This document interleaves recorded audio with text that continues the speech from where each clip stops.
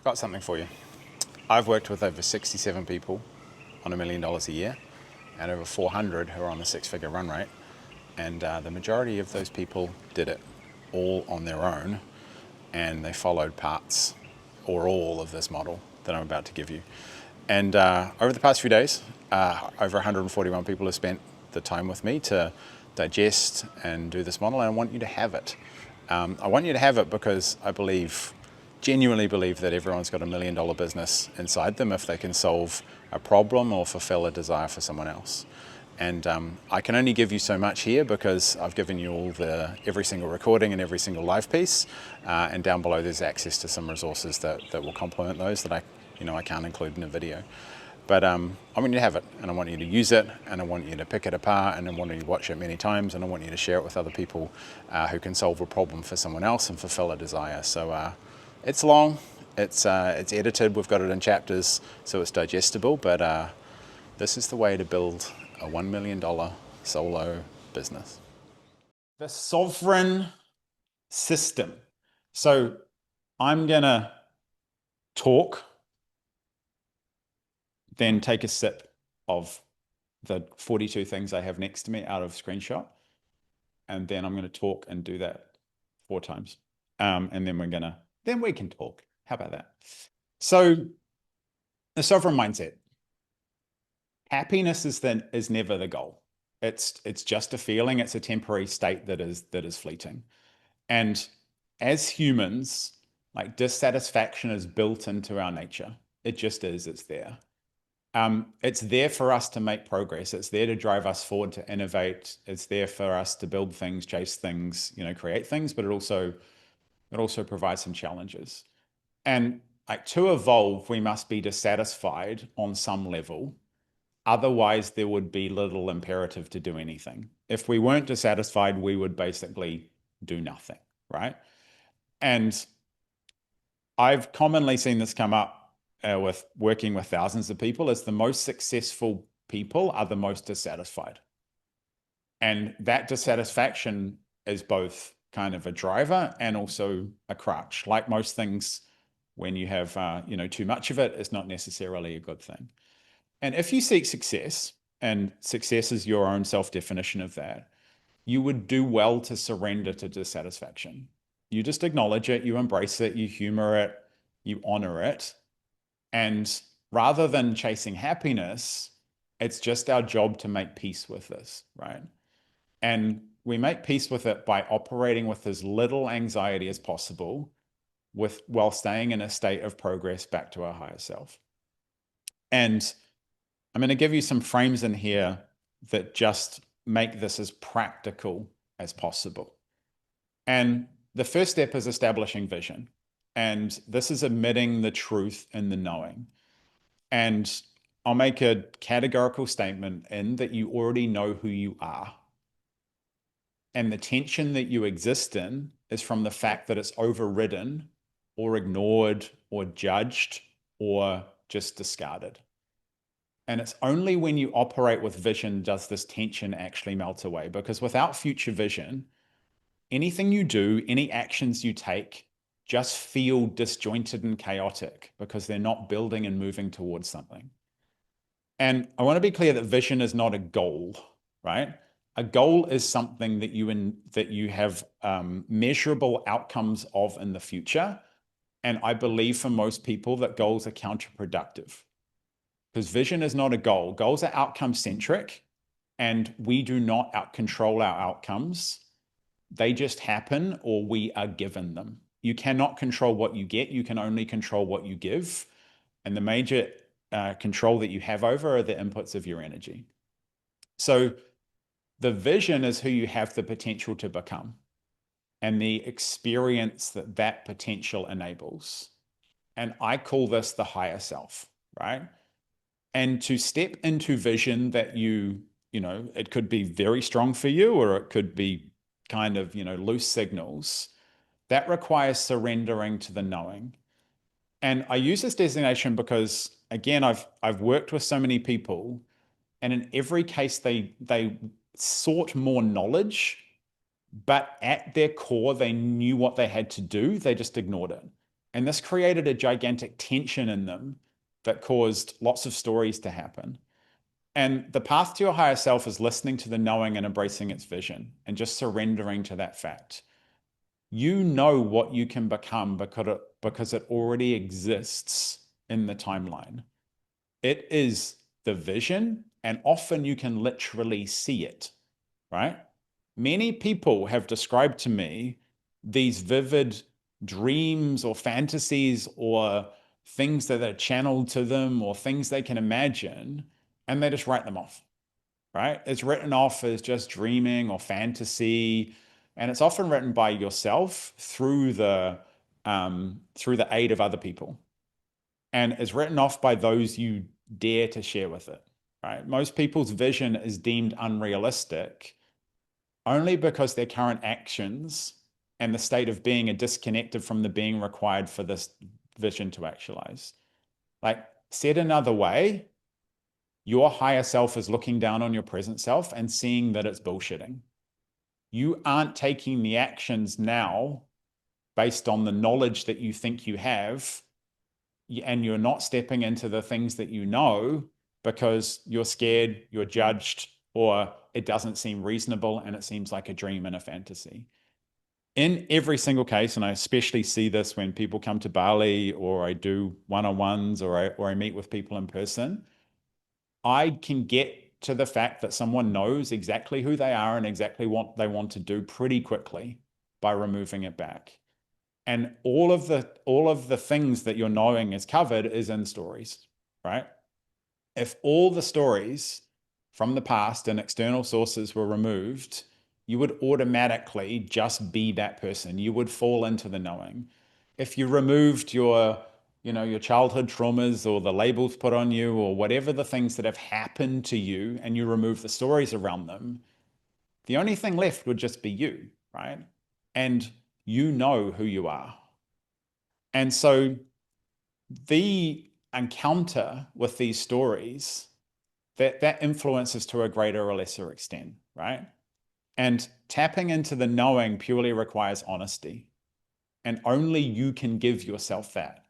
And it's actually a misnomer to say that to stepping into your higher self, that this is who you become, because in actuality is already who you are. And I've seen this over and over again. I don't tend to give people a lot of stuff, but I'm very, very good at stripping away the stuff that doesn't serve them, right? And I always find them in the middle of that in a state that they can comfortably and successfully operate in. And then that's them. You can call that alignment. You can call it whatever you want. So you are already here. You were just encumbered by the expectations of others, the mimetic desire of things that you think you want, and a fire hose of environmental information. In the social and over-communicated world, it is really fucking hard to work out who you are when a lot of other people have an incentive to tell you who you need to be to aid to them, right? And your higher self already exists. Again, my experience knows this, and subsequently, what they believe they will get if they become it. There is a perception that people know what it's like to be rich or successful or beautiful or some other status-based kind of state. And they're simply stories. You don't know what the actual experience is going to be like, but if it's in the vision, then denying it will cause you tension of doing that. Many of you are destined to get rich, but you're judging it now in a way that prevents you from doing it, right? And rich, again, is like wealth, it's like success. You get to define it. You cannot get rich while despising rich people, because you will block yourself at every turn if you attempt to become someone you despise. That's the definition of self-sabotage. And so your knowing points to your higher self. The singular reward is not the status, it's not the outcomes, it's not the results, it's not the money, it's just the returning to self. Because what you actually get is out of your control. You can't decide how much money you're going to get or how beautiful you're going to be. They're already there. They just need some removal of the things that no longer serve you and that no longer actually aid you. This is not thinking about it. This is not like even creating it. It already exists. It's just an admittance and an embracing and not judging it, that you already know who you are, and who you are is your higher self. And that's fine. It's a concept, it's an idea, but how do you actually do it? Right? So in the course of the modern world, anxiety is present everywhere because the requirements to play multiple roles, right? Many of you are parents, and you have to play the parent role. Many of you are married, so you have to play the partner role, and your jobs to be done are almost infinite, right? And in the course of that, playing and juggling all these multiple roles, you try and control a lot because it makes you feel better. And in a grappling for control, you introduce anxiety because you just can't control shit, right? And one of our jobs as people who help other people, and again, we'll talk about how you do that and why you do that and these things, is to remove anxiety, right? At every stage. And because anxiety is the killer, it must be reduced to zero or close to it. And anxiety is injected by misattribution of control and need for certainty. People who are anxious over-index on how much control they have on the things that they get.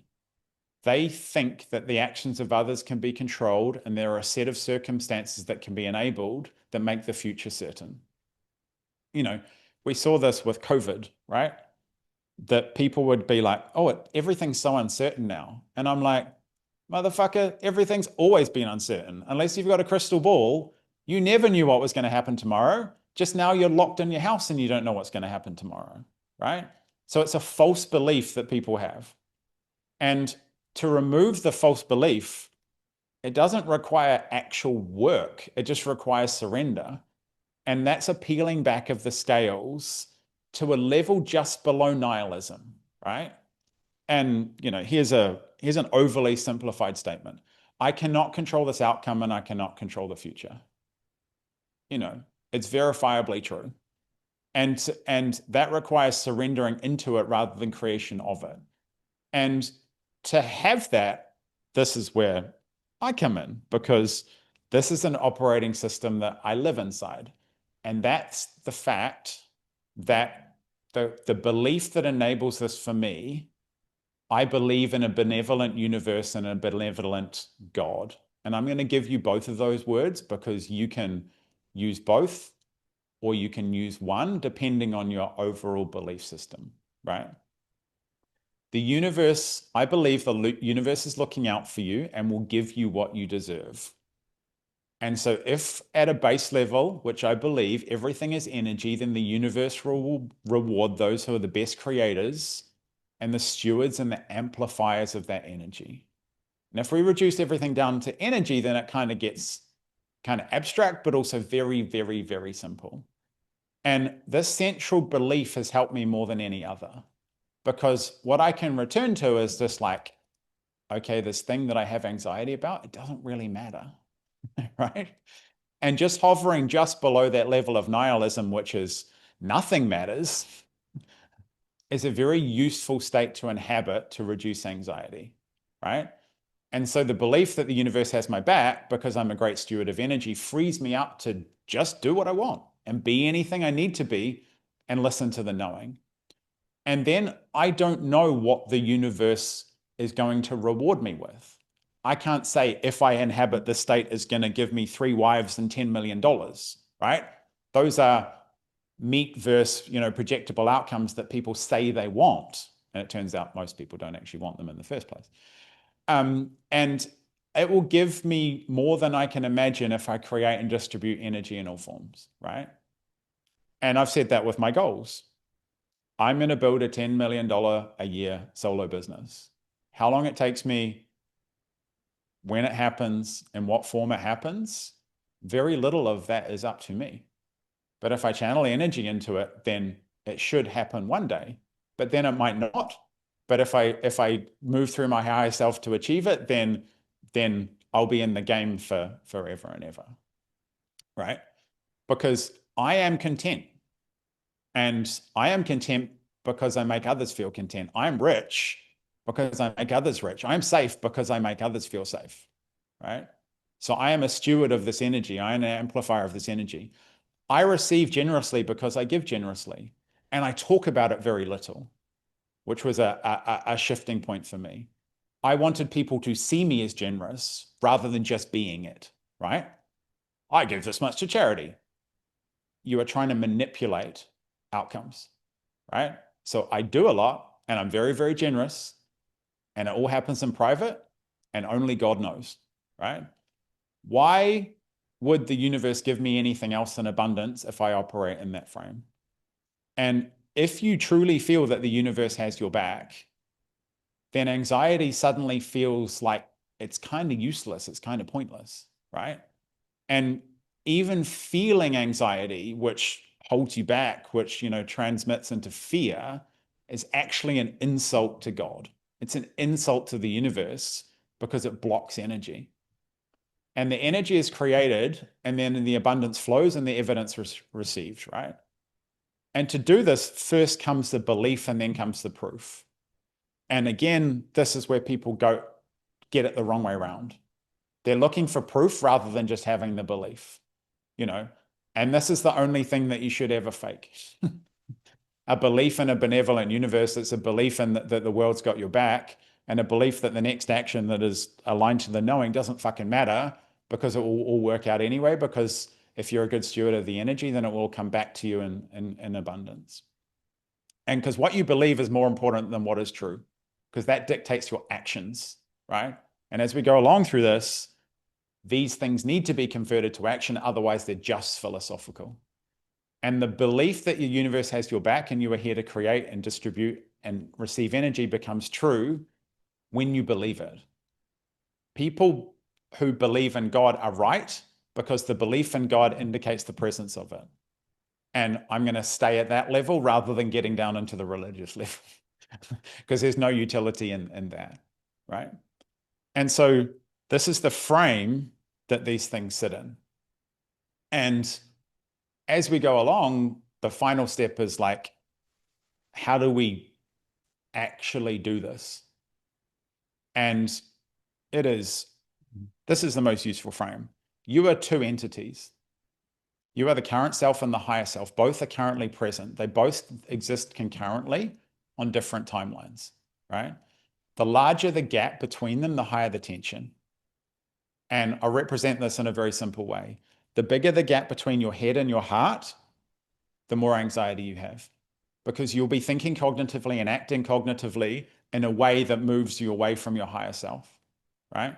And I've seen this over and over again at a practical and strategic level where people are doing things that make sense, logical sense in their brain, that make no sense to their heart because they betray them, their time, their energy, their relationships, and everything like that. So both of those things are present and they derive tension. The bigger the gap between these things, the further you are away, right?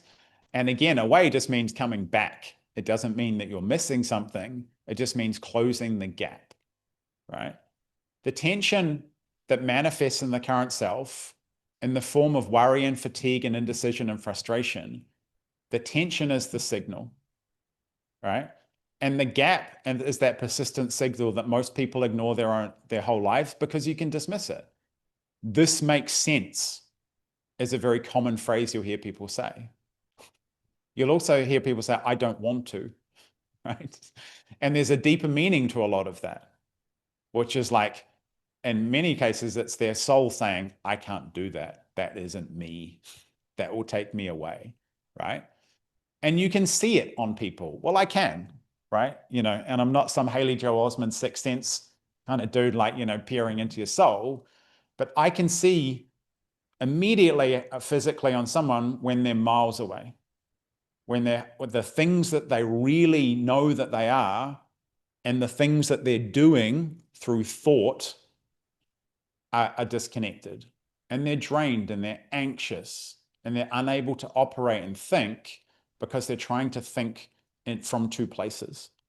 They're trying to operate in the current self while the higher self is screaming at them and saying, can we just do the thing you really want to do and be the person that you really want to be, that you know you are, right? So tension and anxiety are these signals. And if you are visited by these emotions, they are signals from your higher self to change. And the only way to change is to act, right? So as I said, get more practical with these things. When negative states arrive, either individually or together, you just step into the opposite state, right? And this is the practice. This is the practice. So the opposite state of almost all the negative states is there. You step into courage, you operate with energy, you be decisive, and you do it with ease. The way to remove negative states is act. The higher self always acts in those states. If the negative state takes hold, then the victim will dominate. We all have victims inside us, right? A couple of times a week, the victim will come out from me. I have to renew the kids' passports and do all this bullshit. I'm like, why the fuck do I have to do all this stuff? And it's like, this is the life I've chosen. Let's open the online portal and get it done, right? And the victim is like impossible to kill. Lots of people try, but it's very, very simple to silence, right? And this is the daily practice. It's that switching of state. It's going, I'm scared. I've got no energy. I don't know what to do. This feels hard. Courage, energy, decisiveness, need, right? Because you've already decided that the universe has your back. So at the end point, it doesn't even fucking matter, right? And if you stop, or if you stay in that state, or if you move towards victimhood, then you are doing it a disservice. And if you inhabit negative states, you are blocking the energy in its gifts. The universe wants you to win, and it wants you to win on your terms, because by doing that and the individualism that the universe has programmed in us, it achieves balance, right? And nature is balance. It tries to achieve balance by producing individuals. And the opposite state of that, especially in the online marketing state, is producing clones of each other. And that throws the universe out of balance, right? So operating in these states puts you at one with the universe. It's the natural state. It's actually flow, and the only tension is external. Because then all the things, the people telling you you're wrong, or you're crazy, or your dreams are irrelevant, or you can't do that, or who are you to do that, are all external, right? But you're following the knowing, you've removed the anxiety, and you have God on your side because he wants you to win. And then you achieve balance by, being the person and achieving the higher self that you are truly meant to be. And here's some little primers, as you go along. And these primers are designed specifically for us, people who have to show up, right? Because these are the things that show up. A lot of stuff is hidden from people.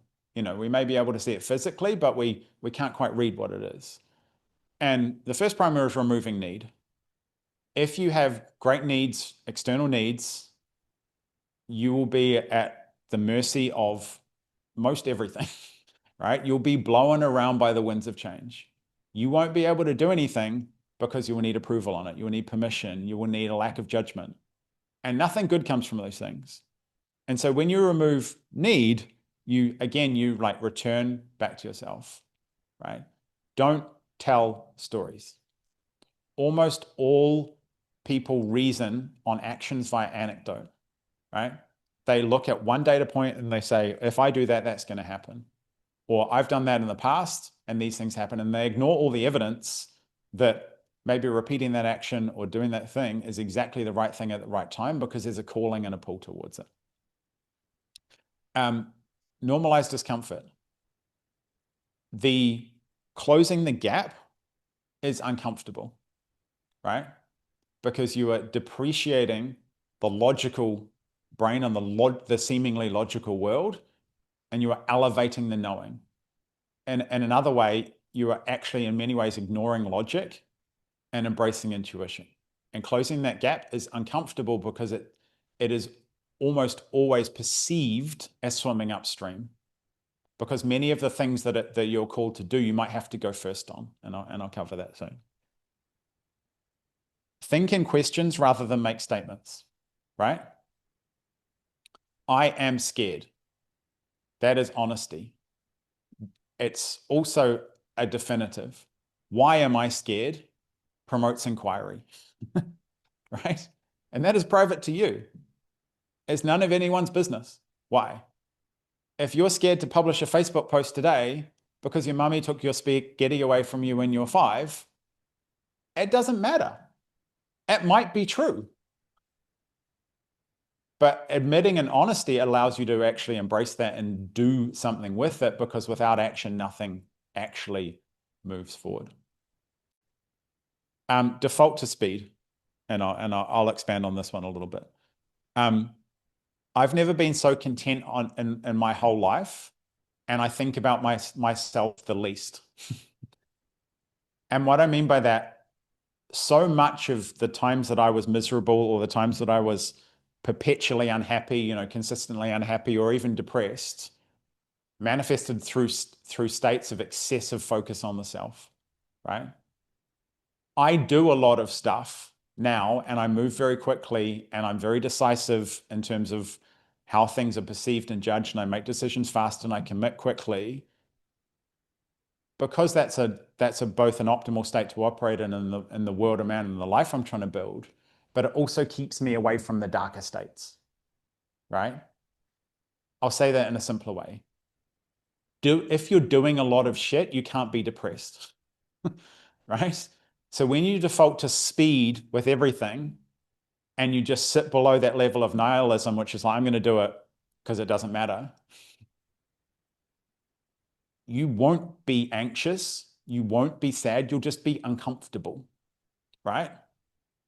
And so when you default to speed, when you default to action, and depending on how prone you are to go to the depths of darkness, then it lifts you out of those states because it moves you beyond them, because you don't have time. You're too busy doing things. You're too engaged. You're too much in the flow. You're too much in the belief. And then other people are coming along because the energy radiating out of you, they want a little bit of, because we are vampiric in our nature of energy. When we see someone with energy, we're like, I want a bit of that. I don't know where it is. I don't know where it's coming from, but hey, I want to be around that, right? So those are the primers. And I wasn't going to start with mindset, but I have, because the lens that you view things through dictates the results, again, in the broadest possible sense, that you ultimately get.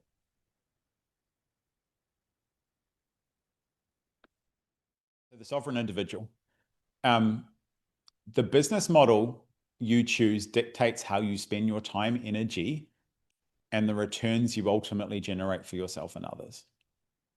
And if that's not the biggest decision you make, it's pretty damn close, right? The business model you will learn here is designed to be intentional and lean and flexible. And it's much less about building a business, and it's much more about building a life that the business feeds, right?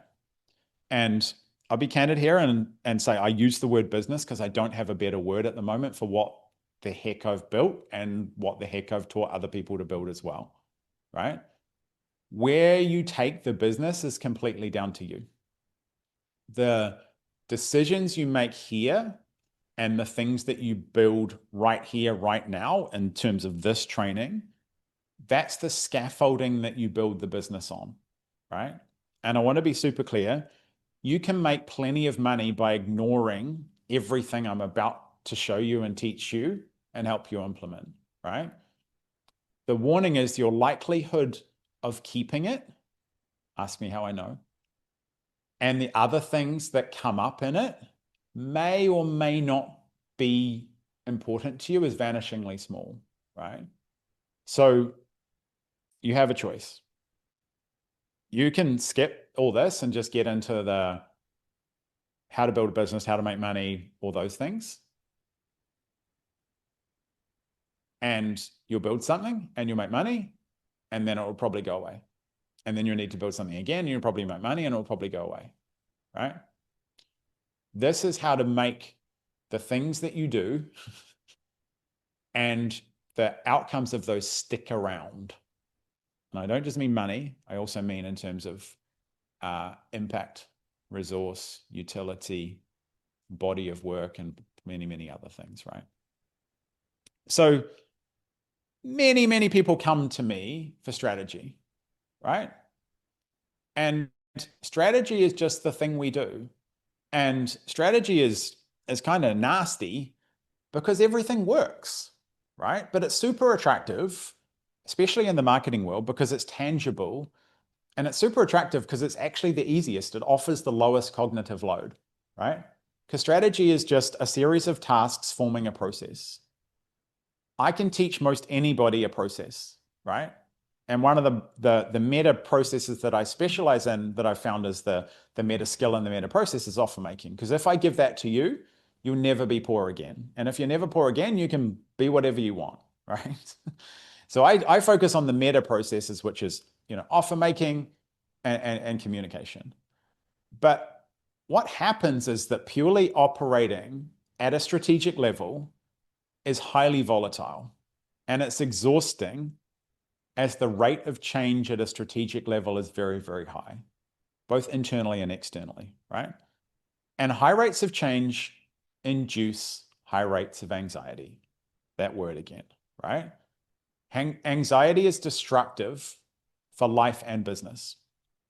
And you've probably been exposed to many strategies, probably tons of them.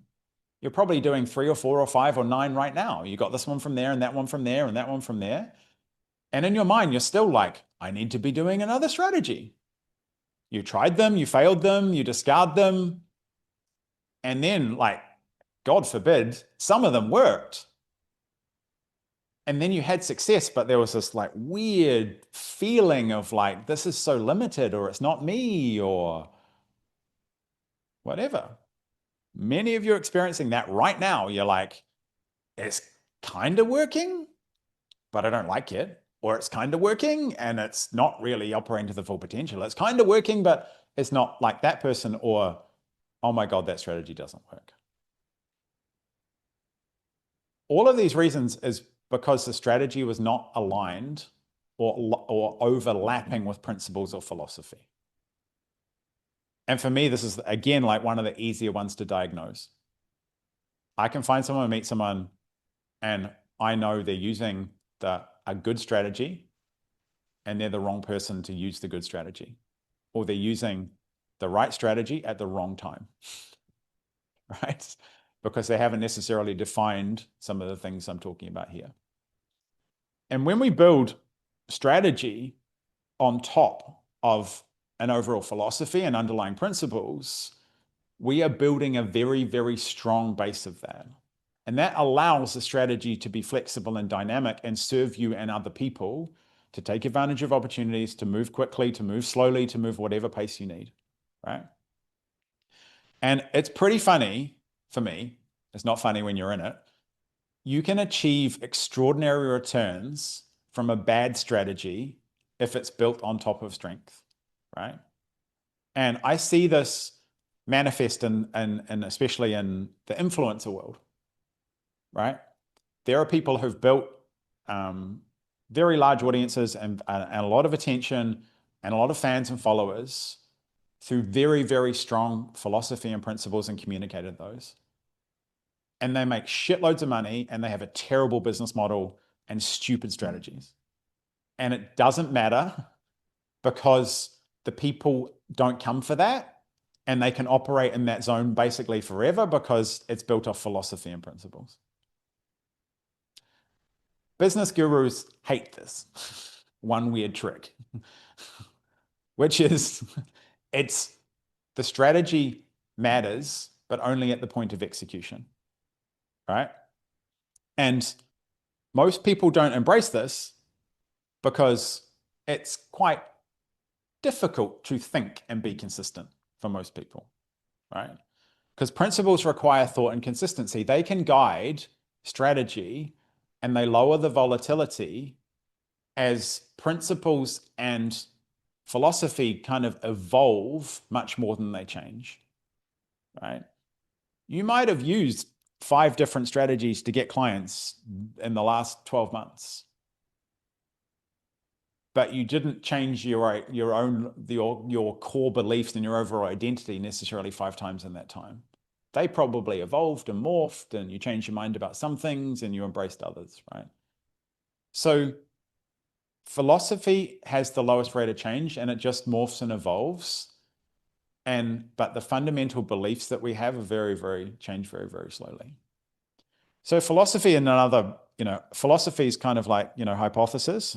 Philosophy is just like, what do you believe? A hypothesis is just what's the guess, right? It's just a fancy ass word that just means, what do you believe? Your personal philosophy is the strongest platform to build on, right? Because it's the closest to you. And to establish this, you must ask and answer the questions repeatedly of, what do I believe? And this only gets useful when I actually just tell you what mine are.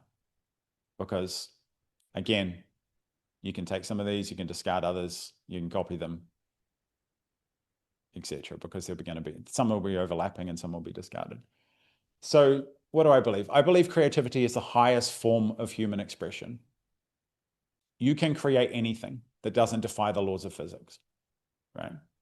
While I talk about a lot of modalities, I talk about coaching and consulting and mentorship and all these things, they're modalities, but they're modalities that are manifested through creativity.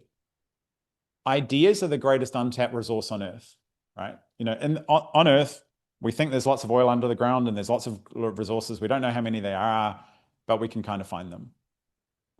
Ideas are absolutely everywhere and they're the most hidden.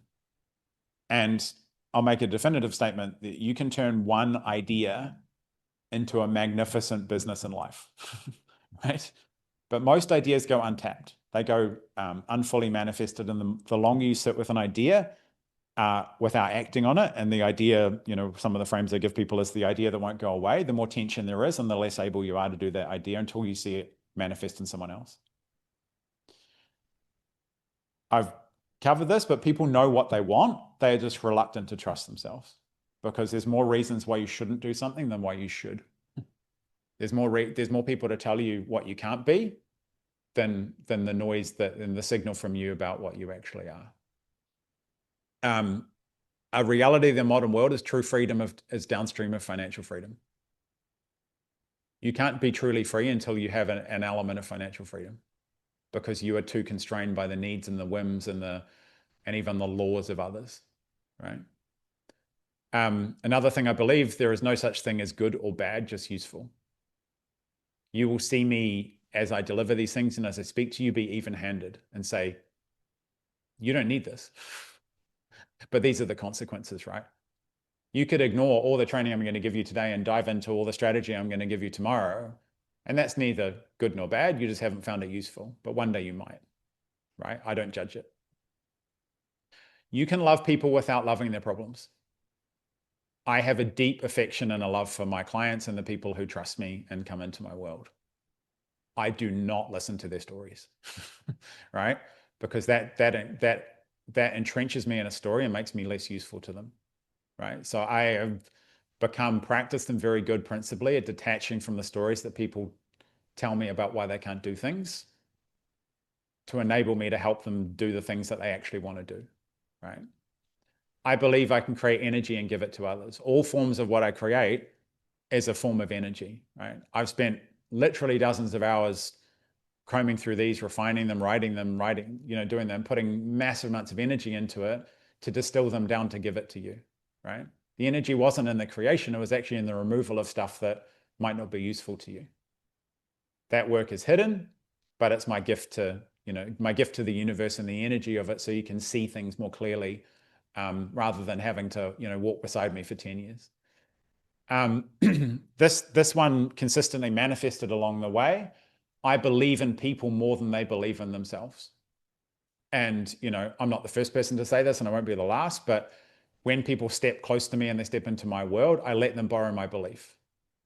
because I will believe and seek, I will see only tiny elements of evidence that something they're doing is working or good for them, and then push them on. And I will exceed their belief in their ability to do it, or get what they say they want. I don't make goals because I have no idea what my capacity is. So I must operate on the edge of comfort to consistently expand it. So I don't know how much I can create. I don't know how many people I can help. I don't know how much money I can make. I don't even know how many kids I'm going to have, right? So I just operate on the edge of discomfort and just consistently expand it, and then everything will work itself out. As I said, I've shared the $10 million vision and the intention, and I'm doing that to prove it's possible. It could take me a year, it could take me 10, right? And so I encapsulate these principles in the master principle of being sovereign. And again, this is not my word. I've just semantically commandeered it to, encapsulate a philosophy. And so all my beliefs and my actions and the things I do go towards that. And to me, that word has evolved a bit. When I first kind of set out on this journey, I wanted to be just free to do whatever I want. As I accumulated kind of wealth and some influence and some power, then it's become more important to me to be free from, right? I've set myself up in such a way in the world and the rules that we have to follow, etc., to be, free from a government coming along and taking everything I've got, because no one single entity can do that, right? I say confidently. So I work to become sovereign so that others may become sovereign. And this is where the philosophy is essentially a flywheel. And it's a flywheel that I've built everything on, right? So I strive to stay in my power to enable others to see their own power. And none of these individual beliefs are exclusive to me. And many of them may overlap or match many of yours, right? And I say that both as an invitation and also kind of a word of warning. If there's things here that resonate with you, adopt them. If there's things here that you disagree with, I don't care, ignore them, right? And that's meant to say that we only have a limited number of words and a limited number of ways of language to communicate these things to ourselves and other people. And so if those things resonate with you, please feel free to adopt them as your own, right? And you give them the meaning that you need to, right? So when I operate with these principles, everything seems really simple, and it does feel at ease. And I am human, so I can be dragged away from them or betray them in moments, sometimes for quite significant moments of time. And I'll talk about that when I get to, the principles. But busyness, excessive motion, or having a ton of anxiety about what something looks like or than is are the factors that drag me away from my beliefs. And this is like my point of vulnerability, right? These are personal to me, and they might be relevant to you. If I'm busy all the time, I tend to just get into operator mode and kind of just cognitive mode and thinking, and I start to diverge from some of my core principles. If I'm excessively worried, excessively fearful, then I just stop doing things, which again betrays my principles. I am very sensitive for what, again, it's like maybe my spaghetti was taken away from me when I was 5 and I cried about it. I'm very sensitive to what things look like.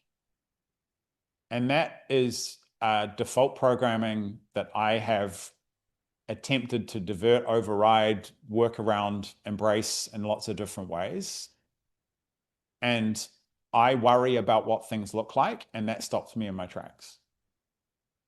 And I share all those things to say that when we talk about principles, you can accidentally introduce morality and start to think that following a certain set of guidelines and doctrine is the moral way to do it. And if you don't, you're an evil person. This is not a religion. This is just maybe a useful set of, ways and frames to live a life and build a business. And it's easy to go into autopilot or go with the flow without discerning whose flow I'm in. And for me, the way to arrest unconscious flow, and I've experimented on many of you, is just create a lot of space. Create a lot of space to be yourself in, right? To live intentionally, I need a lot of time. And I don't want to frame that as I do in marketing, right? I'm the guru who only works on my business for 2 minutes a week, but it actually has a point to it. Because to live intentionally and live what's truly important to me, I must create time just to be, to feel, to think, and create. And it's at this point we can start to hang some practical steps on the scaffolding of our principles, right? Because if you show me your calendar, I'll show you what's important to you. Whether that's truly important to you is kind of the open question, right? And one of the requirements to embrace this, and one of the bigger challenges for me along this journey, is to acknowledge the reality that very, very few things are truly valuable to me, right? And I thought it was a lot of stuff until I actually sat with it and lived in it and thought about it. Is like, okay, what is actually important to me? They're really simple.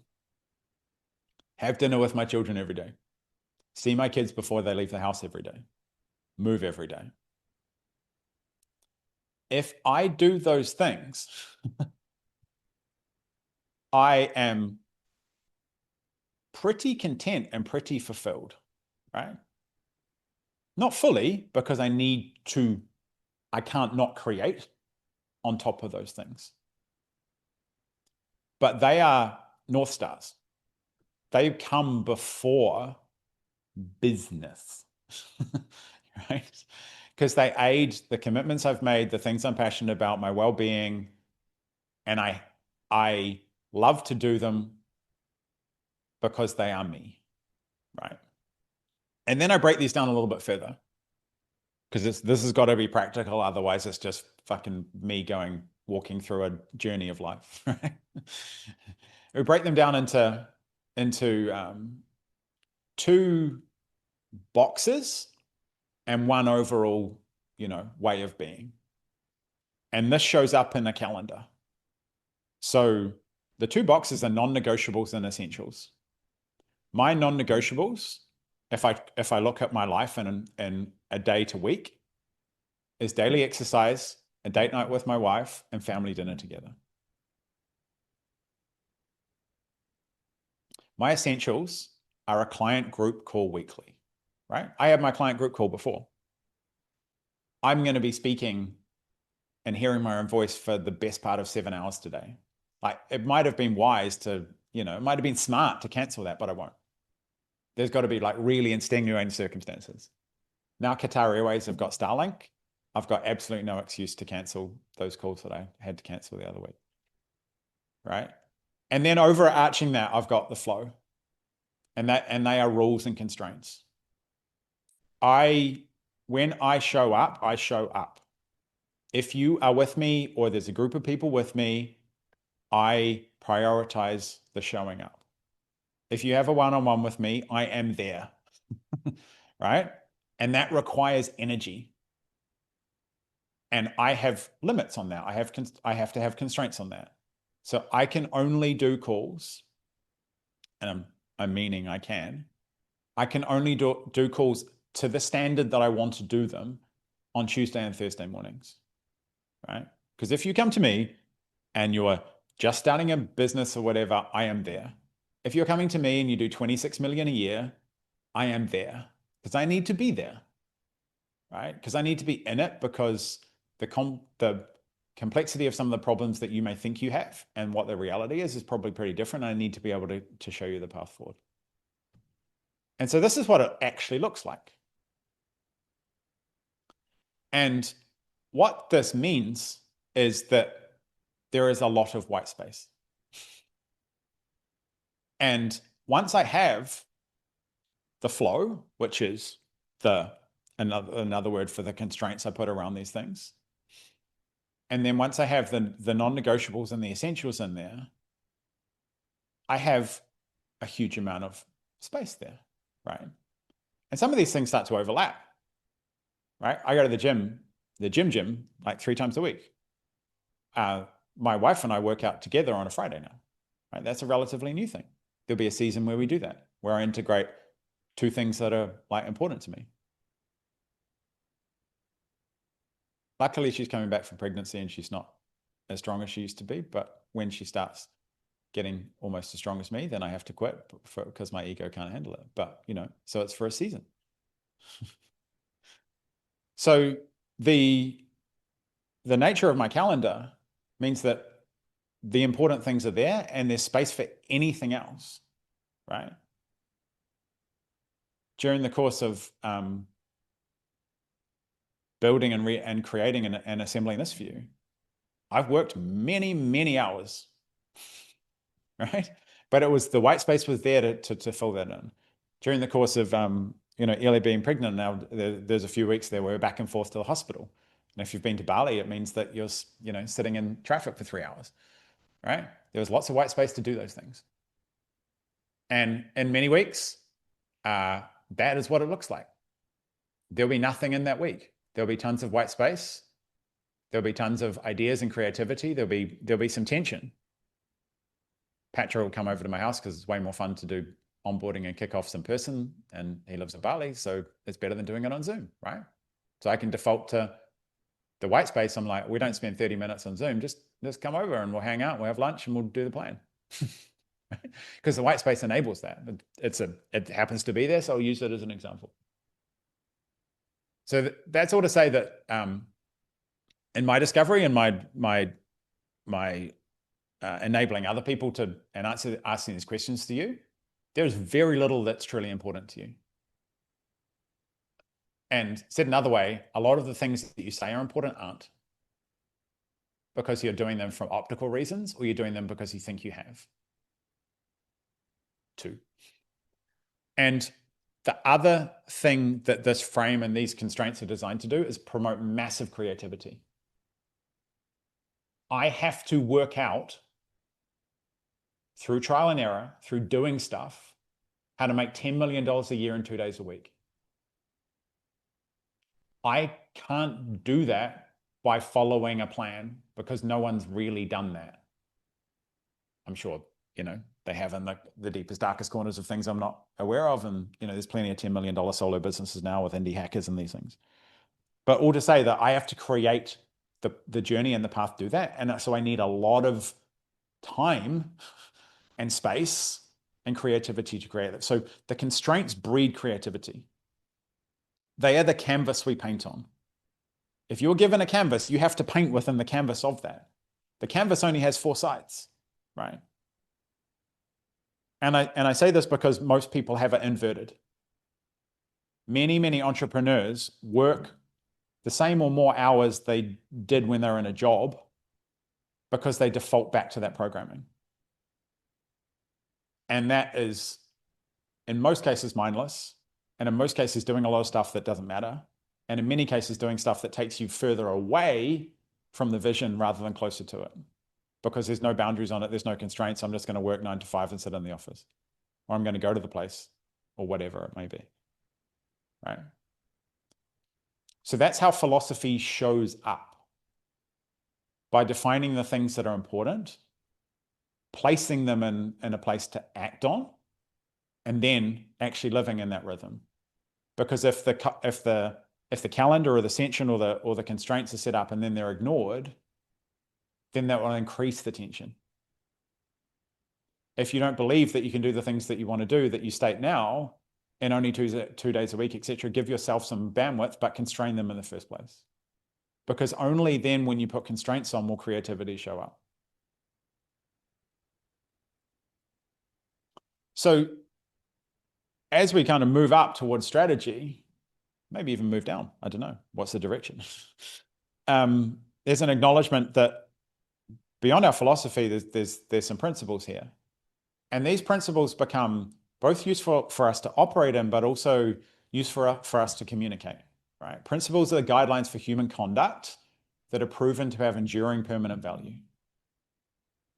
And everything I've given you and shared with you and given you access to so far is about building things that last, building things that are meaningful, building things that other people interact with, that reward you and others, right? Because no matter what we do, and there's amazing different skill sets and modalities and experience in here, we operate human-powered businesses, right? We work with people, sometimes like super deep and intimately. Sometimes it's just kind of hand off and we give them services, etc. But we need a little bit of humanity in those.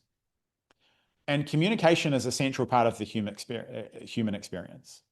It actually is most of the human experience, because communication breeds cooperation. It also breeds conflict. It is, the cause and effect of so many things. So as we go through this, defining our philosophy, we improve communication with ourselves. And that was my central goal with what we've got to so far. Who are you and how do you talk to yourself better and more effectively? So the things that you build up from are truly you and truly resonate and valuable to you. So by defining and communicating our principles, we both improve communication with ourselves, but we also improve it with others, right? So I defined my operating principles long ago. And the road to them was kind of twofold. It was twofold. I only defined them publicly after I had defined them privately, right? So the working I'm showing you here is a product of things that I did in private and operated on and built strategic outcomes on top of, well before I shared them. And as I shared them, they were quite numerous and a little bit contradictory and maybe a little bit confused. And as people interacted with them and I used the principles to interact with the things I did in the marketplace, I refined them down through practice. And like said another way, in the beginning, there were 10 sovereign principles and now there's 6, right? Because believe most progress is just refinement and distillation towards simplicity. I'm not going to read them out individually. And again, you are free to borrow all of these ideas. Because these things surface in public, copying and pasting these and claiming as your own would be very stupid, right? But developing your own off these frames or as primers is very useful. And again, so is discarding them, right? So number 1 is lead yourself. To be truly sovereign, you must lead yourself, align your actions with your beliefs. Right? Number 2 is set your knowledge free. I operate in a very, very generous frame when I make stuff. I have more knowledge and knowing stored inside of me than I have the ability to communicate it, and I've got to get it out. Again, I can't not do it, right? That has a practical application because the value of knowledge actually goes to free very quickly, even more so in the world we're in now, right? But so by setting my knowledge free and doing things and building things and putting it out there and giving it in many frames, I just get to go first, right? Build a tribe. The thing I'm most proud of in my communities is when people help each other with things that are maybe even in my skill set, right? And we're on a call this morning, and Ross is working with Robert around communication, and Tim, who's Robert's dad and business partner, was there saying how much their audience had engaged with them and how much their offers had taken up, and he thanked me for the increased profitability in the business, but he thanked Ross and the increased branding and communication and those things, right? I'm super proud when that happens. I didn't lose anything, Some people think that clients working with other people and these kind of things, there's a loss function, there's a scarcity function. Building a tribe means that you build tribe with unique and individual results, and you let people, deploy those in ways that are appropriate. Teach your tribe to fish. There's a paradox with everything I'm doing right now, and you'll see it, tomorrow in the offer creation tool. It's like click these buttons and have an offer, but I'm still going to teach you how to make an offer, right? Because I want you to understand the underlying scaffolding and the framework to do it, because I've now got a tool that can think for you. That's both beautiful and dangerous. So I'm always going to teach you how it works and why it works and what to do, so you can replicate those results when the tools aren't available. Show, don't tell. I could preach from the high heavens about all the things I know and everything, but I'd just rather show you and let you make your own mind up. I would rather demonstrate and show people what I can do and what I've done than tell them how great I am. And I found that both works in the service of people. It's just easier to show you than tell you. And I also found it works in the attraction of people, because I show and demonstrate, and I strive not to tell people. I still tell, but I strive to show and demonstrate things. And pull over push. I don't do a heck of a lot of traditional selling, and I know that costs me financially, right? If someone says, I'm not ready to do this, I say, take all the time you need. I don't handle objections. I don't do a lot of selling, but through the course of operating with these principles, I sell a shitload of stuff, right? And so those principles have done me well, right? And the interesting thing for me is that as I've gone along and I've diagnosed the actions I've taken, offers I've made, things I've built, and those things, I can now more accurately diagnose when a strategy feels wrong for me by looking at these than I can the strategy, right? I've started and killed many things that were strategically and financially successful, yet they went against one or more of these principles. I did an offer back end of last year that generated 68 grand in a week. That was the easiest thing in the world for me to sell and the easiest thing in the world for me to deliver. But it violated one of these principles. And I couldn't work out for a few weeks why it felt so off, despite it being so easy and lucrative, right? The reason was that I was gatekeeping some information. And so I was essentially betraying the knowledge, set your knowledge free piece. While the thing that people were buying was extremely useful, I knew that there was, probably a faster and easier way for them to do it. And I was in possession of that, so I gave it. So I stopped doing it, right? So again, take what you need, discard what you don't, because many of those will, again, overlap and have utility. So as we move through philosophy and the principles towards strategy, I've given you some practical things, but the strategy is where the manifestation of the rubber hits the road, the things you do. We can layer on how you choose to show up inside your chosen strategies. And tomorrow, before we get into, breaking down in terms of products and offers, this is a useful primer to start to think about and understand that these things are distinct from each other. So the model works for people who help people. And in a marketing sense, that's absolutely terrible positioning. But none of this is marketing, right? Who do you work with? I work with people who help people. Vague, pointless, semantics. But what happens in a marketplace is the fixation on the identities that are commonly pursued distorts the value creation. And seeing them as simple modalities allows creativity to match principles. And this is a challenging one to kind of teach in theory, but it's easy to demonstrate in practice. But the principles can be present in all these modalities, right? And I and probably you are good at all of these things. And so they're little dials that I can turn up and down, both when I want to and when I feel like it, and what calls me. But I can also turn up and down at a product level, but because I can sell them in the simplest sense. And I've found that breaking them down into modalities rather than inhabiting the identity of a coach or a consultant or a mentor is much more useful in letting you flow through the execution of this model. And it's much more useful in enabling you to create products that fit for you in the marketplace in real time. So these are my definitions. Coaching is helping people discover the answer inside them. Consulting is giving someone the answer. Mentorship is showing someone how I would do it. Creating is just coming up with original ideas. And the curator is the assembly of the best ideas, right? So this is how it shows up for me. I create for my community. I mentor on weekly group calls. I coach and consult on Zoom and in person and WhatsApp.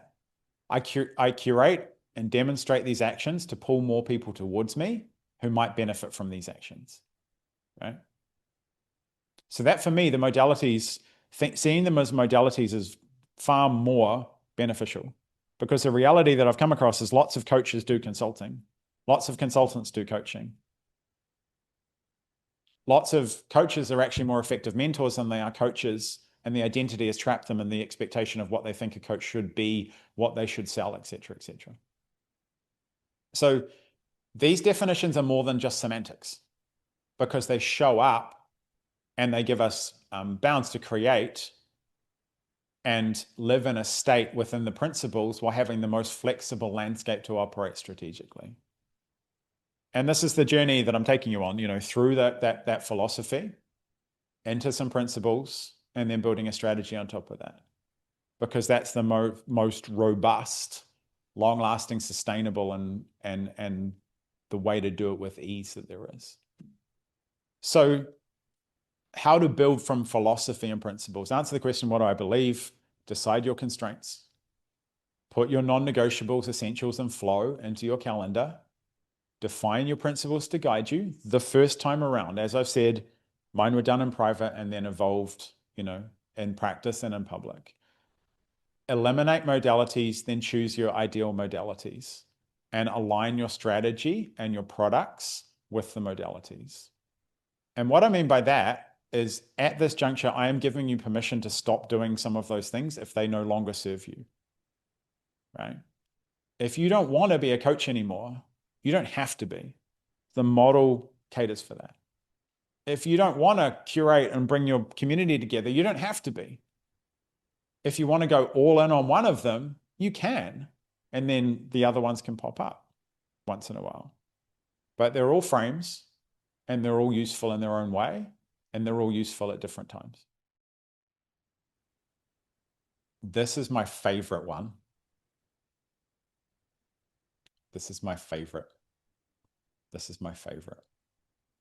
Because I see a couple of things happening. People come to me with like great offers and like no brand, or completely out of alignment or messaging. Or I see people come to me with like the most complex ideas of what a brand is and how it shows up, and all these disparate things about how they create content, when there's actually a formula, right? So this is the sovereign kingdom. You build a world and you invite others in. So what is a brand? A brand is the thing people say about you when you are not there. You can live rent-free in someone's head and they associate you with ideas and imagery. But a brand is pointless unless it's got the end point of promoting to action, right? And the most powerful, effective brands in the world,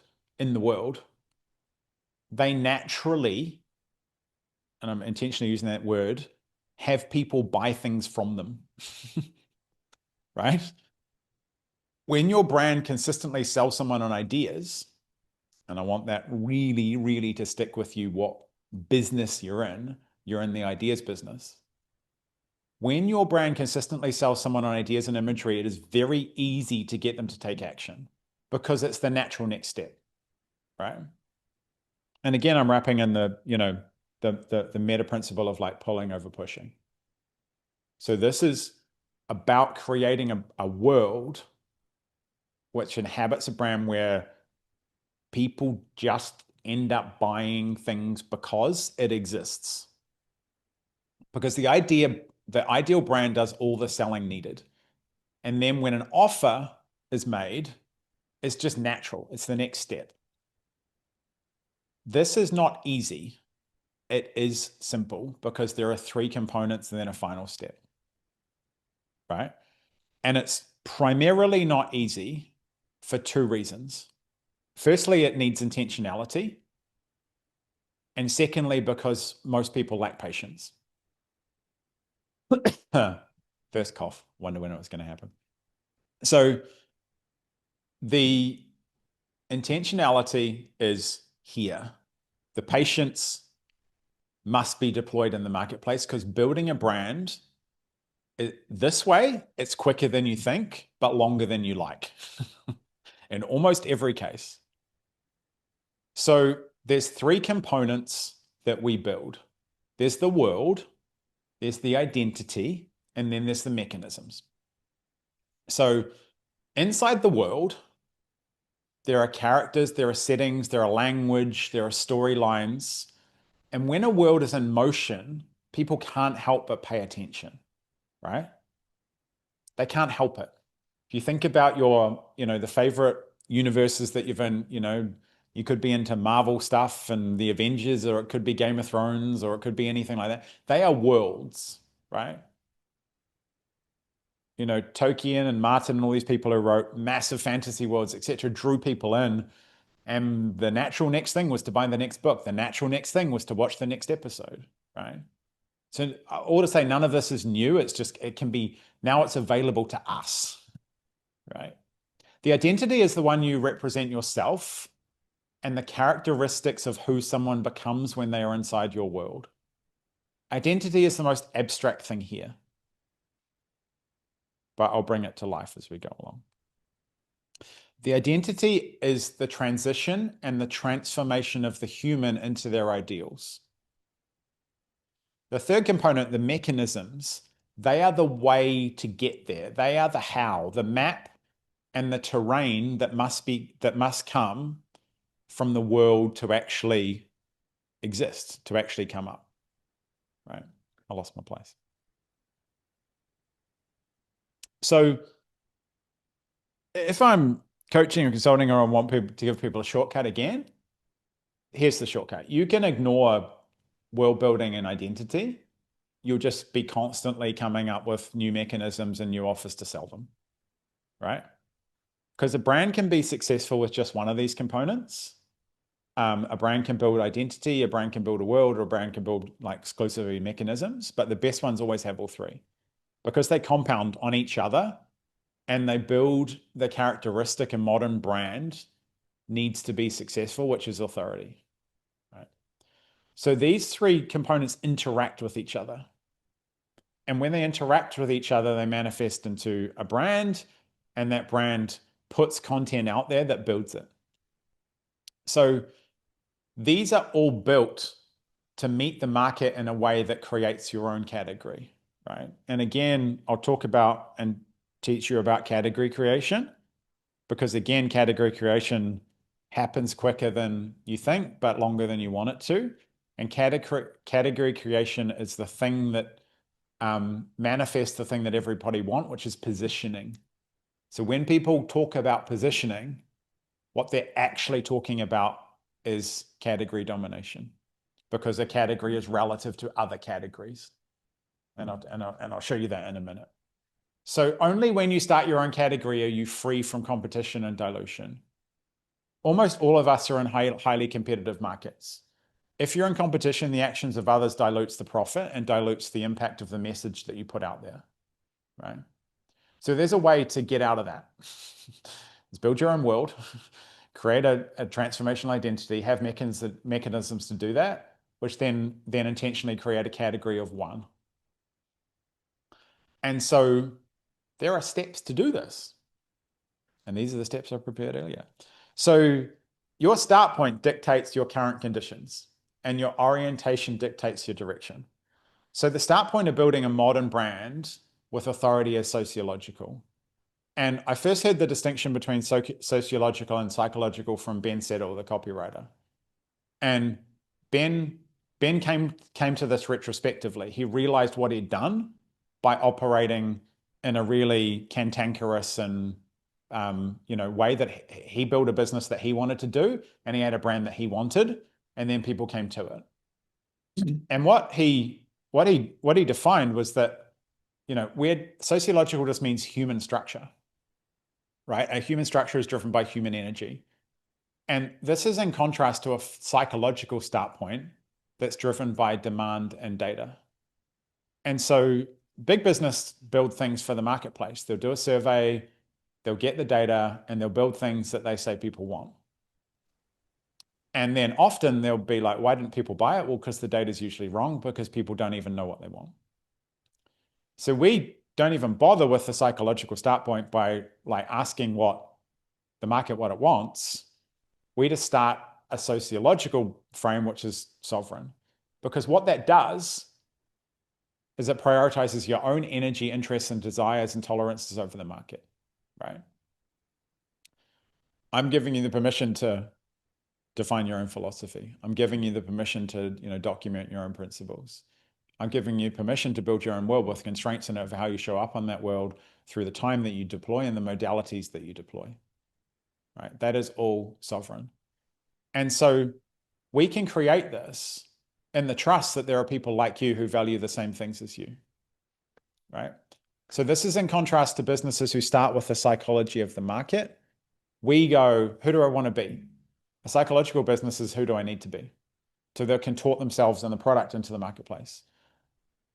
We start with, what do I want to sell? They start with, what will people buy? We start with, what do I want this to feel like? They start with, what must I do? In the course of building a lot of products, people betray themselves, right? And they justify it through the course of, well, the market will buy it and people want it. That's not good enough for me, because by nature that's unsustainable.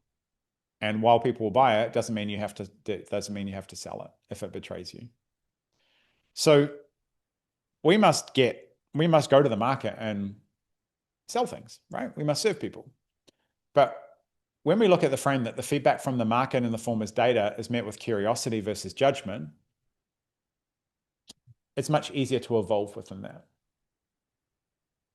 I've got onboarded a new client a few days ago, got him to send an offer out. He had 25 responses, right?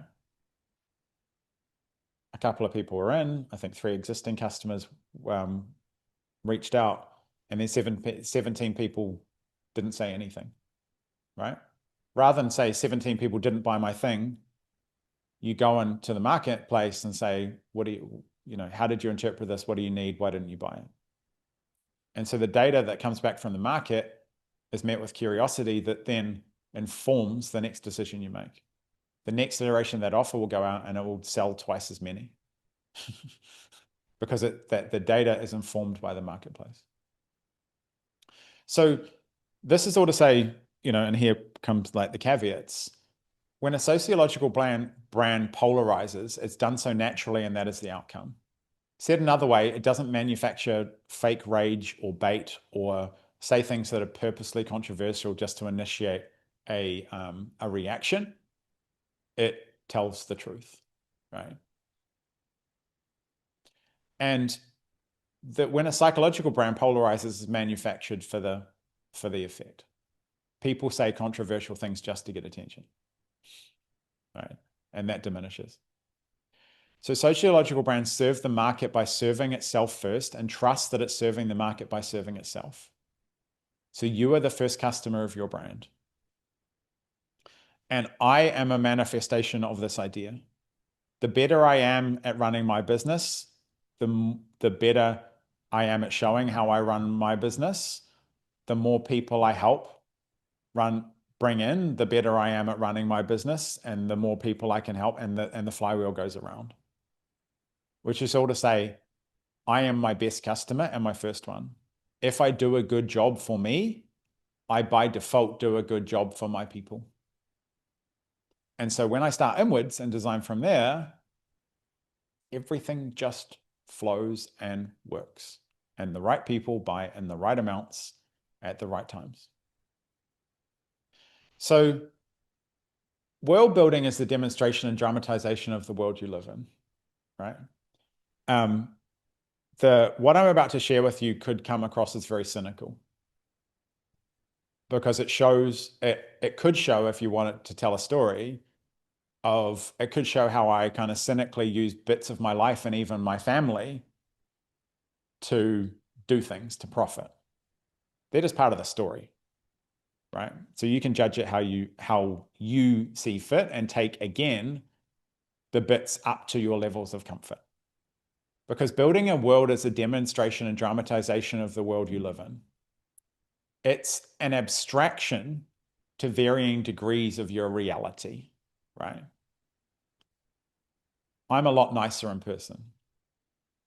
I can be a bit blunt and direct and a bit even rude in the online space, in the world. I'm very direct, and that is on purpose. That is intentional, because it repels the sensitive little pedals that don't do very well in my world, who won't go deeper, right? It's just an example of that there is a persona at play, right? And just the job is to not make the gap too big. So how much you abstract is personal preference. What characters you have in your world, what stories you tell is personal preference. If you get too far away from reality, then you're playing a character which can be exhausting for many. I have been there. I was, for a period in my life, playing a character on the internet and living a life which wasn't aligned with any of that, right? And so as I felt places where the stories started to have to be manipulated, I knew that my life had to change so the stories could change. There must be some substance behind the world, otherwise it is a fairy tale, and fairy tales always end, right? This is the least Lamborghini phenomena. It's got to go back on Monday if you don't own it, right? It's a fairy tale. And so the world has components, definable components.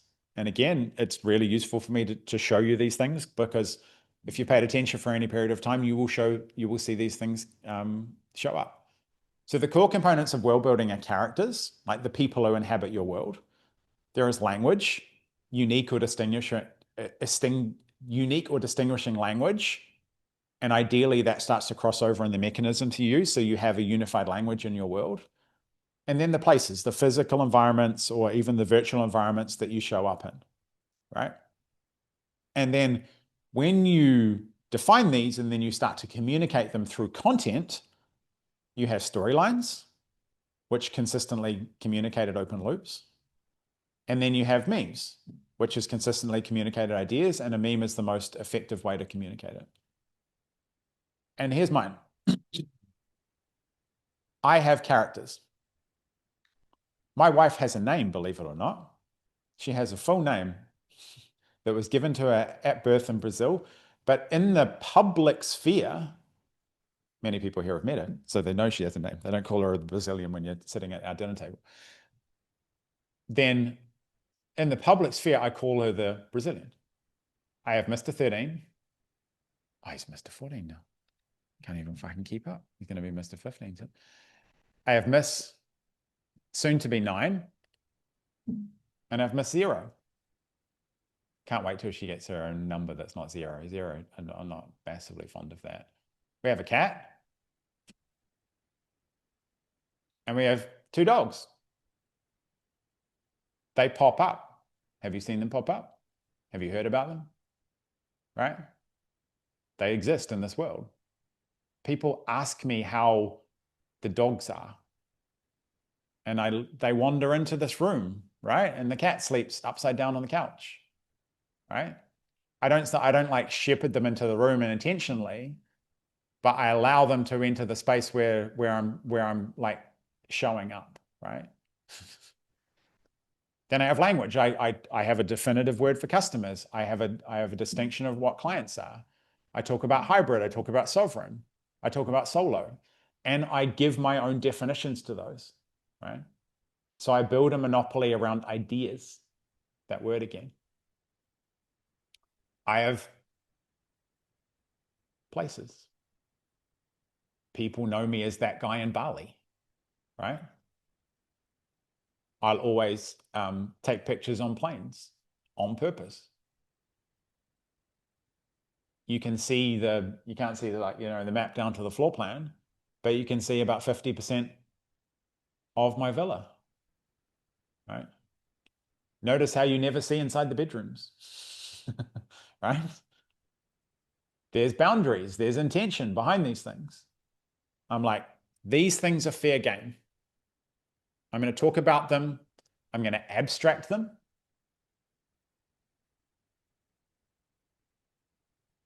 So people have a sense that these are real and that they are things, because they're real, but they play a different role on the internet, right? And then I have storylines. Simplifying after separation, from my last marriage and the transition to a solo dad for a period of time there. The road to $10 million. And then one of the storylines that, when you see me do new things in the marketplace, I'll always be telling you what I'm killing and what's going away, right? So when I change things, I never waste the opportunity for a good story. Lots of people are reaching out to me to ask what this Solo OS thing, because I've been kind of vague about it. They ask what's changing because I haven't told anybody, right? And that's not through, obstruction. Plenty of people know, people close to me know, and people close to the world know exactly what's happening. But I use that as a storyline because people are very interested in what you're building. If it's new and innovative and interesting, they're also very interested in what you're getting rid of, because it might apply to them. So all of these things are used as open loops. The characters show up, the language shows up, the places show up, the storylines continue, they drop, and they have new ones, every once in a while. And then there's memes. Not a week goes by where someone will send me a photo of them having an oat milk latte. Not even joking. I haven't done a I hate oat milk meme for about 2 years. Right? But people remember those things for me. They're never hills that I'm going to die on. I think James Clear's Atomic Habits is the most mid-wit book on earth, but it's helped so many people. I don't care. I don't like it. Again, it's not a hill I'll die on. There's a fucking copy out there, right?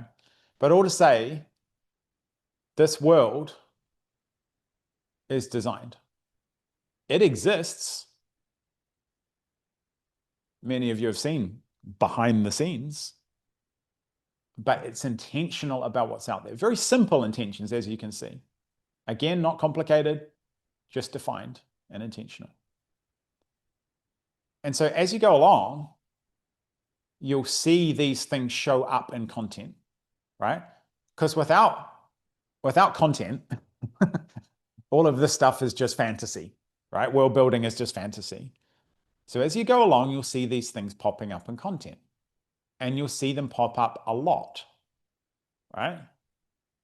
The frame in this piece from February it's about sovereign. The Brazilian pops up. The kids pop up. The location is demonstrated, right? There's the cat. Again, a demonstration of philosophy, and I'll show you the philosophy post later in the week. And then the memes. Never waste a good meme. Humor, especially the self-depreciating type, is a shortcut to communication, because you can tell the truth in ways that are accepted. So that's a world. Everybody inhabits some. And most people under-index on the things in their world and don't appreciate that they're actually could be part of the world that you build, right? Sure, I live a extremely blessed, abundant kind of life, but at the end of the day, I'm a dad and a husband with 3 kids who lives in a villa in Bali. Like, I ain't Elon Musk, but I can define the things in that world that I believe resonate with other people, so I can build a world to invite people into. So that's the world. The second stage is crafting an identity. And before I dive deep into it, I will say that worlds can be constructed and so can mechanisms. Identities tend to emerge through your work and through the resonance of that work. They are very difficult to impossible to necessarily manufacture. And so that is all to say that give yourself some time and space to create that, because if it's not there, don't force it. Many of you will be like, oh, there is an identity there that I've been using all the time. I just need to, double down on the encapsulation of that. So identity manifests from a core question. Who does someone become when they commit to your world? What ideal characteristics do they attain on an individual and societal level? So one of the useful frames is seeing our identity as a transaction with society. Because if we see it as a transaction, who are you? People place value on. Some people are valued more than others because of their identity. Then we can use currencies to define it. And simple currencies, the most simple ones are money and time and energy, because they're universally valuable.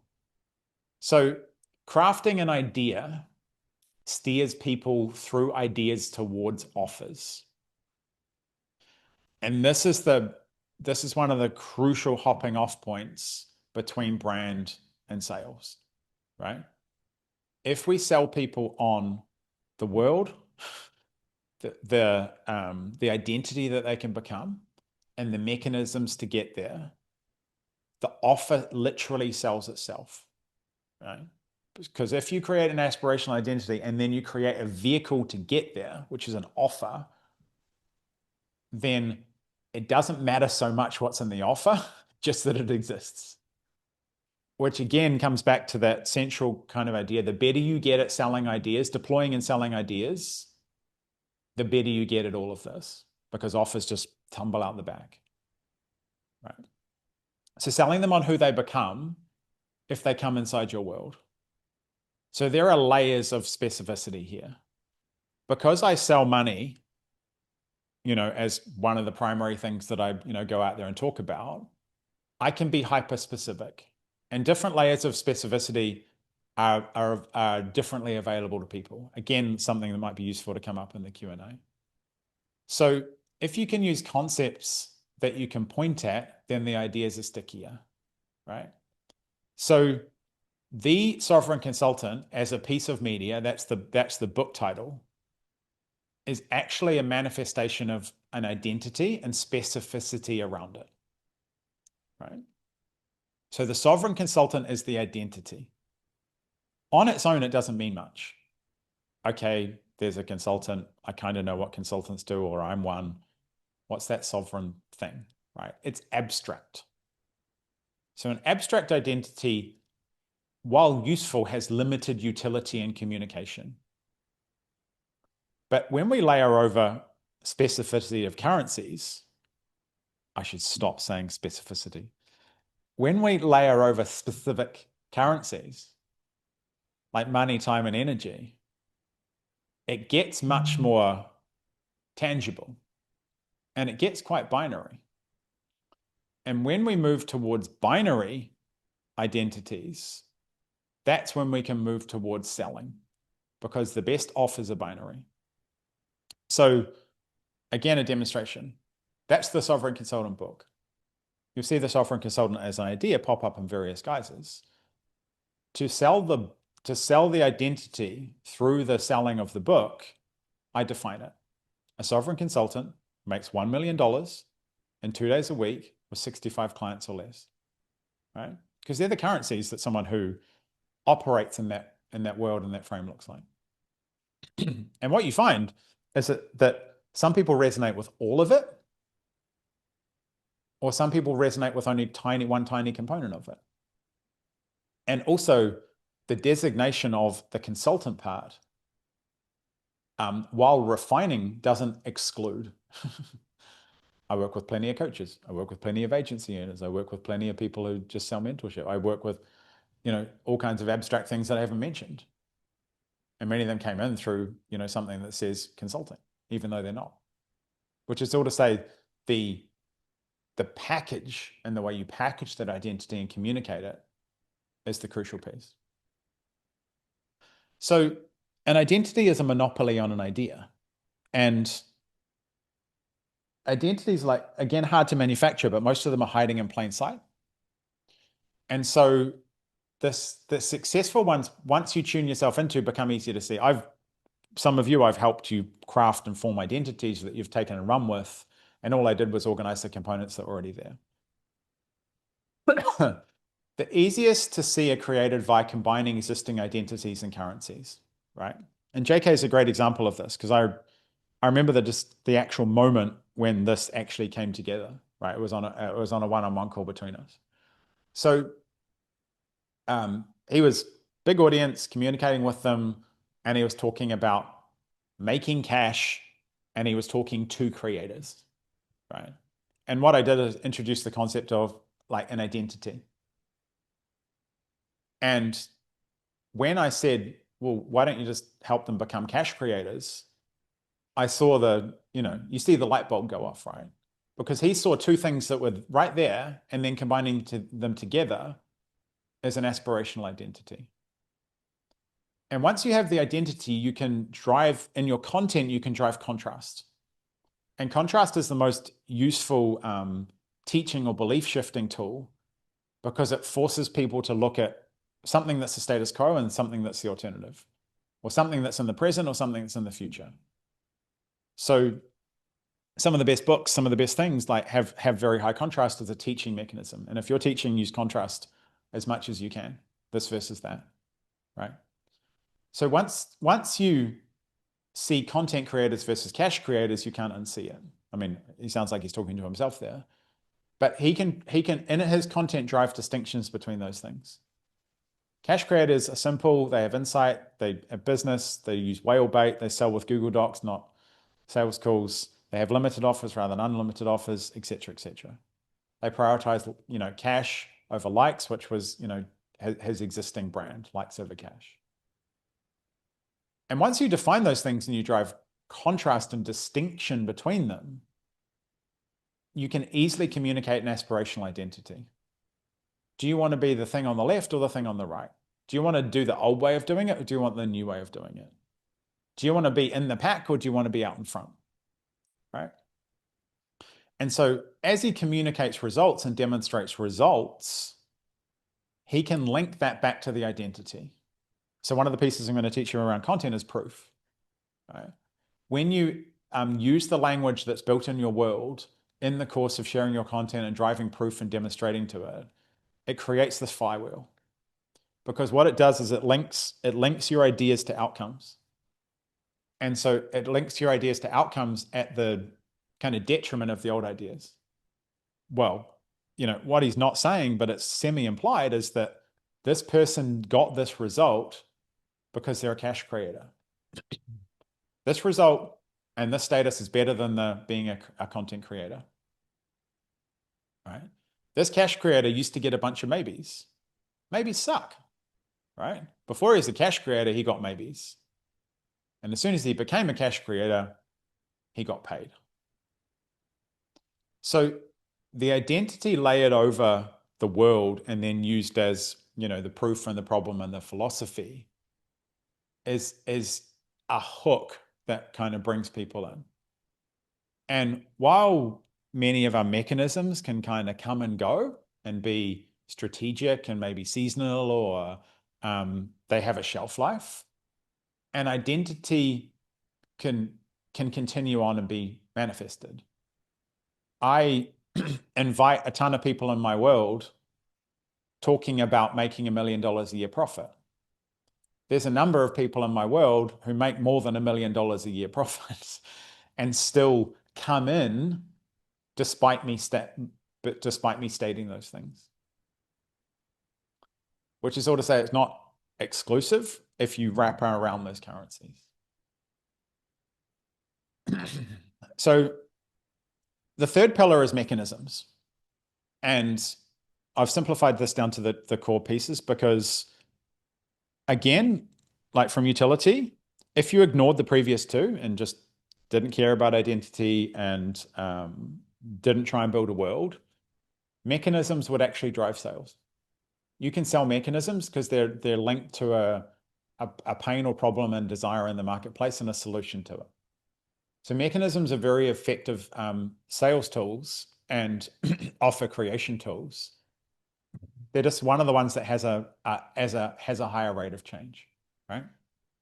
I've had to reinvent the daily client machine 5 times in its life because the strategies and the tactics that first encapsulated that mechanism, 6 years ago, don't work anymore, basically. So the mechanism has to be reinvented. That's why I have 2.0. So mechanisms are the way you get results. The only defining characteristic of your mechanism is it needs to be unique.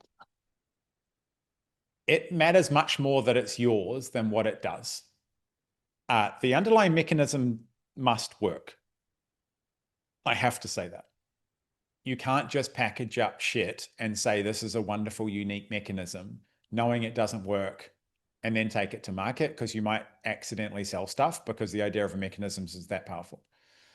So the underlying mechanism does not need to be yours, but it must be positioned as unique and it must be sprinkled with unique twists, right? So the daily client machine, the previous iteration of it was a lead magnet and a self-liquidating offer. That was the third iteration of that. I never invented lead magnets and I didn't invent self-liquidating offers.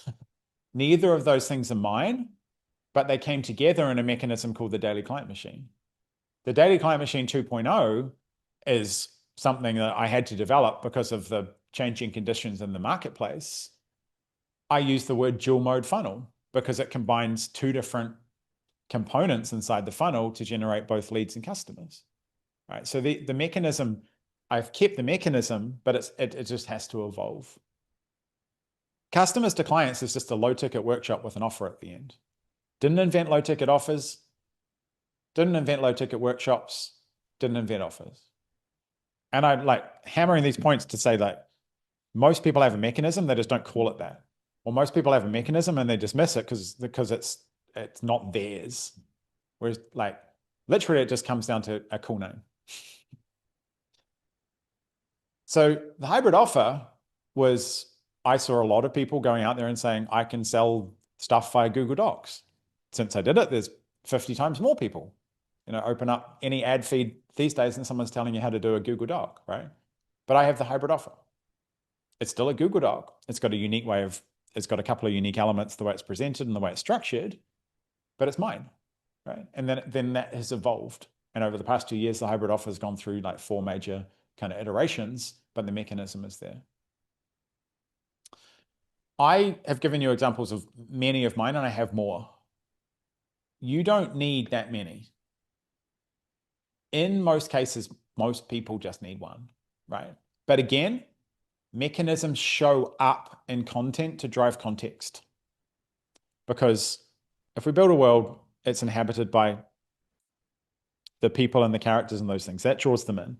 The identity starts to give them a sense of where they can go with you. The mechanisms give them a feeling of and a bit more clarity on how they can do that, right? So when we sprinkle all of those things in, we build a brand that by the time that people have understood what world, who you are, what your values are, the identity that they've becoming sovereign and whatever the pieces are, and they see the mechanisms there, the natural outcome when the time is right is buying. And again, if you like, I'm sorry, from now on, once you've seen this, you can't consume my content without seeing it. But as you go along, you will sprinkle these ideas all the way through. Hybrid, hybrid, hybrid, clients, customers, etc. And so the positioning in the category are built out of that by the consistent deployment of those things. So lots of people want good positioning. Positioning is funny because when most people say it, what they're really saying is it's like a code word for like, I want to charge more money and I want people to think I'm awesome. You can do that by creating your own category. So our world mechanisms and identity are the methods we use to communicate. These build insight and trust and will move people on their own. The master key that unlocks all the value is being your own category. And being your own category is the ultimate position because it removes the thing that makes things hard and kills most good stuff, which is competition. And the ultimate position in a category is the first one or the only one. The way to become the only one is almost always becoming the first one. And I have a huge issue with the way that most people are taught to niche down. And it accidentally hamstrings more people than it helps. And accidentally, I mean, people who are teaching these things aren't conscious of this byproduct, right? So many people have been told to niche down. And what most people niche down to is an existing category. So they say niche. Oh, I work with tradies, right? And then they say, I work with tradies. And then they go into a category that's filled with people who have niched down. And the intention was to niche down to improve focus, which you do because you're only communicating with tradies. Your programs are for tradies, your offers for tradies, your content's for tradies, By niching down, you have put yourself alongside all the other people that are in the category of coaching tradies, right? So by niching, you have put yourself in a competitive category. And you know what? This was hidden for a long time because up until now, there was enough business to go around in each category. But what happens over time, market maturation, is that the metaphorical cream rises to the top and the top two or three people make all the profit, get all the attention and drive it because that's the natural cycle of markets, right? Which is all to say, if you niche down, you may have accidentally done it into a place where it increases competition, increases costs, increases anxiety, and increases the noise that you are kind of dragged into. So when you create competition, you actually have to spend most of the time trying to convince them that you're the best using factors that are not differentiated with the competition.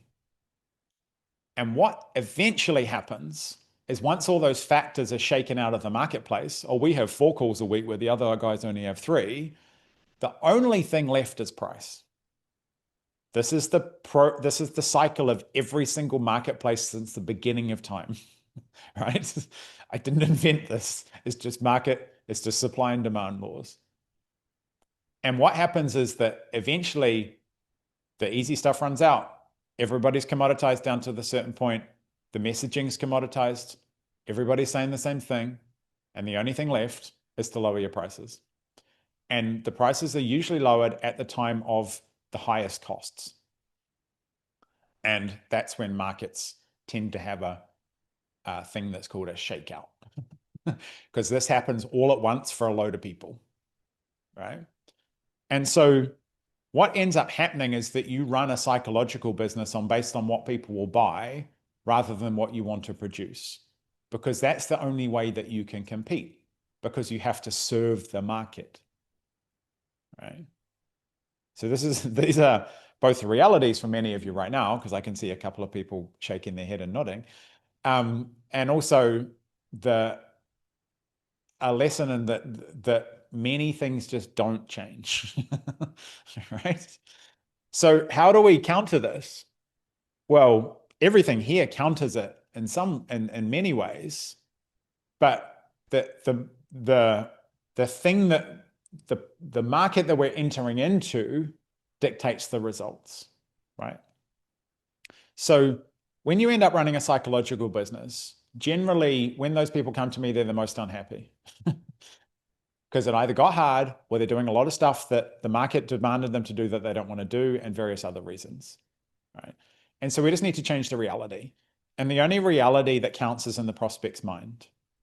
So we don't create something new and different, but we work with what's already there to retie the connections that already exist. It's a very confusing sentence, so let's give you context. So this has been true for about 50 years, but is more true now. The mind, in the defense of the volume of communication, screens and rejects most of the information offered to it, right? So the mind only accepts that which matches prior knowledge of experience. In the course of competing or in the course of niching down, people have literally spent millions of dollars trying to change people's minds. And once a mind's made up, it's really, really difficult to change. Said another way, you can't afford to change your market's mind. You don't have enough money and you don't have enough time. So the best approach that we take in our over-communicated is oversimplified. And this is the only thing I think you should oversimplify. I think everything else in your creation should be a full send, a full-throated roar of your capacity and your passion and your vision. But the category you operate in benefits massively as a start point from oversimplifying. So you have to get rid of ambiguities. You have to simplify the message and then simplify it again and again and again if you want to make a long-lasting impression. So you are purely selecting in category creation the material that has the best chance of getting through, right? The enemy is not the competition that you accidentally put yourself in conflict with. The enemy that is keeping you out is the volume of communication that exists in the marketplace and in all human existence, right? So approach it inside out. You don't look for the solution inside the product. You look for the solution to the problem inside their mind, right? Because that's the thing that you can change. You ignore the sending side and you concentrate on the receiving end because their perception is their reality, right? And positioning is much more useful as understanding it's a system for finding a window in the mind. That window is already there. You just need to create the message that fits in the window, right? Even that doesn't guarantee anything. Once you've got that, you have the highest chance of finding the time and the right circumstances for the prospect, right? So the first step is you got to go first. You got to create a category. You've got to find an innocent mind that's probably been damaged by the incumbent things that live in that category. And then you can be first in it. And you need to go first with things because second in category creation is nowhere. And the way to be first is just invent something, right? So for me, solo consulting is a category. I want to own the category of solo consulting, and I create an opportunity for a window in time. So the window in time for me is often when someone comes to me and they've just lost their third salesperson and they're back on the phones and they're back doing 19 calls a week and they're like, fuck this. I thought I got away from this and I built this business that got me away from this, and I want to sell with a Google Doc and I don't want a team. I want to go solo, right? My positioning was there all the time. The window of time happened with circumstances that happened to them. Does that make sense? Right? And I do that by embracing that one of the categories that I build from is a competitive one. Consulting is a competitive category. I don't have a chance to be first in that category. It will be a losing battle. I can't win that war. Online business is a competitive category. I don't know if you've noticed. There is no way to be first in it. But I can be first in the category of helping consultants build a 1 million profit business on their own, right? Because I can manufacture a position in the market, and the outcome from me being consistent with that is just creating that window of time. So done over a long enough time period, the windows just keep coming. But the category creation and is an intentional choosing of a position in the market and not choosing a position that other people choose. And categories, subcategories, etc., require some depth to them. I couldn't as effectively go out and just say it's solo consulting.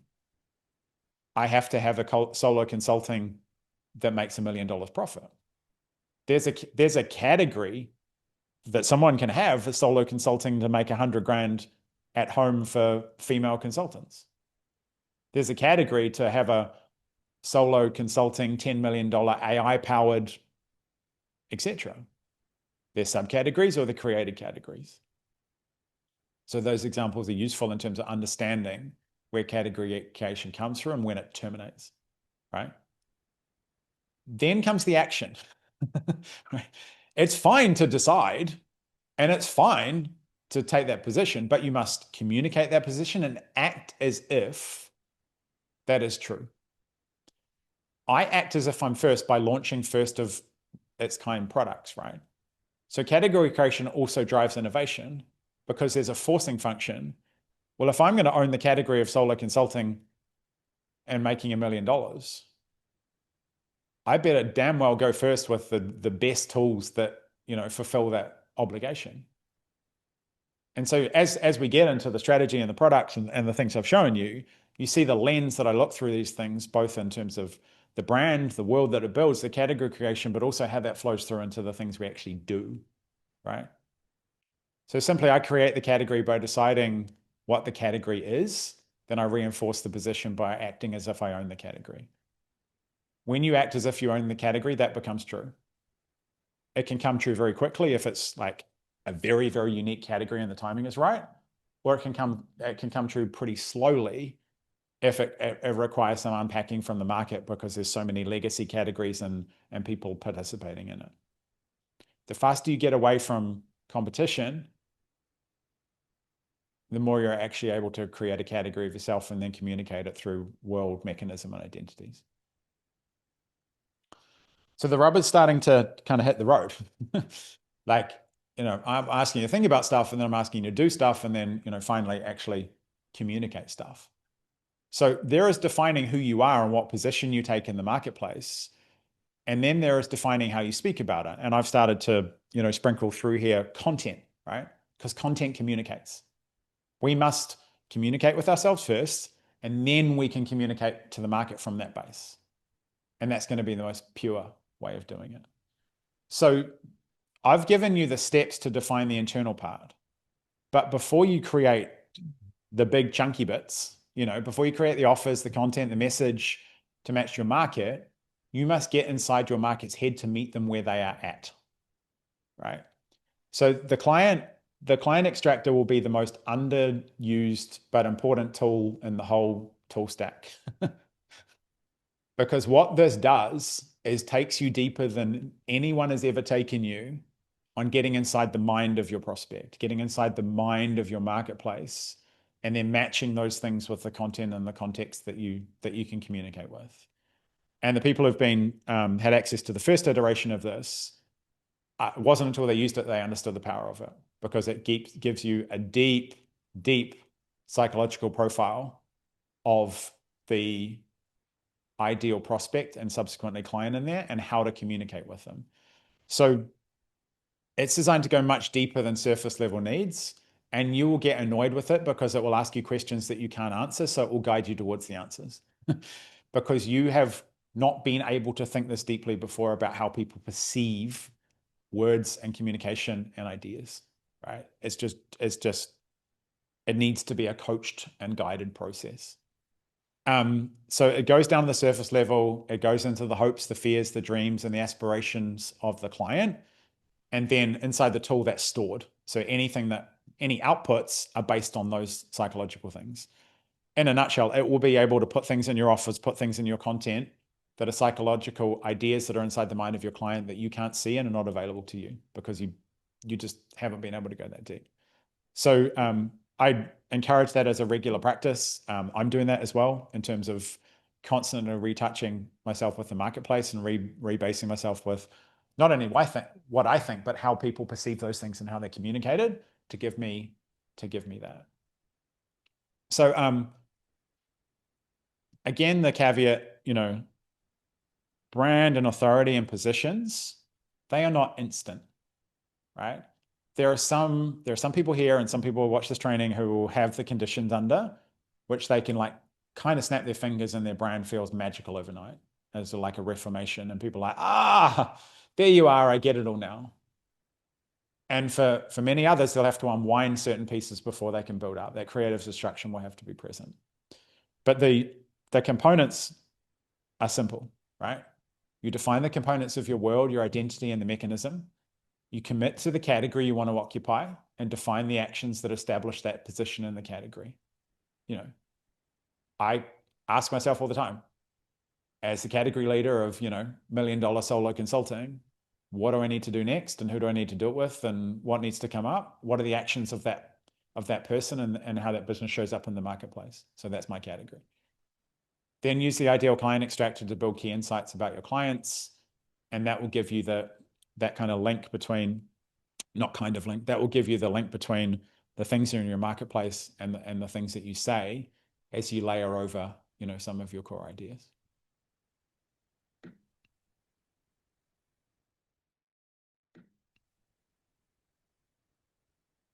The sovereign leader.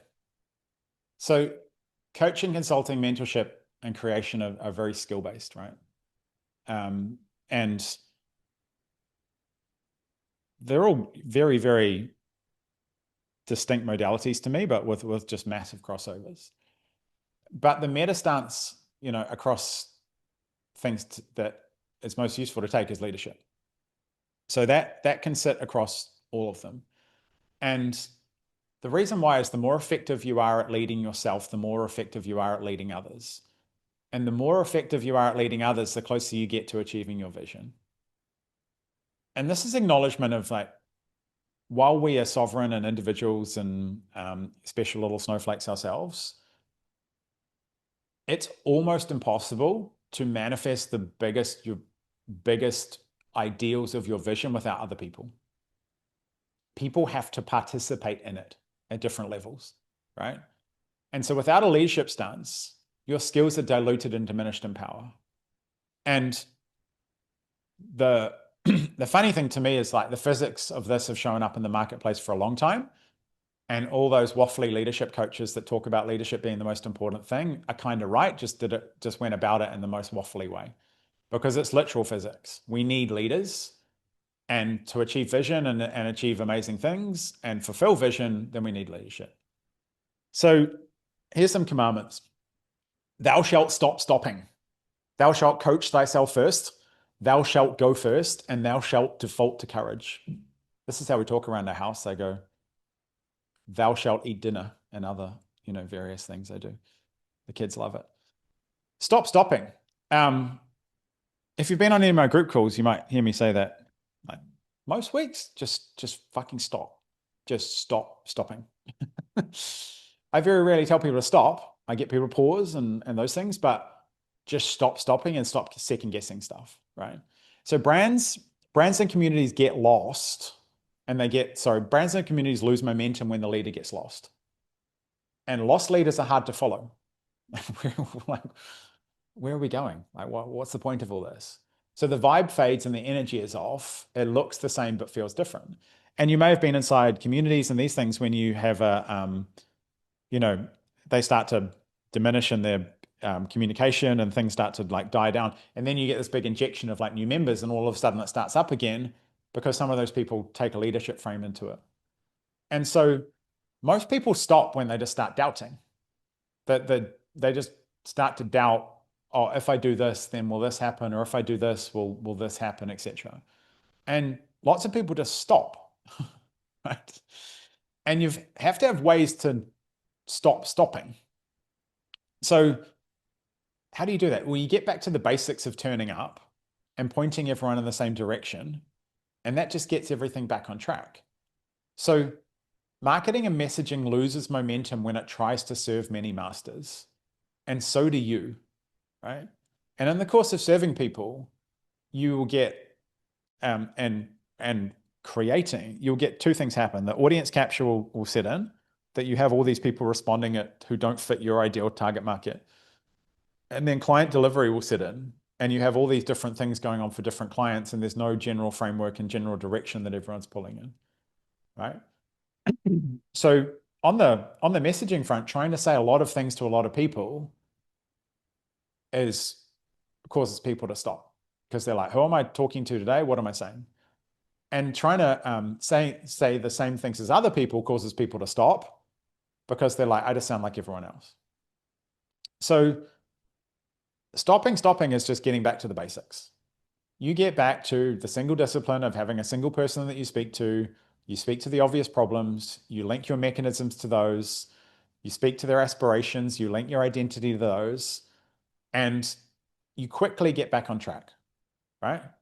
So the circumstances in the environment which you can stop under are super common. And no amounts of experience, money, and gurudom, Google Docs doesn't even think that's a word, make you immune to losing your mojo for periods of time. Leaders do get lost, right? And this primer is about minimizing that and knowing what to do when you get back on track. So one of the biggest challenges, and I see this occasionally with myself, but I see it manifest in some of my friends, it's actually harder the bigger you are, because you think you need to maintain the illusion of having it all worked out. And in the course of helping people, you naturally take a small leadership position. And it's very difficult for you to admit that you don't know what the fuck you're doing, right? And just appreciating that you're a leader and getting back into the frame of what would a leader do, they would just go back to basics and get back on track and get everyone pulling in the same direction, kicks you out of that and puts you back into the responsibility that you've taken on, right? So momentum is always a product of doing the basics. And complexity kills momentum. Lots of different ideas, lots of content, lots of clients who are in various states and various places. That kills momentum, because you don't know whether you're Arthur or Martha, and nothing flows. They're just a series of disparate tasks. So when you feel it kind of slipping away, when you feel that overwhelm or that piece of like, okay, here I don't know how to help this person, I don't know what to do next, I don't know what to write about, or the don't knows, or the temptation comes in to stop, go back to basics. Hack away the complexity. Who do you serve? What do they need to do? Why should they do it? Who do you serve is the category that you want to operate in. What do they need to do? It's the mechanisms that you use. If you've got too many mechanisms, kill some. Why should they do it? Because this is who they become, and that's the identity, right? You've got to go back, like many things I've said today, reignite that flame that got you here in the first place, right? And so taking new insights and the new person that you are back to old problems and back to basics is invigorating. I have really enjoyed going through old trainings and rewording and rephrasing and simplifying things, because I just know more. I'm a better operator than the person who created those in the first place. I have done more, I have more experience, I've seen more success, I've seen more failures to know how to refine them and how to make them more simple, right? Understand that there is no such thing as a wrong decision apart from the decision not to take action. You can pause, but never stop. You can rest, but never stop. You can regather, but don't stop. So just stop stopping. Most of us have signed up to coach. If you got kids, it's doubly true. In my case, triply true. A lot of coaching can be boiled down to insight giving and permission granting, right? So paying others to extract known ideas and make them real. I find coaching a really powerful process, but I find it almost ironic that the what's perceived as coaching, what actually is, are almost inversions of each other, right? So coaches hear all the time about how someone is stuck, and 2 minutes later they're like magically unstuck because you've just given the permission or removed the actual blocker because you've diagnosed the problem and then you pointed it out. And you can do this yourself. And as with, Facebook marketing people who don't run Facebook ads, I've found that many coaches who are supremely talented at coaching others aren't so good at coaching themselves. Whether that's a prioritization or whether it's emotional or whether it's kind of practical. So the difference between people who can self-coach and those who need external insight is vast in overall well-being and success. And I think it's useful to understand that the concept that people have, which is overthinking, is not real. Overthinking is just not having a mental process that's tuned to problem solving. Because what most describe as overthinking is a mental process tuned to focus on problems. And our diagnosis of problems, of our own problems, is usually very poor, right? So most people are limited on self-coaching because they start attacking the problems that aren't actually problems, and they never kind of unstick themselves because they're working on the wrong problem. So the first act is describing something or you as overthinking is also a victim mindset, right? Because it indicates you're stuck in a process and you are subject to that process. So it portrays you as captive of your mind. You control your mind. So overthinking is a victim process because you're essentially trapping the mind in the story of the victim. So tuning your thought process to problem solving versus problem focused is just an inversion of the action that you believe leads to the problem, right? So this is abstract until I give an example. I can't make this offer as I don't know what will sell, right? That's problem focused, what you can't do. So therefore you won't do it because you're stepping into uncertainty. The problem is not the offer, it's just not knowing. The reality is that you'll never know. The problem-solving hypothesis is, well, people want more clients. So you test the hypothesis. If I held a workshop teaching you how to get 3 new clients before Christmas, would you attend? Right? The absolute worst thing that can happen is that you don't get a response. And then you have data. People aren't interested in getting more clients. I don't have an audience of people to get this offer. The next decision is that you test a new hypothesis. And you build an audience of people interested in getting new clients if it's option 2. So if you tune your thinking to be idea, test, learn, and away from problem, you don't really get stuck because you're always in motion getting feedback. And again, like I said before, you don't have time to get stuck, right? And then you get perspective, and that informs the next offer. And so, said in a much simpler way, self-coaching is just a process of kicking yourself into action and removing impediments to that action by not focusing on the problem, by focusing on a hypothesis and the actions that lead to the solving of that problem, and it's cleared up. This is a crucial one of the times, right? So this is where physics, a lot of the leadership conversations have just missed this, that leaders lead. Like, it's very simple physics. Lots of people want more followers, but they're unprepared to lead. They're trying to defy the laws of physics, right? If you want followers that turn into fans, you must lead. People who want followers but are unprepared to lead are literally trying to defy the natural laws of the universe. So leaders just go first despite the perceived risks and lack of certainty, and they just go first anyway. So sovereign leaders just surrender to the natural uncertainty of the outcome. One of my favorite phrases and the way I honor myself is say, I don't know. Dan asked me, like, how many people do you think will be on the workshop? I don't know. How many people do you think will jump into Solo next week? I don't know. Like, we prepare for these and we have zero expectations. I don't know. It's new. Let's see, right? And that's in the frame was like, we'll work it out. The universe has got my back. Any challenges are lessons. Struggle is a season, and they always come to an end, right? Some challenges don't feel like lessons. They feel like you're being punished. And some seasons feel like they just go on forever, but they always end. And you can bring them to an end by acting. Again, that word. They end faster when you go first and act off the front foot. And understanding when to go first is a little bit of an art form, right? Because going first mitigates future catastrophe.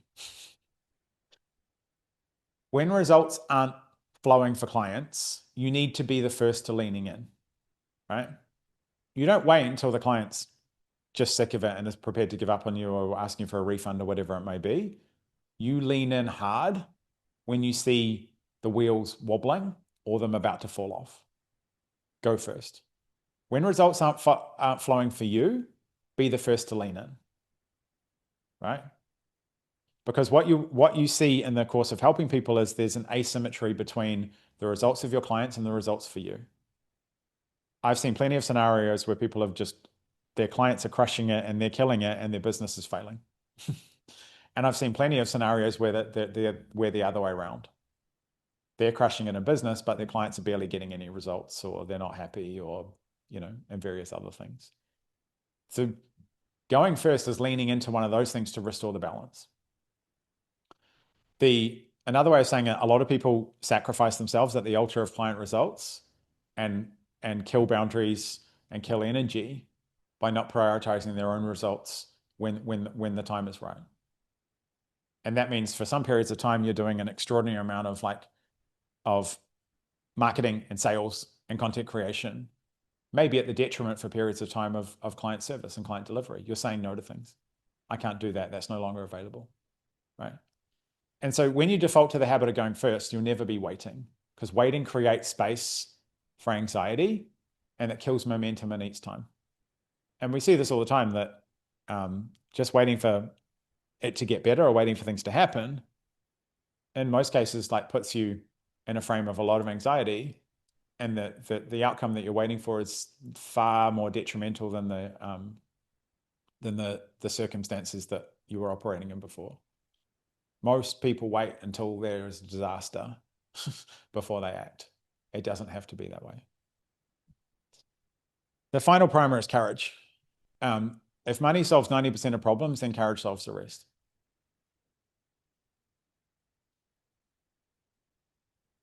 I think you could almost put that on my grave. So the immediate discomfort of deploying courage is the price for long-term fulfillment. The stories that you tell yourself about what will happen are the only manifestation of fear. Fear doesn't truly exist in the world that we live in. That's a non-inclusive statement, by the way, because there are people who genuinely live in fear right now in the world. But it's broadly true in the context that I'm delivering it today. The fear lives in the stories. The way that we don't need stories is just to be present, right? So that the courageous must be present. When you're present, you can banish the nightmares of a future that hasn't happened yet. And if you're truly present with yourself, then fear dissipates, because the fear is in the story and the story is not you. And to be courageous, you must be honest. If fear is present, then it must be queried and named. When it is identified, it is easy to prove it's not real, right? It loses its power and fades into the background. Fear hates being in the light. Because when you actually expose some of the stories that people have, even when they say them out loud for the first time, they just sound nonsensical. They sound silly, right? Even the words coming out of someone's mouth about all the fears that they have bottled up the first time they air it out verbally to someone else, you can see the fear dissipating. You know, the old cliches of, a problem shared is a problem halved, right? So courageous acts then remove the story that fear was telling you. Again, act.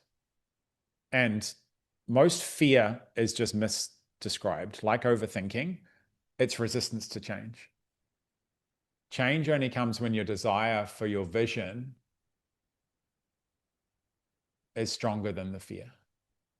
So the story that you have about your vision and your higher self, it must be bigger than the fear that you inhabit today to embrace the things that you know you should do. After that, in my experience, action follows easily. Be a leader. Comments are open if you want any ideas, feedback, questions. They're all welcome.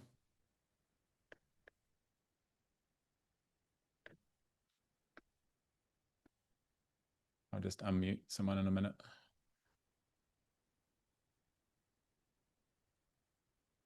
I've got an hour.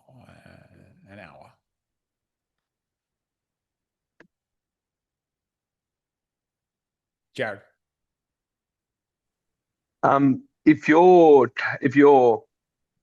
category or your industry, so mental performance as an example, if it's not known to be as flooded as, say, like the market size is smaller and it's not as flooded as, say, online consulting, is it still necessary to find a category, or can you stay sort of macro like I am? It's less acute. Yeah. But you still need to define one. Okay. Cool. That's my question. Cool. So categories can be defined on a few different dimensions. It can be defined in the outcomes that people achieve. It can be defined in the inputs that people have, like their existing profession, or it can be defined in the mechanisms used as well. You could be the leader in professional athlete coaching with hypnosis, for example. Yeah, or like team sports or something like that. Yeah, the category always benefits from specificity, just like an identity, just like an offer. If someone can point at, hey, I'm a consultant, I want to go solo, I want to make $1 million, then they become self-fulfilling. Then they just search for the best person in the category to do it. But you have to give them. Can you categorize based off a mechanism, or like could you be like, say, the flow state coach for athletes? Yeah, okay. Categorization, defining a category and being category one is another way of saying positioning. I use category because you can construct it, whereas positioning is just a completely abstract idea. And people misperceive positioning because they don't understand what it's relative to. People think positioning is like, you look better. Or like, it's got all these weird ideas that are impossible to actually execute in a real marketplace. Whereas you can actually create a category intentionally and then act in it. Whereas and that the outcome is a position. Whereas if you try and position yourself, you tend to use insignificant levers to do it. I'm gonna be the most expensive. There's no substance behind that, right? I'm gonna be the best. What's your position? I'm the best in the market. What? So I'm intentionally using category because it's got more utility to use, so you can build it up. And we're working on a tool. We're working on a tool to do that as well because it's useful. We got the offer printer really humming with giving names for offers and names for mechanisms and stuff like that. So it's got some really good creativity. I'm going to run it up against Taki, the master name creator of stuff.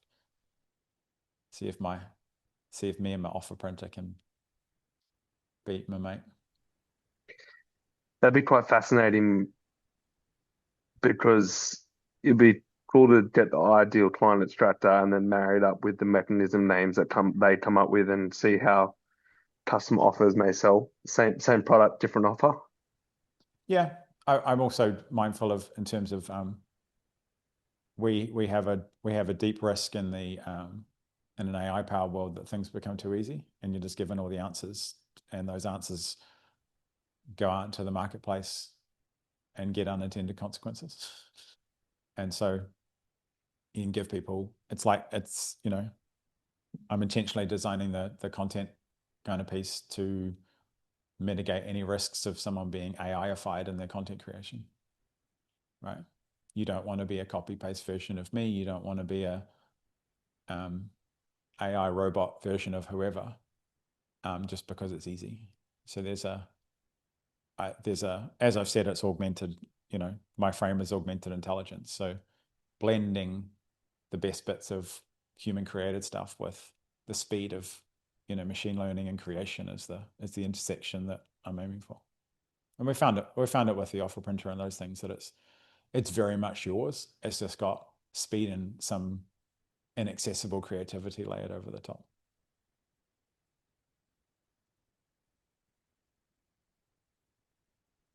David, I think just I'll run the normal, chaos centric. Just unmute yourself because I can't be bothered looking at raise hands stuff. No worries. How you doing, Dave? How you doing, James? Sorry. Good, man.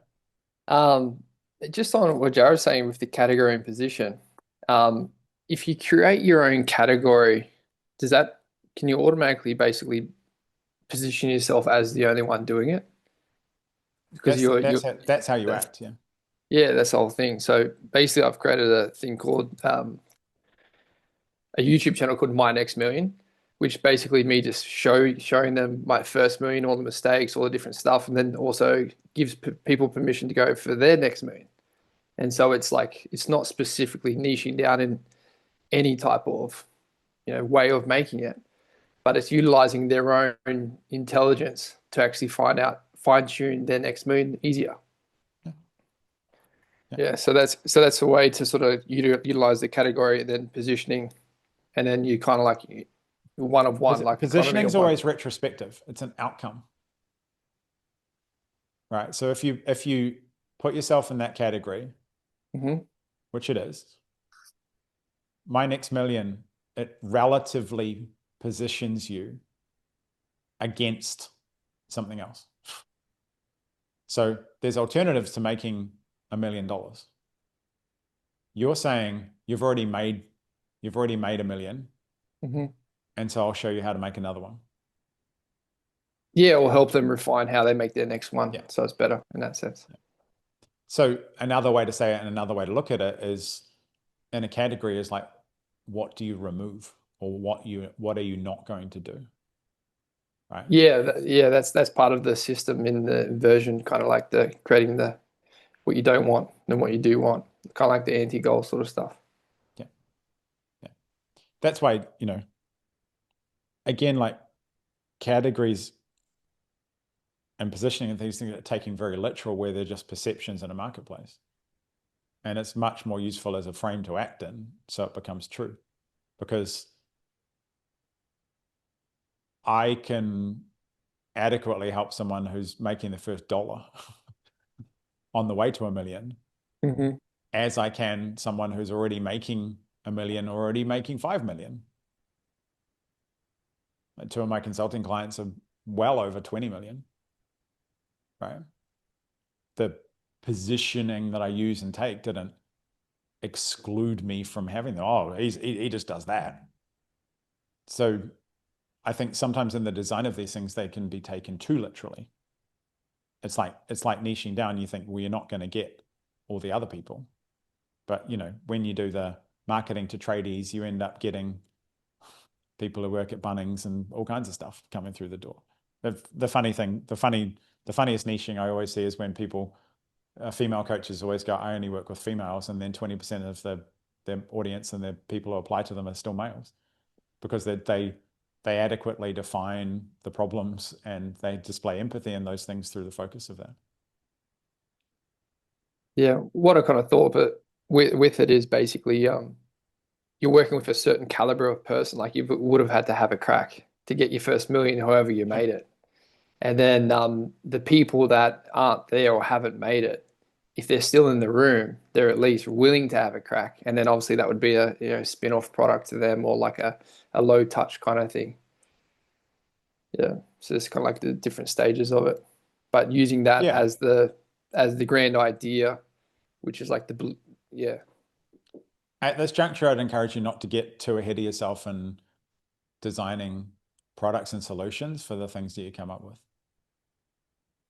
Say that again, sorry. Because at this stage of like building from principles and as you move towards strategy, when you build a world, the mechanisms and the identity that within that, and you start to define the category piece, prematurely building products before that environment has got some kind of intention around it can be quite limiting.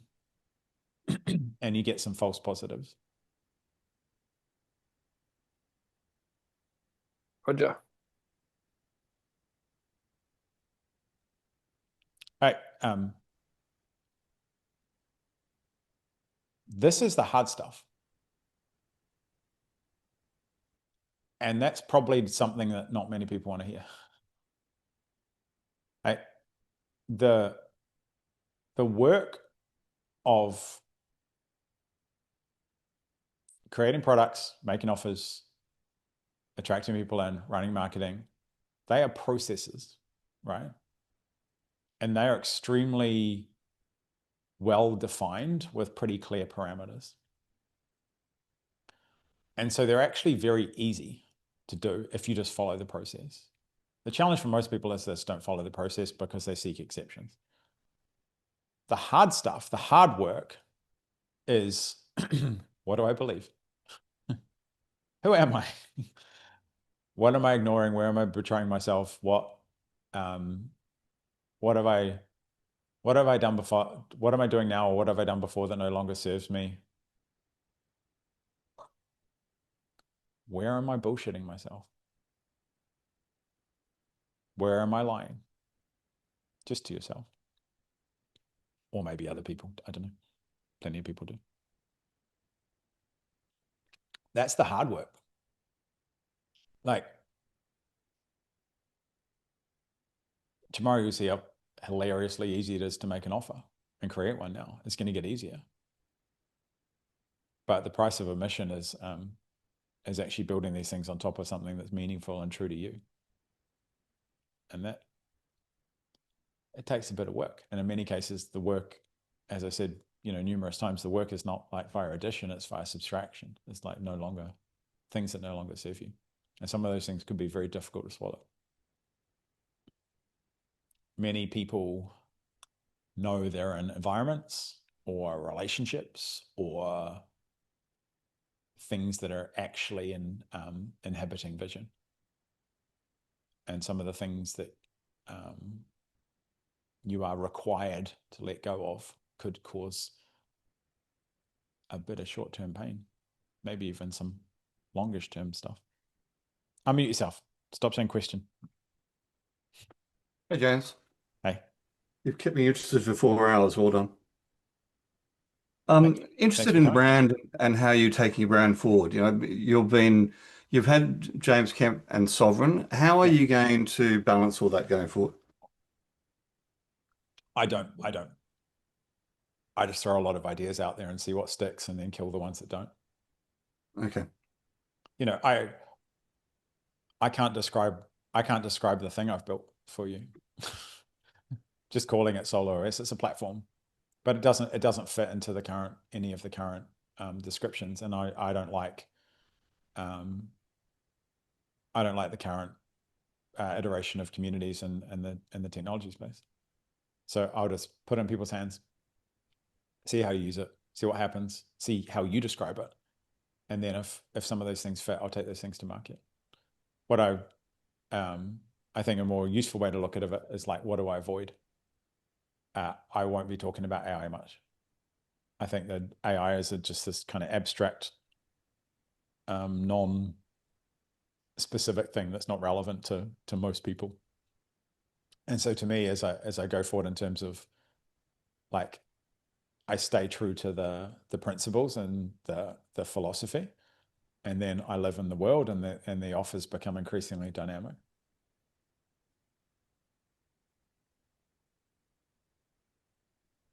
Okay, thank you. You know, that's in the context of just, I've built my own playground. I intentionally built what people call a brand so I could just be paid to exist. Like, if I had to encapsulate a state of being that maybe demonstrated sovereignty, that would be paid to exist, right? And then I can be super honest about these things, like with the best will in the world, having an offer where you come and watch people watch you record a course and get access to it in Q&A. So it breaks a lot of rules of offer making. It's not really clear what you were getting. It doesn't really make sense to most people. Like, why would you do that? Or what's the benefit of me, etc. But 141 people or whatever bought it because I sold it. And I say that because I created the environment for that to just happen, right? That I'm rewarded just for doing things that are enjoyable to me. And you can too. Just take some time to intentionally build it.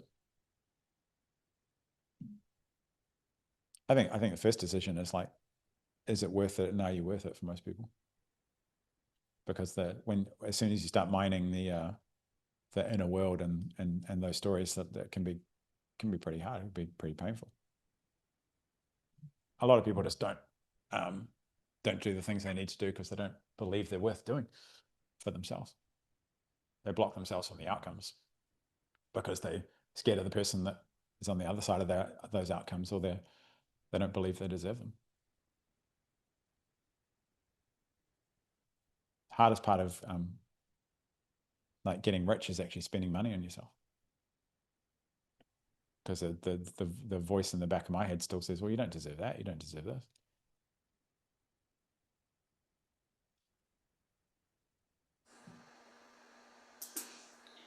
James, I had a question.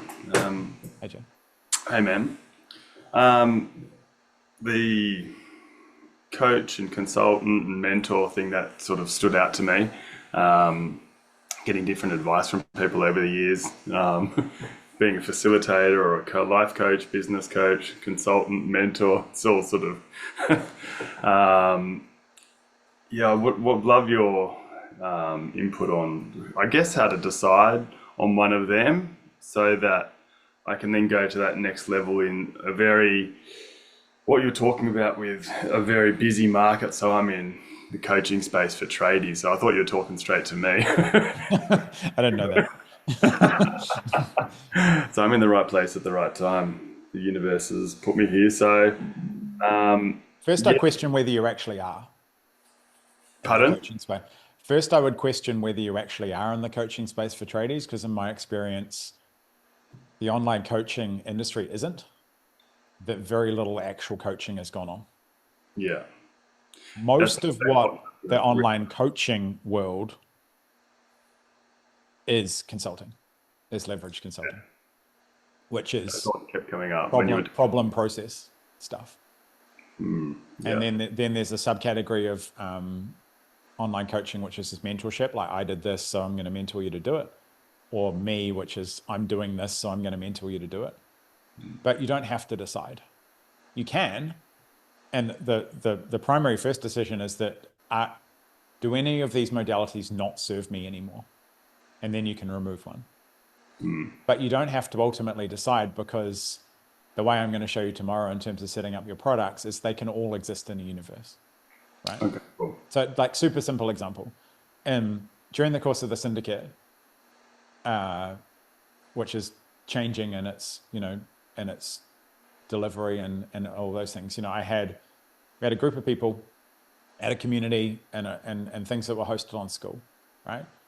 That was just training, a training portal and a community where people could turn up. On the weekly group calls, I was doing mentorship, which is if someone asked me something, the answer would be, in my experience, Yeah. I did this, or I'm doing this to solve that problem that you have too. I had that problem and I did this to solve it, or I'm doing this, right? Mentorship is demonstration of doing. It doesn't have to be like, these are the buttons I pushed and everything, but just, sharing from first person experience. Yeah. During those calls, what would happen when I perceived that that wasn't enough? Sometimes I'd ask permission, do you want some coaching or consulting here? And if someone was at the coalface and exhausted by a problem, and there was no point in coaching them through it because they just had no way of seeing it, and that's respect for other people as well, because you don't have enough time to coach someone in a group program. You just tell them what to do, which is consulting. Just do this. Yeah. That comes from a place of experience and knowledge, and you could argue it's mentorship, but it didn't. And then if people wanted to buy one-on-one calls, they could buy them in 2 and 6 and 8 hour blocks at the time. That was coaching and consulting.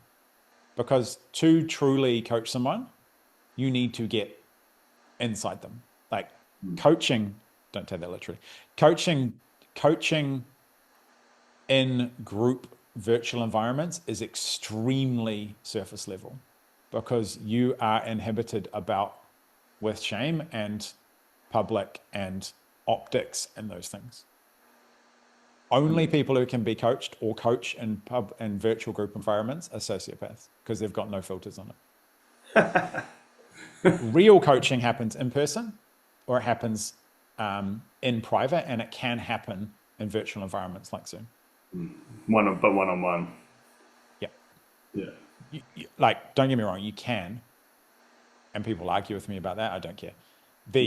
You can coach in those, but you are minimizing the effectiveness because of the bounds that people place on their communication in front of other people. And the bigger the group, the more that's true.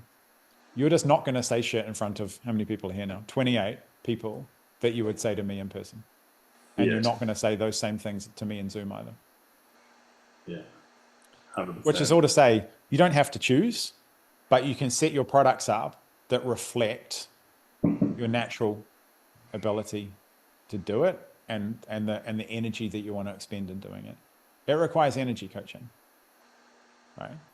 So for me, I have to limit the amount of coaching I do, but I can open up really widely the amount of mentorship I do. I can mentor a ton of people all at once. It's like, look at this. Look what I'm doing. That's how I solve the problem, right? And then that's when the modalities are really useful, because at a product level, you could run a mentorship program and they just turn up and you show them what you've done or what other people have done, even, because you can mentorship via a third party. And then you could sell consulting hours over the top, and you could sell coaching in person. Does that make sense in terms of like, you don't need to decide unless there's anything there that you really need to discard, and then that's wise. Nah, it's like a realization I do a bit of everything. Probably the same as you. Yeah. And you're probably good at all of them. Yeah. But you probably prefer some most of the time, and most some of the time. Yeah. Coach for half an hour, mentor for half an hour. Yeah, you get to put the bounds on that relative to the energy requirement. I know people who could coach all day long. Yeah. And have done for years, in person, at the coalface kind of coaching. I couldn't do it. So in terms of standing out in, the markets that are just getting noisier and noisier and noisier for sort of one-man bands like myself, or, probably a few people here that like want to stand out in a very saturated market, is that probably listen to the recording of what we've just been talking about for the last hour, I guess. Sort of niching, not niching down, but narrowing down. Well, one of the first things you don't do is try and stand out in the market. Because a market is a construct. It's an idea that you perceive that there's this big group of people out there that a small group of people are competing for attention with, right? What markets actually are just either individuals or groups or subgroups of people. And so you don't try and stand out. You just eliminate the parts of the market that you don't want to speak to. Okay. And you do that by defining the category that you're in, and then probably the methodology that you give to that group of people maybe linked to a category. So tell me more about who you work with. Tradie business owners, mostly doing under $1 million, $1 million turnover, who want to double their turnover and increase their profit. Why do they want to double their turnover? So that they can afford to hire more people. Why do they want to hire more people? So that they can invest in other things like lifestyle, invest in property. What kind of lifestyle? The clients that I'm working with, a lot of them want to move to Bali and play a lot of golf, and It's a category. some of them want to You buy just found it, property. yeah. Yeah. I help trade business owners add 500,000 profit to their bottom line and put a general manager in so they can run their business from Bali in 30 days a year. Yeah.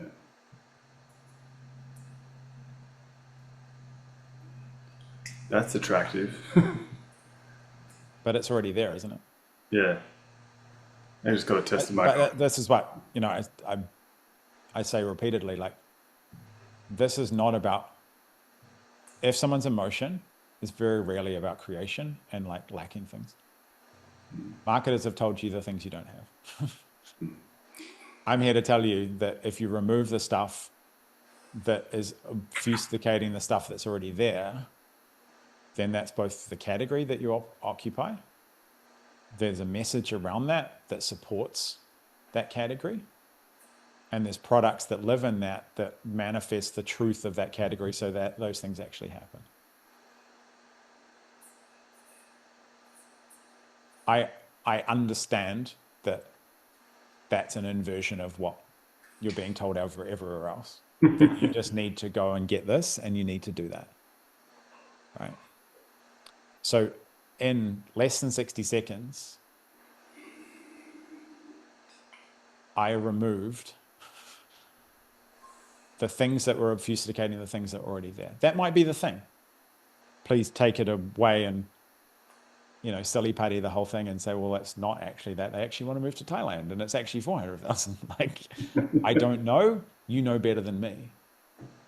But it's all to say that the things that are present for people in motion are already there.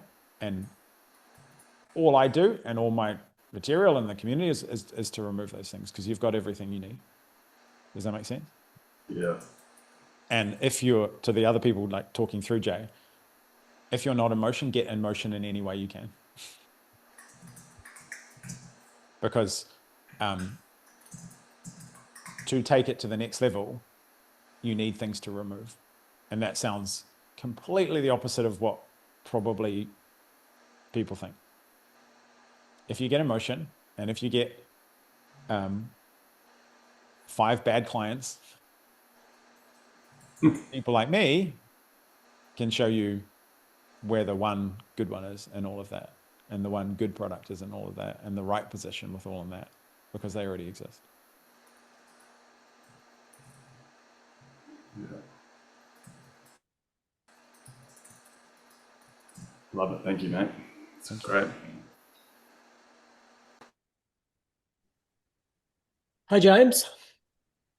Hey, Hatch. How are you? I'm good. How are you? Yeah, I'm good too, thank you. I had just a quick question, and maybe my mind was when you were doing the mindset primers, um, the don't tell stories part of that. I'm assuming that's the don't tell stories to yourself. I might have missed that.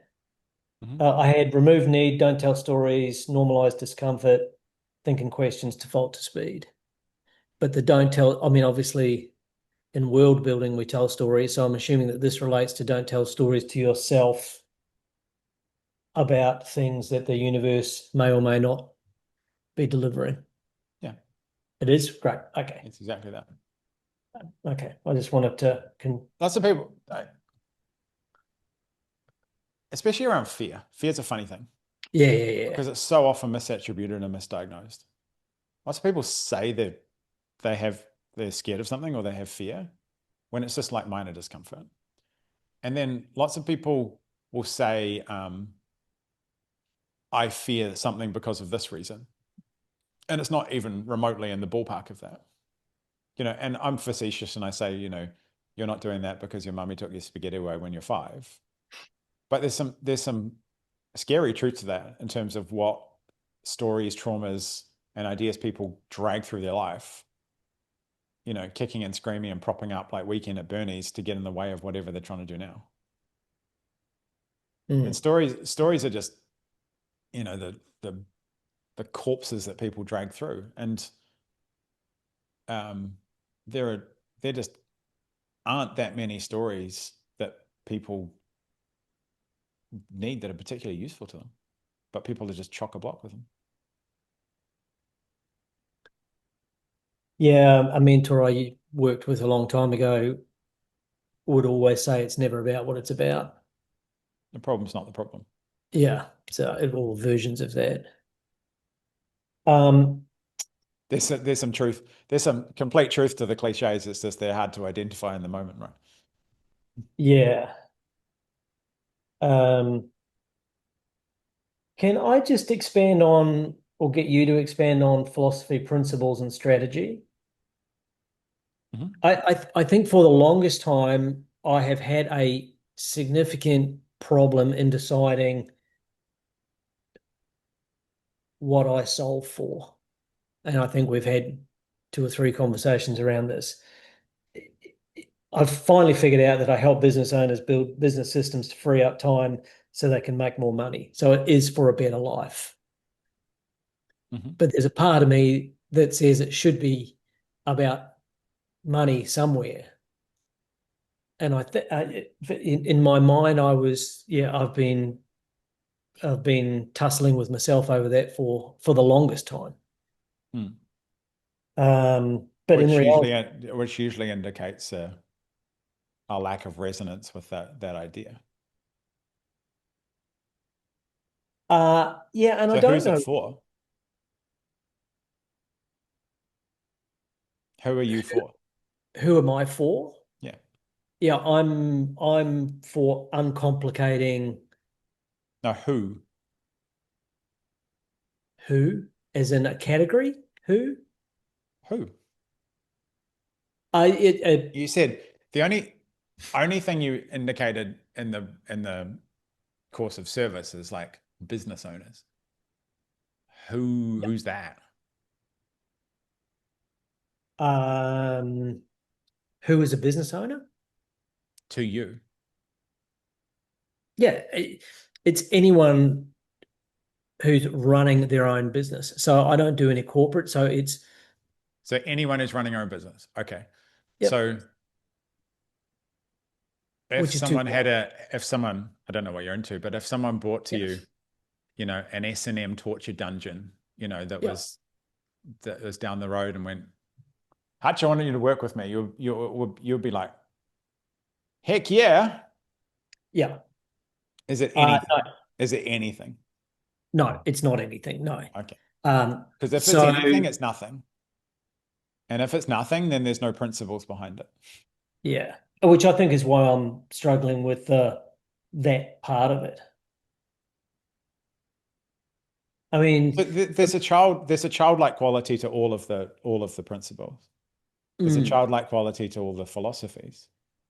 You know, even in the again, I say these things slightly facetiously. Even my uses of God and the universe. You know, I'm getting awfully close to talking about the big sky daddy, and you know, he's going to look after me and all those things, right? So there's a childlike element of that. yeah, The universe is good and it's great and it'll reward me. It's a very useful frame to live in, but there's a childlike quality to that. And if you think of the characteristics of, you know, children, they have natural curiosity. They lean Yeah. into certain things and they kind of ignore others. You see them. My daughter's like 4 months now, and you can see her. She's much more interested in like faces than she is in things, right? And so she's Yeah. got this kind of that starting emerging like thing of like being interested maybe in people, and impossible to judge those things, but you can see her bias. You can see her. Whereas my other kids were like, oh, they love the books and the black and white and red things, right? And that's at 4 months old. So when you adopt, you know, childlike qualities to these things, you get closer to actually the truth, because that was the original state that you were in when you were the most curious, the most honest, the most present, and all those things when you're a child. And so if we return to some of those qualities, then our philosophies can emerge pretty quickly. What are you curious about? What do you get excited about? What do you like what do you you know, the phrase would be geek out over, right? You know, for me, I've always been fascinated by business models, right? You know, I've explored and unpacked and deconstructed and reconstructed business models like so many ways and so many times at so many different levels. You know what I used to do when I was a kid? I used to get Lego, and I'd sit there on my own in a room for hours, and I'd follow the instructions perfectly on the Lego box, and I'd build it exactly how the book said. And then I'd sit there and I'd look at it, and then I'd smash it apart and I'd build 4 new things with it. Right? Well, what do I do now? Yeah. Yeah. Really similar. Yeah. I follow a prescription of something. I build something up based on some rules and something, and then I break all of them, and then realize, oh, I can't break that one. I've got to do that one, and then to that. Like, if that's not innate in terms of that natural childlike, you know, curiosity of, you know, those things, then I don't know what is. And so everybody's got those. And if you don't, and you can't identify those things, then that's where the inner work of removing previous stories and whatever's going on that inhibit the view of those things is useful to find those answers, because they're not answers in the binary sense. They're accepting or embracing things that are already there. I think probably the thing that resonated me to you was the family aspect of that, because I've always wanted to be available to my family. And, you know, when they were growing up, like I went to every single Easter bonnet parade and, you know, Christmas thing, and when they were at primary school, and then they don't want you at high school as much.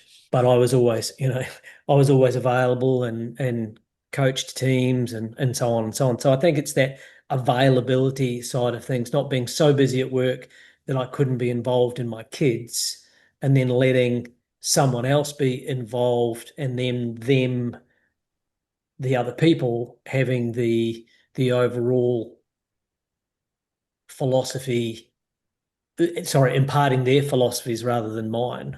So maybe I was a bit of a control freak while I was trying to be open and available at the same time. But if you're working 50, 60 hours a week, then you can't be available to your kids. No. Or you're trying to be in 2 places at once. And I then go back to, you know, and I've now lost it in the book. You know, if you think you're solving for both or 1 or 4 of the 4 things you can solve with, then both you and your clients, you know, are confused. And I think that's probably where I've lived for the last, you know, year plus. Yeah. Because Um, the answer's deeper down. yeah, which is I'm really excited about some of the stuff. I'm sure it will piss me off, and I'll take your name in many different ways as the questions come rolling in. But I think it's good, and I think it's also good to get inside the mind of my clients, because I think I've kind of moved through those things now. Working a smaller week is easier for me, but I can remember when it was awful. Yeah. And then feeling stuck. All right, I've put things in the order that they are for very specific reasons, right? And so from top to bottom today is the sequence which builds on the next part. And returning back to yourself is the first step that most people take, because once you set off on some of these journeys, some of the offers and processes and models and requirements of those things, they don't happen if they're built on a base of someone else's creating, or they don't happen properly if they're betray principles or natural things that people have.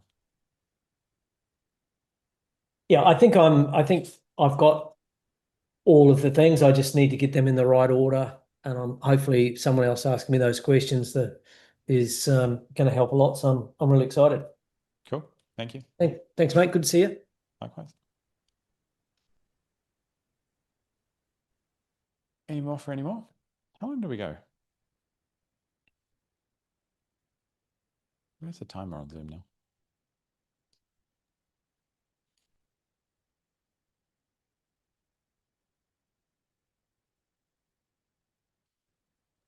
Cool. Thank you all for coming. I believe the link for tomorrow is the same. Anyone who stuck around for 3 hours and 20 minutes, kudos. And I'll see you tomorrow. But if I don't, I'll make sure you've got everything you need on Friday. See you. Thanks, mate.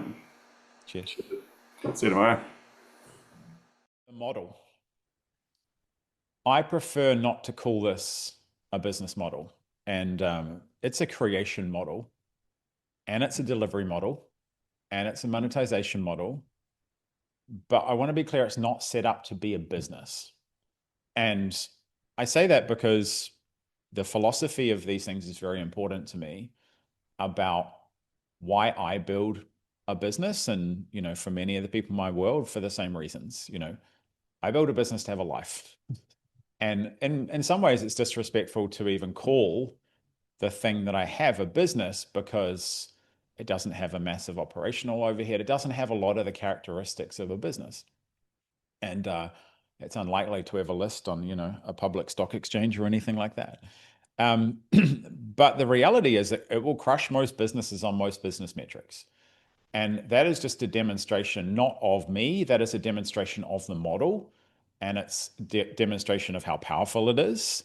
And it's an ongoing demonstration of how flexible it is and how powerful it is in real time. And you can take it as far as you require. My commitment to you is to give you the model to generate $1 million a year. And I've shown repeatedly that this is achievable under a vast array of conditions. I'm going to show you exactly the model that I use with a couple of variations, because everybody needs a level of discernment and customization, that generates 3.4 million a year. And so the model is the model. It can be as small, figuratively, literally, or as large as you need it to be. It can be something much smaller and lighter than this, and something far larger and weightier. I have a private client at the moment, and he's categorically said he does not want more than 10 clients. At his age and his time of life and his commitments and his expectations, he wants to get to 10 clients. He doesn't want to compromise on the income, but he will only serve 10 clients, and he's on the road there. He's about, a third of the way there in terms of revenue, and he will march towards it based on his parameters. And that's what the model can do. So the order of execution and the sequence doesn't change. And as I said in the previous modules, strategy is only good as the environment it's built in. If you haven't been through the sovereign system, you should go back and go through it before you dive into this. And many of these things do require a rewatch and tying things together, both forwards and backwards, because the sequence it's unpacked is the sequence you do it in, but the sequence you understand it in might not be the sequence that you unpack it and do it in, which means to say all of these modules are standalone and they benefit from going back when you see a gap. And when you see a hole in something or lack of clarity on something, I will state where you should go from there. So the biggest challenge for any human executing this model is its simplicity.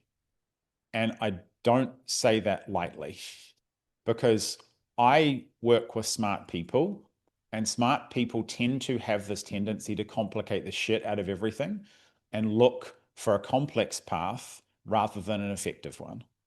And this model can throw a lot of things open because there's no complexity to hide in. There's no busy work to do. There's no cards to shuffle behind the scenes or things to create or anything to do that masquerades as production. And that can be difficult and challenging in its own right, because a lot of people take solace in the work that they do, feeling like it's moving them forward towards something, but it's just busy work and it's just organizing deck chairs again. And there is no complexity to hide this in this model, and you will find out where you're overcomplicating things or where you are potentially hiding from things, because all of those things actually prevent you from getting out there. So you are much more likely to over-engineer it than undercook it. And the model is binary. It is step by step. It is test and learn and then come around again. You create an offer, you took it to market, you got real feedback, you improved it, and you made it again. Those actions and the steps, which is just an example of a few of them, they are binary. They happen or they don't. And it's important to understand that this model is forged out there. I'm going to take you through the design and the deployment of the model, but they are two different activities. And I do not want anybody, and I will prevent you from getting stuck in the constant design of things, because we design and we deploy, and then we redesign and we redeploy. And that is the sequence that we go on. So the model is here, but it happens out there. The mastery of these things happen in the marketplace. Everything I'm giving you today, everything I'm sharing with you, didn't happen inside my head. It's not theoretical. It happened through learning, through failing, through succeeding, through giving these things to other people, them failing, them succeeding, and essentially coming back on the loop to form a model that's very, very robust. And mastery happens in the marketplace because the vast majority of planning and thinking and designing and building and making is largely busy work. It keeps you out of the market, and it wastes time doing inconsequential work. And I don't just mean inconsequential work as in you don't make money from it. I mean inconsequential work that's probably taking you away from things that are more important to you. So only the actions in the arena will reveal its final form. The model is extremely simple to design. The challenge comes in the deployment of it, because, as Mr. Tyson says, everyone's got a plan until they get punched in the face. And so at each step, I give you the steps to show you what you can see when it goes in the marketplace. And I'm not going to lie, like everybody, design is the fun part because it's theoretical. We can make something, we can create something, and we all are, creative in varying degrees. When we get out there, it gets more challenging. There's funds, but there's also reality when the ideas that we have maybe aren't met by the market in the ways that we do it. So we go through the sequence. We pick who you serve, how you communicate, and then we install a sovereign brand where the natural outcome is buying from you. We design your product code and your offer code in a form of blueprint. We use the offer printer to build a 3K hybrid offer and validate it by making 3 sales from a simple Google Doc. We then use the DCM tool to build the DCM1 to generate at least 3K or 1 sale a week. And then we use the DCM tool to build your DCM2 to generate at least 3K per day from new customers. And I'm going to take you through that sequence today and over the next few modules. So we go from making 3K to 3K a week to 3K a day. Your biggest risk is not following that sequence and not moving through the steps or trying to accelerate through the steps too quickly without validation at each stage. So we only need 2 things to do this. We need a hybrid offer and we need a daily client machine. So each of these systems solves for a specific stage, and we master one before moving to the next. So to get to 1 million a year, you only need to average, I say only need to average $83,000 a month in revenue. And I'm going to tell you exactly how to do it. So you start with 2 tiers in your client offer. You start with the tier 1, which involves proximity. And I'll unpack these words for you as we go along. And then we have tier 2, which is a program. If you have 16 tier 3 clients at an average of $600 a week, you generate $41,280 of recurring revenue. If you have 50 tier 2 clients at an average of $200 a week, you generate $43,000 in recurring revenue. So 66 total clients generates $84,280 of recurring monthly revenue. And I am pulling you towards the most valuable form of revenue, which is revenue that recurs. As I've gone along, I've said, anxiety is the thing that we aim to reduce the most, and recurring revenue lowers the noise and lowers the anxiety the most in terms of your cash flow, the business, and the general environment and feeling you're in. When you start the month with revenue that you know is going to come into the bank in the next 30 days, you are free to create, you are free to deploy, and you are free to do the things that you both want to do and need to do in the course of that. So on this plan, it only requires you signing 1.25 clients a week. And when you break it down to those numbers, it doesn't sound so, scary. Because if you generate 100 leads a week via the daily client machine, you only need to convert just over 1% of them to a client. And I'd be targeting all of you to convert 3 to 5% of those leads into a client on those kind of metrics. So we choose pricing that maximizes conversions and economics. After 10 years of data, I'm just going to give you the pricing, and then I'm going to walk you through the art later. But program offers at 100 to 250 a week, they work with the widest range of markets. The widest range of markets where someone is helping someone else get a particular result. Proximity offers at 300 to 750, they sell to the right people in the right ratios. And again, I'll talk about what those people look like and why people buy. We start with the highest value offers you have, and then we create the conditions to launch a highly scalable platform later. So today we design the code, the product code and the offer code, but later on you will deploy the platform. So I'm getting you to design everything now, and then I will show you the sequence that we deploy those to get the best results. So we use a hybrid offer.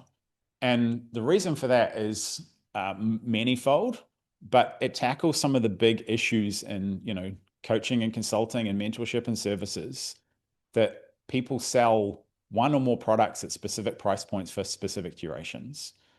And while it's simple, it's much closer to easy, because it doesn't put people in the marketplace to understand why people buy, and also the power of a proximity and access model.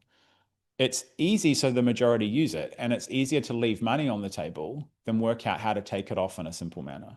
So the hybrid addresses this by selling across a range of prices and timeframes with a single offer, because simplicity is actually having one offer with multiple options inside it. And there is a useful distinction between offers and products that's really made. And I wanted to introduce you to that now, because as I unpack it, it's a very, very critical distinction as we go along. And hybrid is a single offer with multiple products inside it. We sign them up for a program with an ongoing commitment with clear promises, outcomes, and timelines. Those who wish to go faster, they get a higher level of access, and they can opt for proximity while getting everything in tier 2.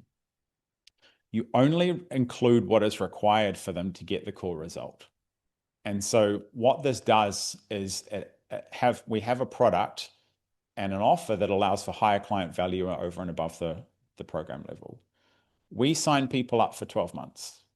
We are building a brand that offers transformation. So while we make small promises along the route, we install big vision into people as they go along.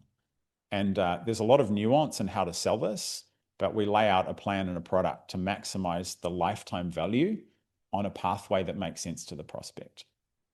So the steps are, they're very, very simple when they're broken down. The first one is we define your products. So we have a product code which defines the products. The more time and energy required to deliver the result, the less scalable that product is. The less time and energy required to deliver the result, the more scalable the product is. And obviously the pricing attached to that product ultimately reflects it. After we've designed a product code for you, we design the offer code. So we bundle those products into offers. And offers are the things that we ultimately take to market. Once we have done that, we can reverse the polarity because we can unbundle those offers into your marketing. The reason this model is so efficient is because we are making the minimal amount of things to spend the maximal amount of time in the marketplace, deriving yield from our assets and communicating with our audience. And I'll say that again, this is an offer-driven model that maximizes the assets. And one of the fundamental tenets of business that we borrow from that world is creating assets and deriving a yield from those assets. And so this model builds the minimum number of assets to get the result and then derives maximum yield from them.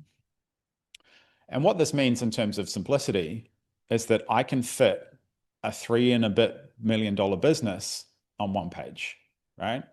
I design products that deliver the result to my clients. I bundle those into offers that promise a result to those clients and then deliver those products based on the offer that the client opts into. I then take some of those assets and I stack them up in front to generate leads and customers that I can then turn into clients. So I'm going through a cycle of designing a product, bundling it up, and unbundling it. All profit is made from bundling and unbundling, right? And if you get this right, you will have an absurdly efficient ecosystem that both delivers spectacular results, is very enjoyable to be a part of, but also gets an absolutely massive yield relative to most other people, in the categories and the ones surrounding you to that. To give you a sense of that, 27% of the people in my audience have bought something from me, right?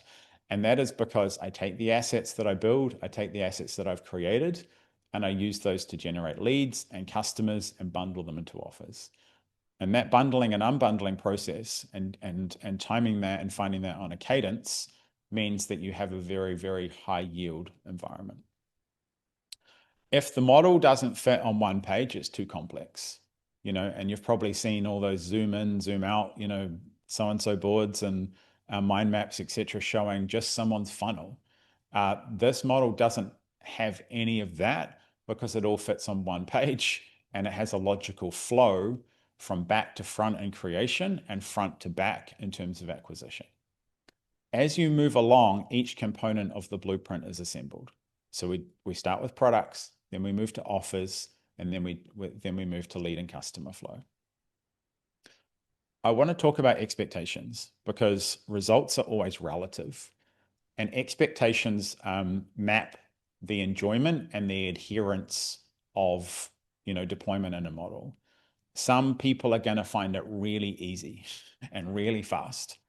And some people are going to find it really difficult and frustratingly slow, right? And so at each point, I give some variance and some discernment based on where you likely are. The start point and the first actions dictate the speed of results. I've had people start from absolutely nothing and, be on $1 million run rate within 3 months.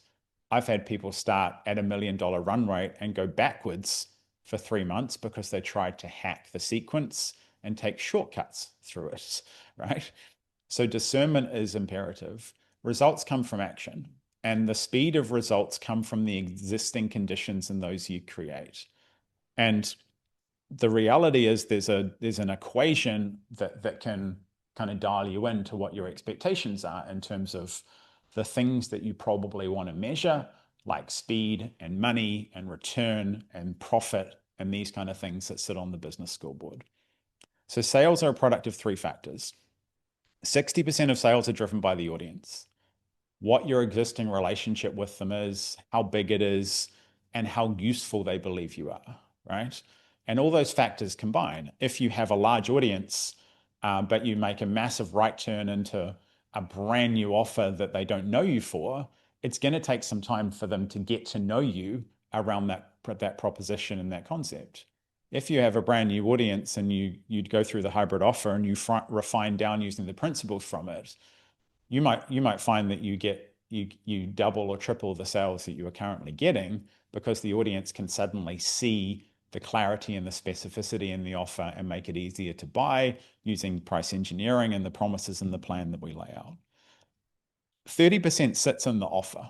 And so the clarity of it, the specificity of it, the relevance of it, and the timing of it. Some great offers don't work because they're at the wrong time, right? As we stand here today at the back end of 2025, offers that are to do with AI and these kind of things are going very, very well. Those will become commoditized in the marketplace in a relatively short period of time, and the window will start to close for most people. And that means that only the people at the top of that category will continue to profit and maybe make the next leap up the category ladder. If you've got one, work here. If you have an existing offer, lay these principles over it, and that is your path to speed. If you don't have one, let's create one. I envy you a little bit because building and designing things from a blank page are both enjoyable, but they're also transformative because suddenly people can see the magic that you have in you. So that's all to say only 10% is in the copy and the words that you use, but it's also the most common place that people overthink and get stuck internally, and we've got some tools that overcome that, but still second guessing and overthinking and pausing on the words, as you see, is a mathematically silly decision to make, because the vast majority of the immediate return is driven by the 2 things that you may or may not have, which is an audience and an offer that matches that audience. So all to say with expectations, a receptive audience and a clear offer will take you 90% of the way there. I've seen excellent offers very poorly worded that it doesn't matter because it was the right thing for the right audience at the right time with the right promise. And all of those things stacked up to a very, very successful offer. I've also seen the complete inverse of that as well. So there may be elements that you have to let go of to grow. I'm helping a private client at the moment unpick his over delivery. He's offered far too much access. He has far too few boundaries, and he's relatively undercharging from that, which is limiting the next options he can unpack to the market, because essentially he's over delivering and undercharging in the current space, which has kind of boxed him in. And so we unpick that before he can actually move forward. And many creators overserve because they correlate volume with value. If I give more people more stuff, then more people will like me and maybe more people will get the result. In the vast majority of cases, that is just upside down thinking and constrains both you and the people that you serve because you are looking for simplicity.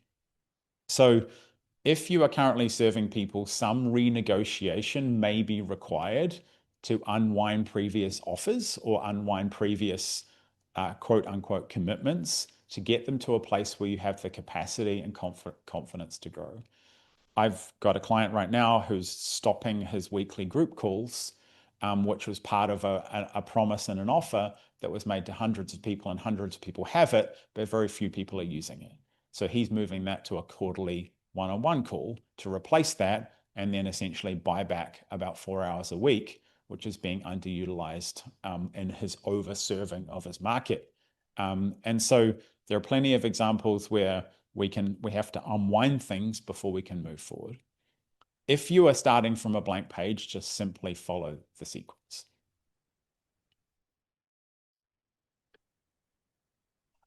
The product code.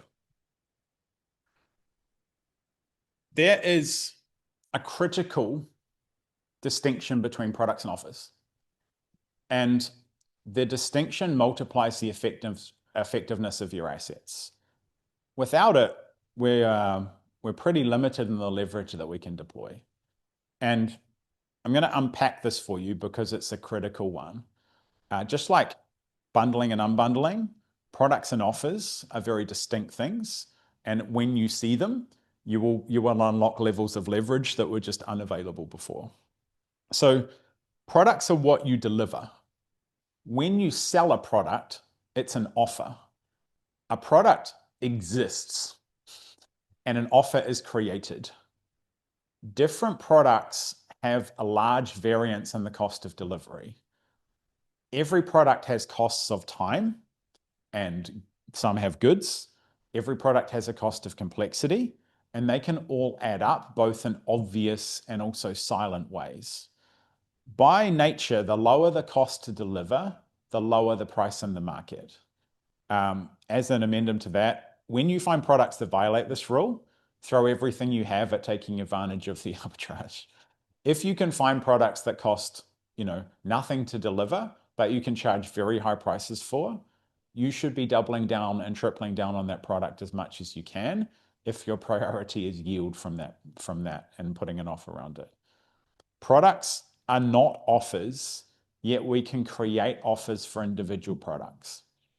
And as with most things that I teach, that is a statement, and then I'm going to demonstrate what that actually looks like in reality. And there's two ways we use products. We bundle products to serve clients and deliver them results, and we unbundle products to generate customers. Keeping this focus makes product and offer creation focused, simple, and productive. It also makes you very agile and very dynamic and very fast, because once you understand the distinction between products and offers, you can have few products and many offers. And the more offers you have that fit your category and your marketplace, the more sales you make, the more people you serve, and the faster the flywheel spins. Occasionally, we can benefit from both of these factors simultaneously. Occasionally, we can have a product that both serves clients and generates customers. And in the validation portion, I'm going to show you exactly what that looks like. But keeping the focus on the primary purpose of a product allows you to derive the most benefit. So if you focus on the primary purpose of a product to be either to serve clients, to get a result, or to generate customers, anything that happens subsequent to that is going to be a bonus. So there is a product scale, right? Because once we embrace the distinction of that products are not offers and offers are not products, but they're close cousins of each other, it uncovers a critical fact. The more complex a product is to deliver, the less scale it can achieve.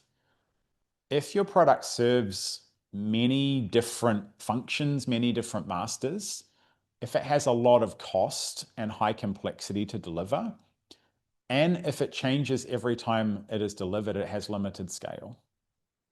Businesses that are described as unscalable often have products that change every time they are sold and every time they are delivered, and they get stuck in a delivery cycle and a sell the work, do the work, sell the work, do the work cycle because of complexity. So limited scale means you cannot have many simultaneous customers, and you can sell the product and the offer less frequently. And it also means that your results and the outcomes that you deliver will be much more variable. And the inverse is also true. You have a lot of scale if you have products that you can have a lot of simultaneous customers inside. They have very low cost to deliver, and they get the same result every time someone consumes them and every time they are delivered. So this product code is from the most complex to the least. And so at the top of the tree, we've got one-on-one or done for you services. So these can be delivered remotely and require the scarcest resource and the most limited one, especially in a solo business, which is time. And services require your time or internal or external resources which have an associated cost. One-to-one, especially nowadays, can be both symmetric, as in you're talking to the person one-to-one at the same time. Obviously, I'm talking in the digital realm via phone calls or Zoom calls, or they can be asymmetric. I do asymmetric one-to-one via WhatsApp. I used to do it via Slack, and I've done it occasionally via Telegram. They are the easiest product to sell as they are the easiest offer to understand. They are also the least scalable product relative to the other ones.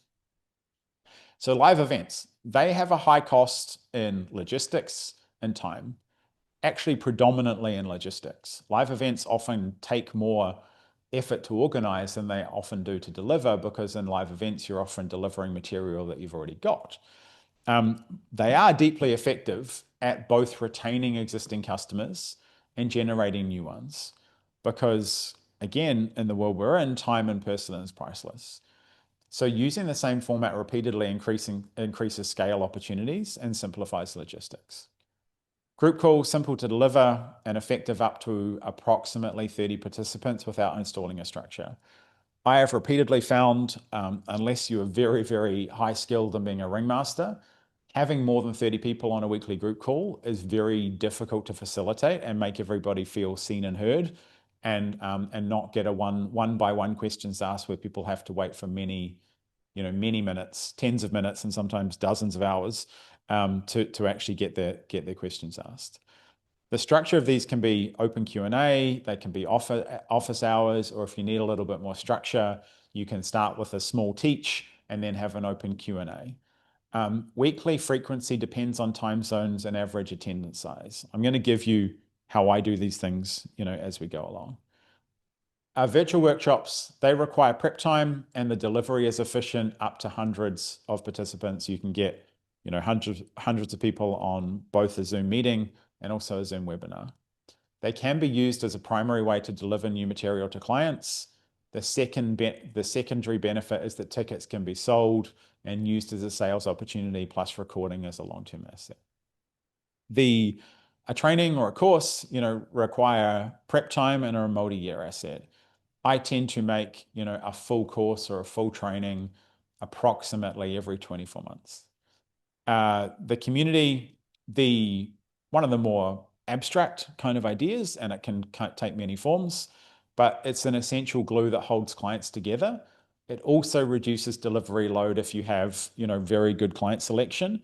If you have clients helping other clients, then it is hugely beneficial glue to hold a community together to enhance results, but also reduce some of the delivery load on you.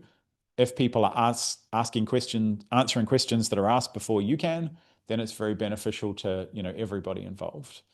And they also provide new content. Communities and the engagement of communities keep people coming back to the platform and the ecosystem that you've built. Tools. This is the probably the fastest expanding, category of them all. It's highly scalable with simple packaging options. You can have spreadsheets or checklists or templates. You can put, if you have physical tools, I've worked with many people in the health space who send people physical tools to help create results, and also testing and some of these components that require a physical component in the delivery of some help.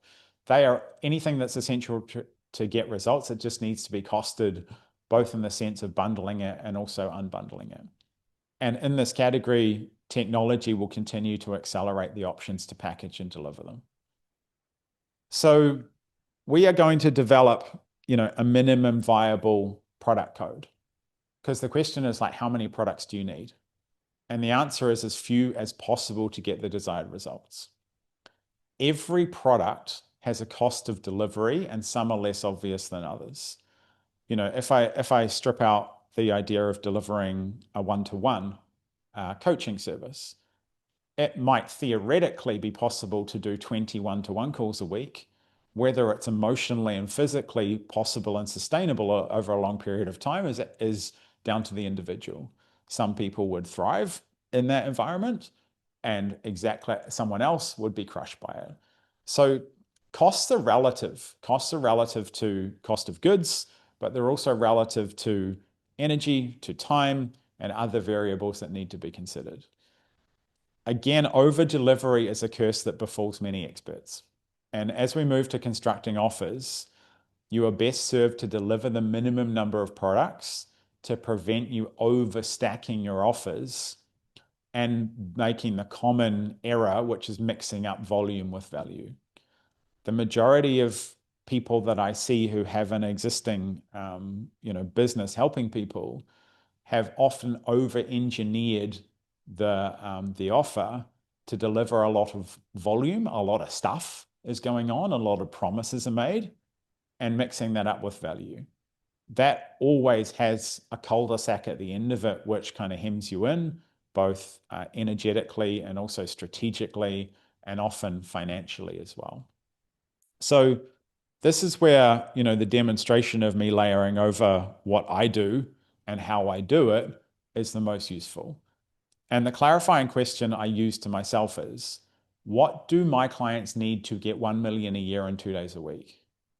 And that forcing function means that I can always bring myself back to focusing on only the products that will do that. What gets people there faster? What gets people there easier? And also what gets people there with more ease in terms of the emotional human component that we deliver in our business. If we are coaching people, we are also supporting people along the way. And even if we're just mentoring, or we're just offering services, or we're just consulting, there is an emotional and a human component that needs to be factored in when we're both designing our products, but also bundling our offers. So this is as complex, as it gets. And remember, this stack and this code drives a multi-million-dollar revenue and profit business, right? I deliver my one-to-one via WhatsApp and Zoom. I have 3 overseas events a year, and I have 3 to 5 events at my home in Bali. They are called the Blueprint. I have a 2-day event structure when I am overseas, and I have a 3-day event structure when I'm in Bali. I run the same playbook for every event to reduce preparation time and reduce the delivery and energetic component. I am delivering in those events 80% of the same material, and then I'm testing out a new idea that I'm interested and excited around, which is usually reframing or re-queuing something that I've already taught or given before. I have a WhatsApp group, and I have 2 weekly calls in the group component and the delivery for people in the Sovereign Society. I hold 2 monthly workshops on a Thursday morning at 7:30. I have Solo OS, and then I have the Sovereign Library, which has about 4 dozen trainings in it. I have the community, and then I have tools. So when selecting and building your product code, you have your client's outcome in mind. So we're starting to look back at the category, we're in, and the people we want to work with, and the type of business that we want to run, and how we spend our time, and what's valuable to us. And we look forward into how we're going to deliver things, and then how we're going to sell the delivery of those things. So when selecting and building your product code, you have the outcomes in mind. Anything that doesn't contribute to the main or the beneficial outcomes is either nice to have or unnecessary. As I've gone along, I've added components that are both nice to have and kind of unnecessary to getting the full result. It is unnecessary for me to get someone a result, for me to run 6 to 8 events a year, and that's just the honest truth. It is fun and connecting and interesting, and allows a level of connection and delivery which I want to cultivate inside my community and also my life. But again, it's not essential to the actual delivery of the result. So your product code in this instance, and the design of it, just has the essentials.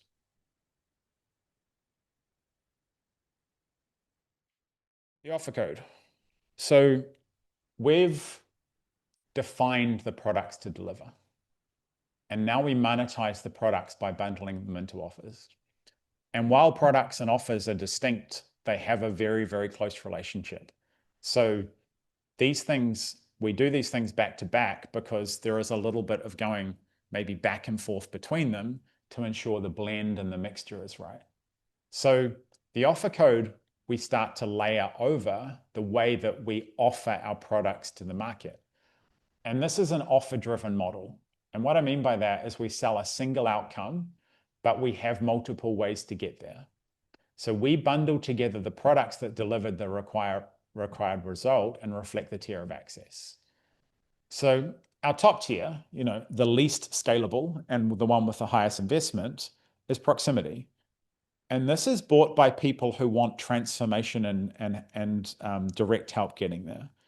Proximity, which encompasses components of one-to-one, of masterminds, if you like, of transformation, that uses all the modalities there, but it sells to a person who values proximity to required results.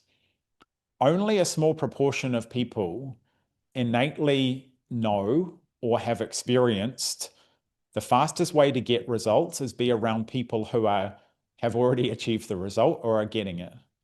They have people who buy proximity have an innate understanding that you actually achieve results almost via osmosis by being around and in the environment that where the results occur that you want to succeed. And so if I locked you in a castle with 5 billionaires for a year, you are very likely to come out significantly richer than you would if I locked you in a castle with 5 broke people, right? If I locked you in a gym with 5 bodybuilders, no matter what you did, you'd probably come out a lot stronger, bigger, buffer, faster, etc., etc. Proximity is power, as the cliche goes. And in our proximity, people who invest in it understand that they're going to pay a high price to be around success, and they're prepared to invest in that both financially, but also in terms of emotionally and usually physically. I'm getting on a plane 4 times in the next 9 months to go and be around people that doing things I want to do, have things that I want to have, are things that I want to be, and inspire me and give me ideas because I receive that via osmosis. And that's how proximity works. Tier 2 is a program. That's bought by people who want a prescription and access to help. That's bought by people who buy into the fact that there's a pathway and there's a process to getting the things that they want. I provide a pathway and a process to getting to $1 million a year in 2 days a week. That doesn't happen overnight. And people who buy programs understand that when they're clearly laid out with a promise, a plan, and a subsequent price attached to it. So those people kind of hover between informational buyers and insight buyers. They hover between kind of proximity. And what you'll find that people who buy into programs is they can fluidly move between these kind of proximity and platform kind of tiers. They'll frequently move between close proximity and information. And they're usually oscillating and they're very volatile in their success. They have good months, they have bad months financially and emotionally. And when the bad months hit, they'll look to scale down. When the good months hit, they'll look to scale up. And so what you find that people buy programs, they have a higher rate of change of moving between those. Whereas in proximity buyers, they very much understand that just being around you or around the people in your inner circle or your close proximity will eventually get the result. So they tend to stay for a very, very long time. Platform buyers, they buy information, right? Platform buyers generally at the lower tier of the market don't have an innate understanding of proximity and are much more cost driven. So they are more pricing sensitive. They are much more change sensitive. They are more volumetric sensitive. Like platform buyers often like to look for buying things that have a lot in them. You know, they might be impressed by the sheer number of videos you have in your training portal, or the sheer number of calls that they can book, or the sheer number of meetings that they can attend to talk about things. Platform buyers tend to be information buyers, and they have an idea that if they just get more information, they will achieve success. Platform buyers have the highest rate of quitting, because if something doesn't generate a return very quickly, they will move on from it. Platform buyers can also be program and proximity buyers, and we call this ascension. So what happens is someone can buy into a platform for, a small amount of money. They'll like what they see. They actually had a goal in mind. They actually wanted to do that, but they were skeptical, or the market says that they've been burnt before, etc. They will start small, and then they will upgrade, and then they will upgrade. I've had, more people than I can name start by buying a platform, a membership, upgrade to the middle tier, come into close proximity, drop back to the middle tier, and then drop back to a membership, right? And that's a natural cycle for a proximity buyer who buys info. In general, platform buyers will be lower ticket. They'll quit more easily, and in general, they won't have specific goals. They'll just look for a lot of training or a lot of access or a lot of leads on and a lot of dopamine to get the next thing. And none of these things are said with judgment. They are just the reality of how people buy, and also the buying type that many people inhabit for the majority of their life. Some people only buy proximity. They only buy one-to-one. Some people only buy path after path after path. I've met plenty of people who go from 12-month thing to 12-month thing to 6-month thing to 12-month thing, and they are committed to that path at the time, but then they switch path. Platform buyers tend to be the largest component of the marketplace, and they will buy in pretty large numbers, but they'll also leave in very large numbers. And you are looking for the ones who will ascend through your products and look to get more proximity to you. So this is an offer-driven model, but it's also an access-driven model. And the access means speed and ease for clients. And the pricing of each level reflects the access a client has. The more access to you and your resources, the larger the investment. You are in the business, doesn't matter the modality, you are in the business of time compression. You helped people do things faster than they could on their own, said another overly simplified way. And you must ensure that the larger the investment, the faster the result is achieved. If people are paying for close proximity to you, you must be able to multiply their investment. And you do that by multiplying,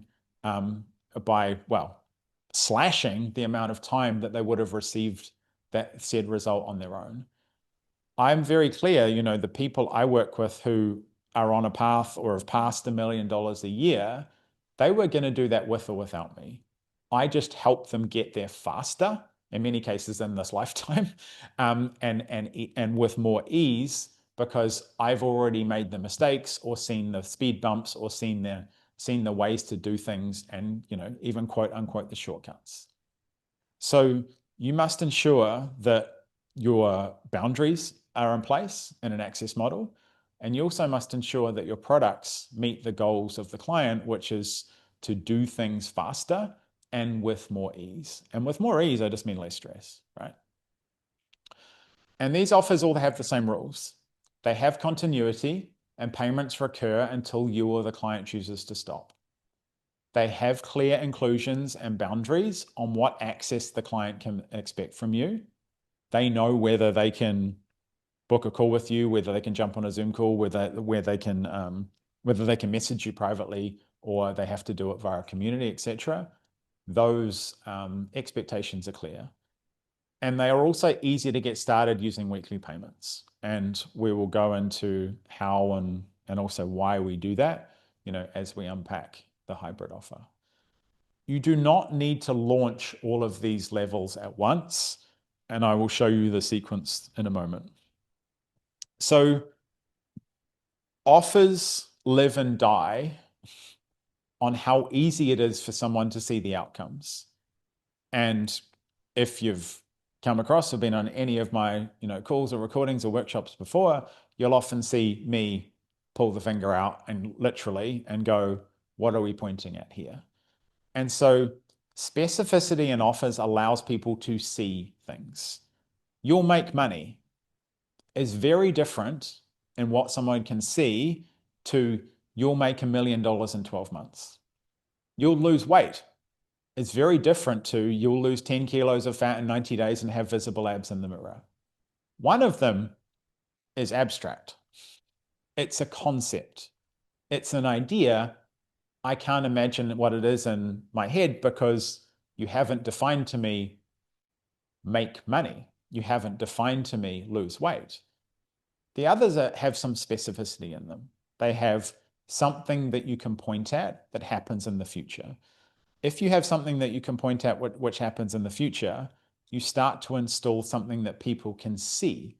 There is literally installing vision, right? So specificity is the image inserted into the prospect's mind. And without it, the offer will need significant selling to convert. And again, that's one of my caveats. Offers that aren't that specific can still be sold. They just require a lot of selling, right? So they require maybe sacrifices that you might not want to make because they might require a lot of content, a multi-step funnel, and you getting on 1 to 2 phone calls with someone to get them to see the thing that you could just be specific about. And that is the cost of non-specific offers. It's not that they don't sell, and it's not that they cannot sell in large numbers. They just need a lot of infrastructure and a lot of steps to happen before they can actually be sold. So specificity cuts down the amount of selling that needs to be done and allows us to sell naturally in this environment with a sovereign brand and a hybrid offer. That means we have content and we have an offer doc. And that's the simplest path, and specificity enables it. So in the previous modules, I talked about modalities, breaking down between coaching and consulting and mentorship and all the different modalities that we can actually deploy. While using them as your whole identity is stifling, they are useful in offers. And there are people in the market who buy certain services at certain times, right? If I'm out there looking for a consultant, I will look for a consultant or a consulting offer, more specifically. And so when I have something in mind, when I already have a solution, I'm looking for a coach or I'm looking for a consultant, then the modalities can be quite useful. So the multiple modalities fit into each tier. And I give you this because this is another nature of the flexibility of these things, because you can fit them, to yourself. The tier one, in the platform component is a membership offer. It is access to materials and it recurs, and that's what people understand as a membership offer. If your market understands membership offers, they buy membership offers, they know how to buy membership offers, you would be wise to call your tier one offer a membership offer, right? Again, in tier two, it's a program. If your market actively goes and looks for mentorship or coaching or consulting, and I do and many other people do, then it will be wise to call the offer one of those things and then signal the other modalities. You can call it a coaching program if people in your marketplace buy coaching programs. If they don't buy them, they don't know how to buy them, which are two distinct things, then it might not be wise to call it a coaching program. So you fit the modality and the description to fit the market that you have in. Tier three, because it has basically everything in it under this model, it can be called a lot of different things. But in proximity, as I said, direct mentorship is something that people will buy. One-to-one coaching is something that people will buy. Consulting is something that people will buy, and done for you services. I bought a landing page design and a book funnel some time ago. I went out there to look for someone who was going to do it for me because I wasn't going to do it myself. So I went out there looking for a done for you service. And them, if they'd called it anything else, I might not have discovered it, and I might not have bought it, and I might not have accepted the offer. So certain categories benefit from using modalities more than others, and this is where your discernment comes in. The example I've given is fitness consulting isn't really a thing, right? Fitness consulting is much harder to comprehend than fitness coaching. So if you're in the market, in or around fitness, you're probably going to call it fitness coaching. Again, there's variables in that. If you've done something significant in the fitness industry, then a mentorship offer might be the appropriate thing. In the proximity, it might be one-to-one fitness coaching, which goes to say that modalities as identities can be very stifling to our creation, but modalities as descriptions and labels for things when we get to offers can be very useful when they fit the market. So I've talked extensively and written extensively about, specificity and offers, which is the primary thing. There is an overarching,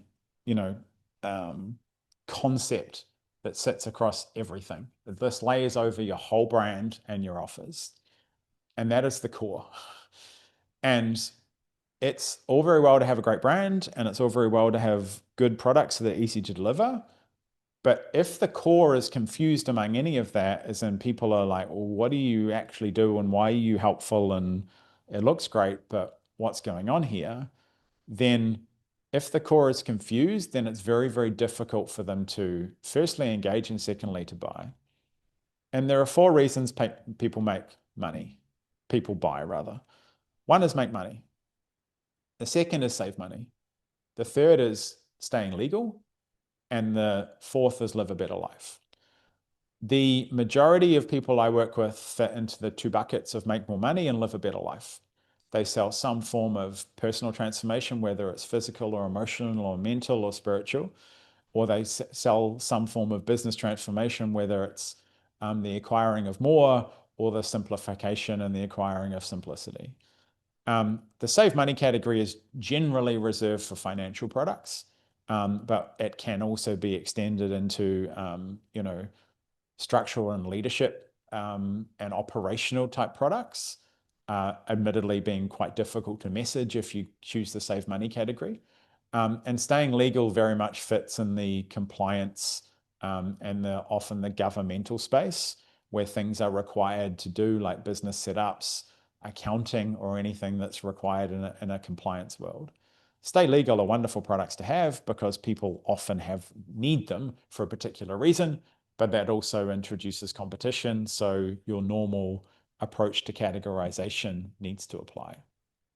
So every brand and person inside the brand, and dare I say it, guru, has a core. And everything else is a benefit. And the interesting thing as you go along is that you can have a core, but you can have a lot of benefits around it. But they are just that. They are benefits. Personally, I solve for making money. I talk a lot about money. I help people make a lot of money. I also have a lot of benefits that come around with that.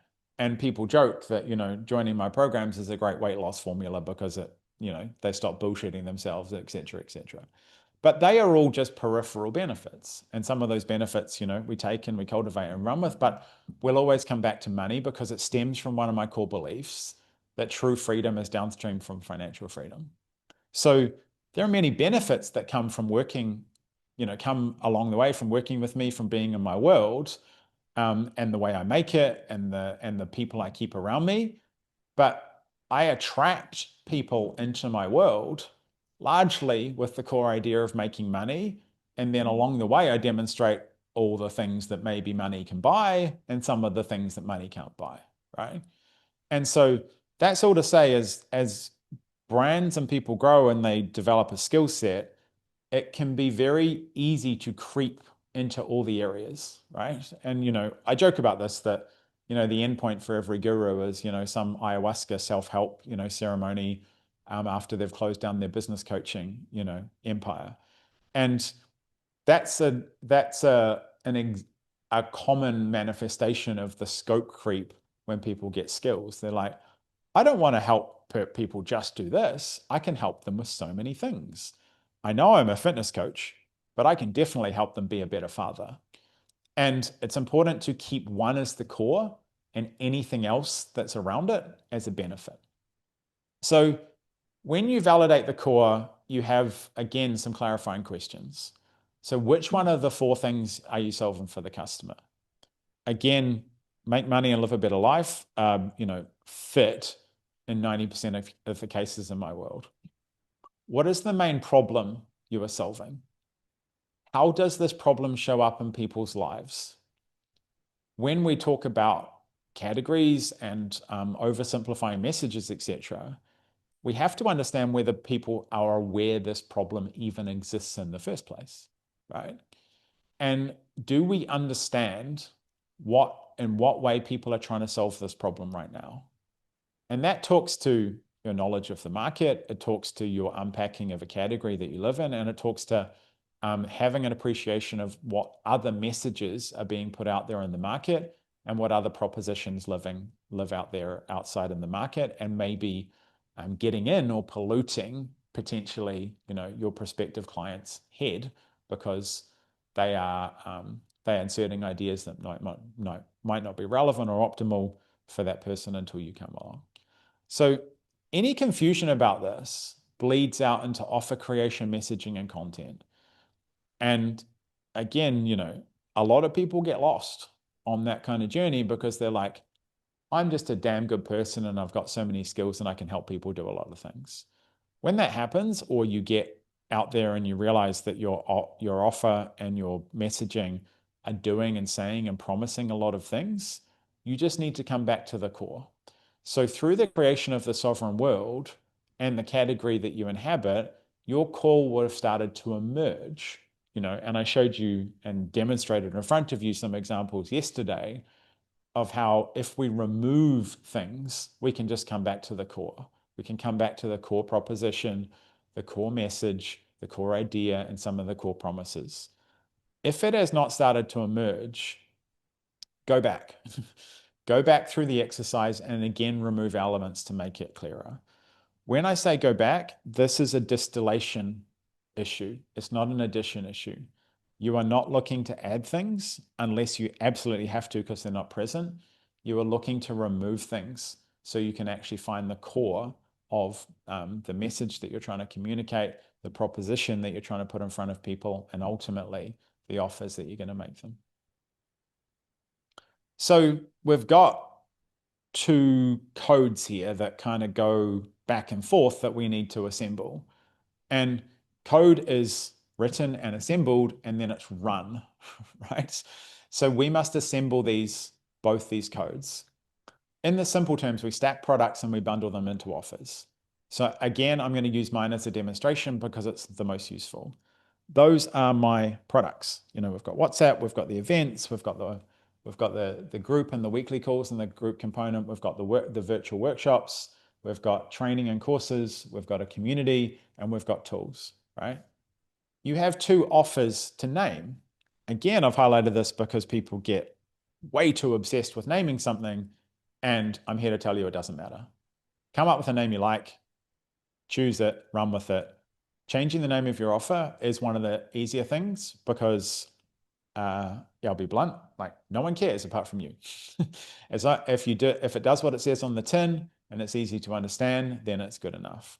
So you need to name one now and one later.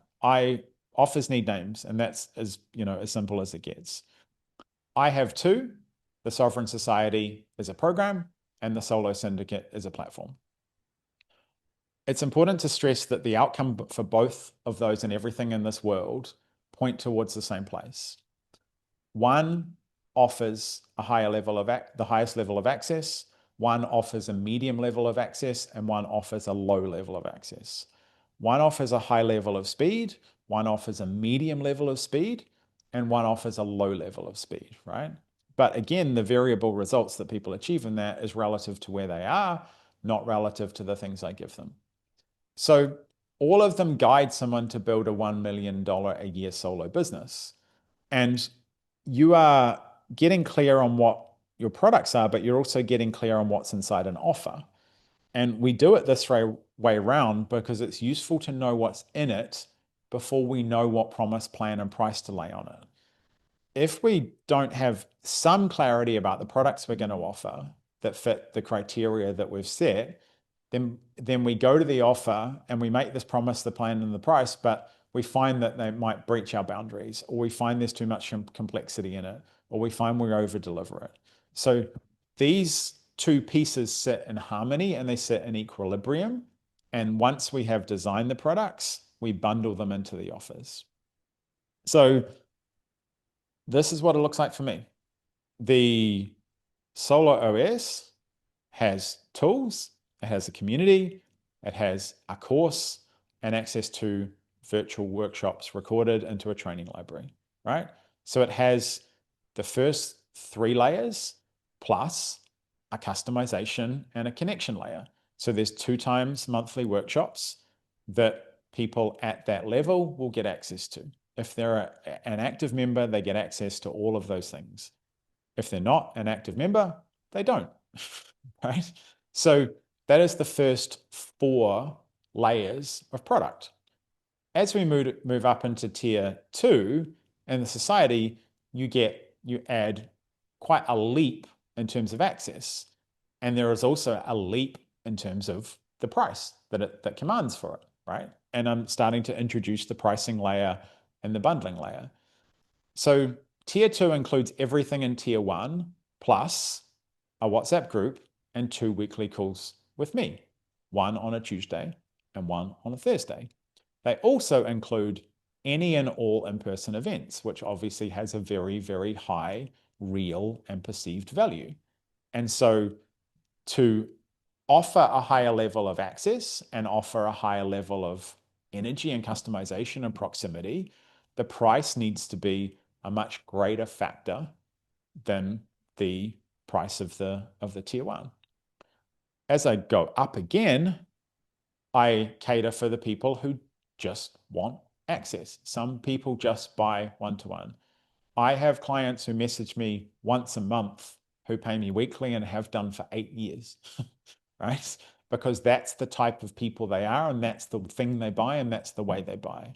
So tier 3 in proximity, to me, I just add on one-to-one, right? There are some peripheral benefits that I've added. Like if those people wanted to come and spend a day with me in Bali, I would make that happen, right? There are some off market, again, things that I have added that I go along, but again, in the product stack, they are not essential to get the result. They are just, as we go along, they are nice to have, and they're beneficial for both me and the client.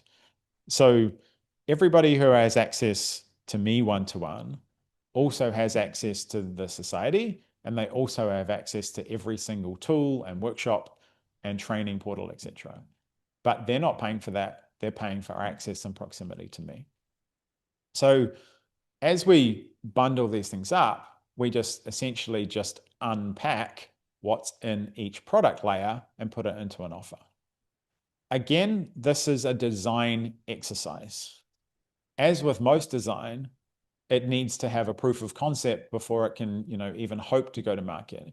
And you don't need much in the product and the offer code to actually move to creating an offer.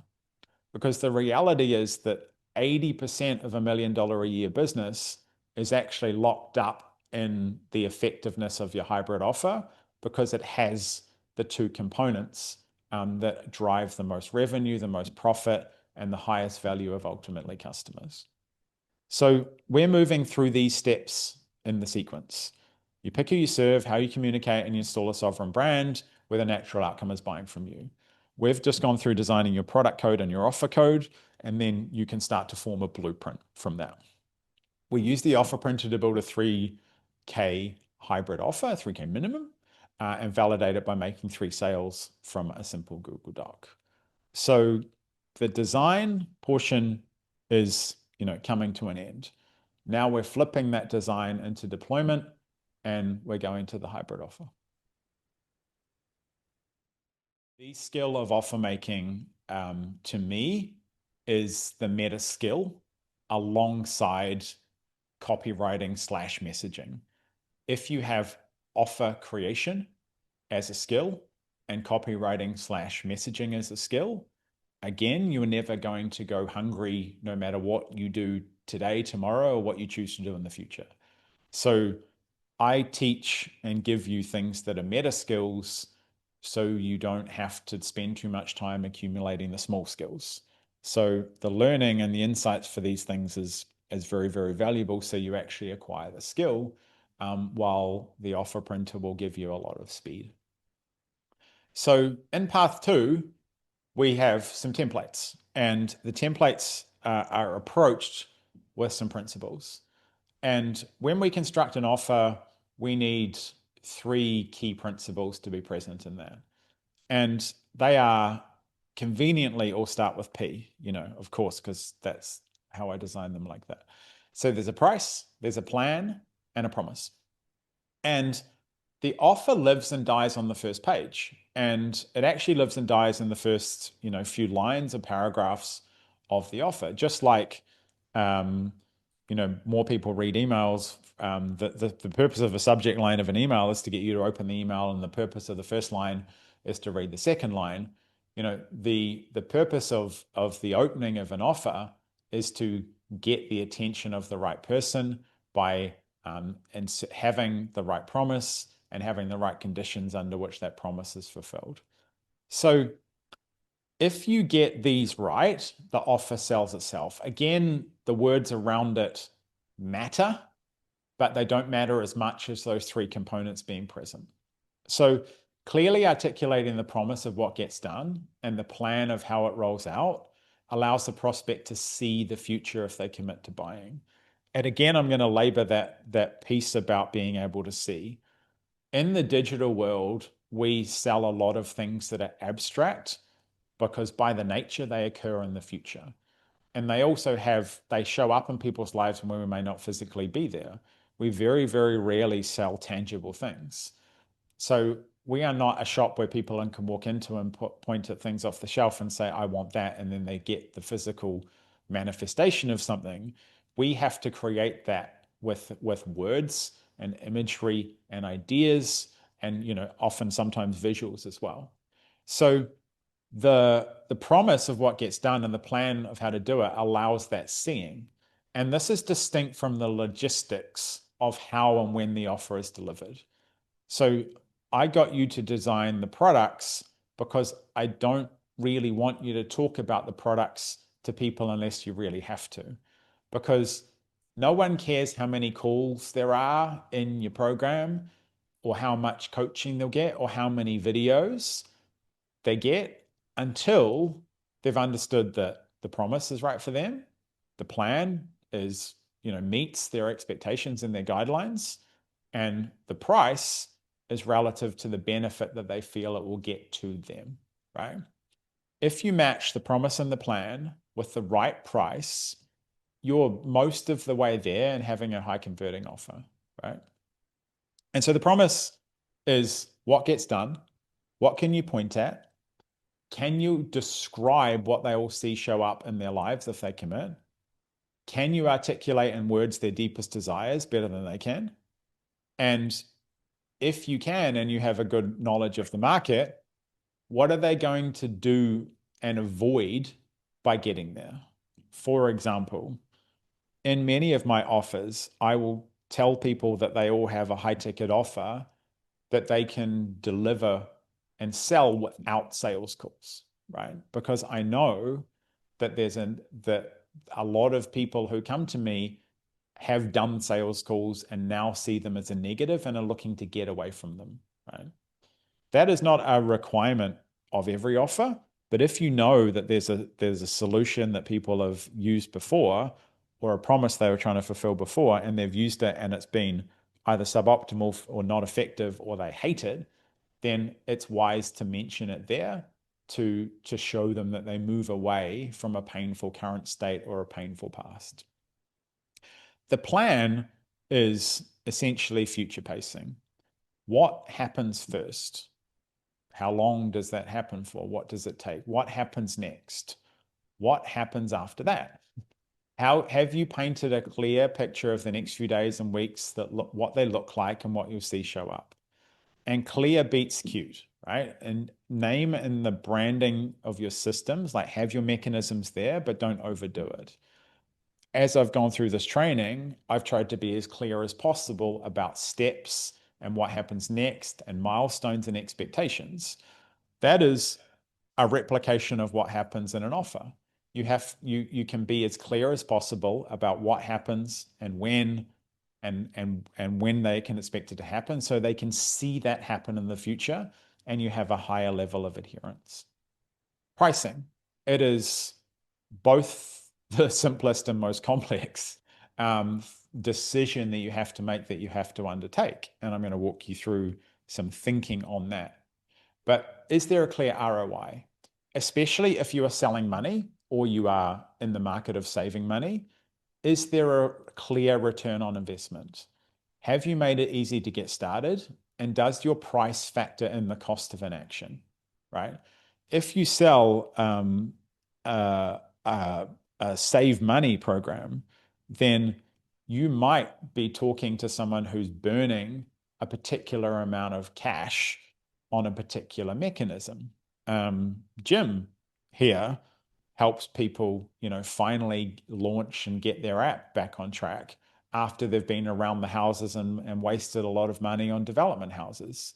So that's a kind of, fits in the save money category indirectly and possibly even directly, depending on how he messages it.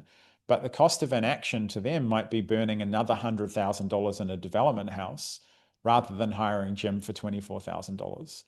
If you can present the cost of inaction to people, it's one of the more difficult things to present, but it's one of the most effective sales mechanisms that you can have because there is direct contrast to what they're already doing and the cost of them continuing to do that.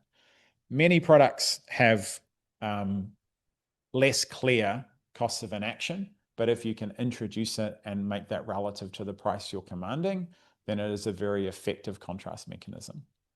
The other piece with ROI is return on investment is relative to speed. The faster something comes, the higher it is value, the more it is valued. Getting $100,000 in the next year is significantly less valuable than getting $100,000 in the next month, right? So there is a factor of both in terms of time, but also both in terms of return, but also the time that returns happen over. And as with most things that exist in human nature, the general component is the faster the better. We do and say all these things because we only talk about features or products inside the offer as and when is necessary. No one really wants to watch 54 videos and attend hours and hours of calls every week and do constant planning and redo things. And many offers are failing because they're indigestible rather than lean and specific. In the vast majority of offer cases, telling people everything that's in it is more likely to kill demand than enhance it, because it feels difficult to digest. Because if you mention the components in there, that there's 50 videos and 20 calls a week, then there is many people will believe that they have to adhere and consume those things, A, to get value from it, and B, to actually get the result.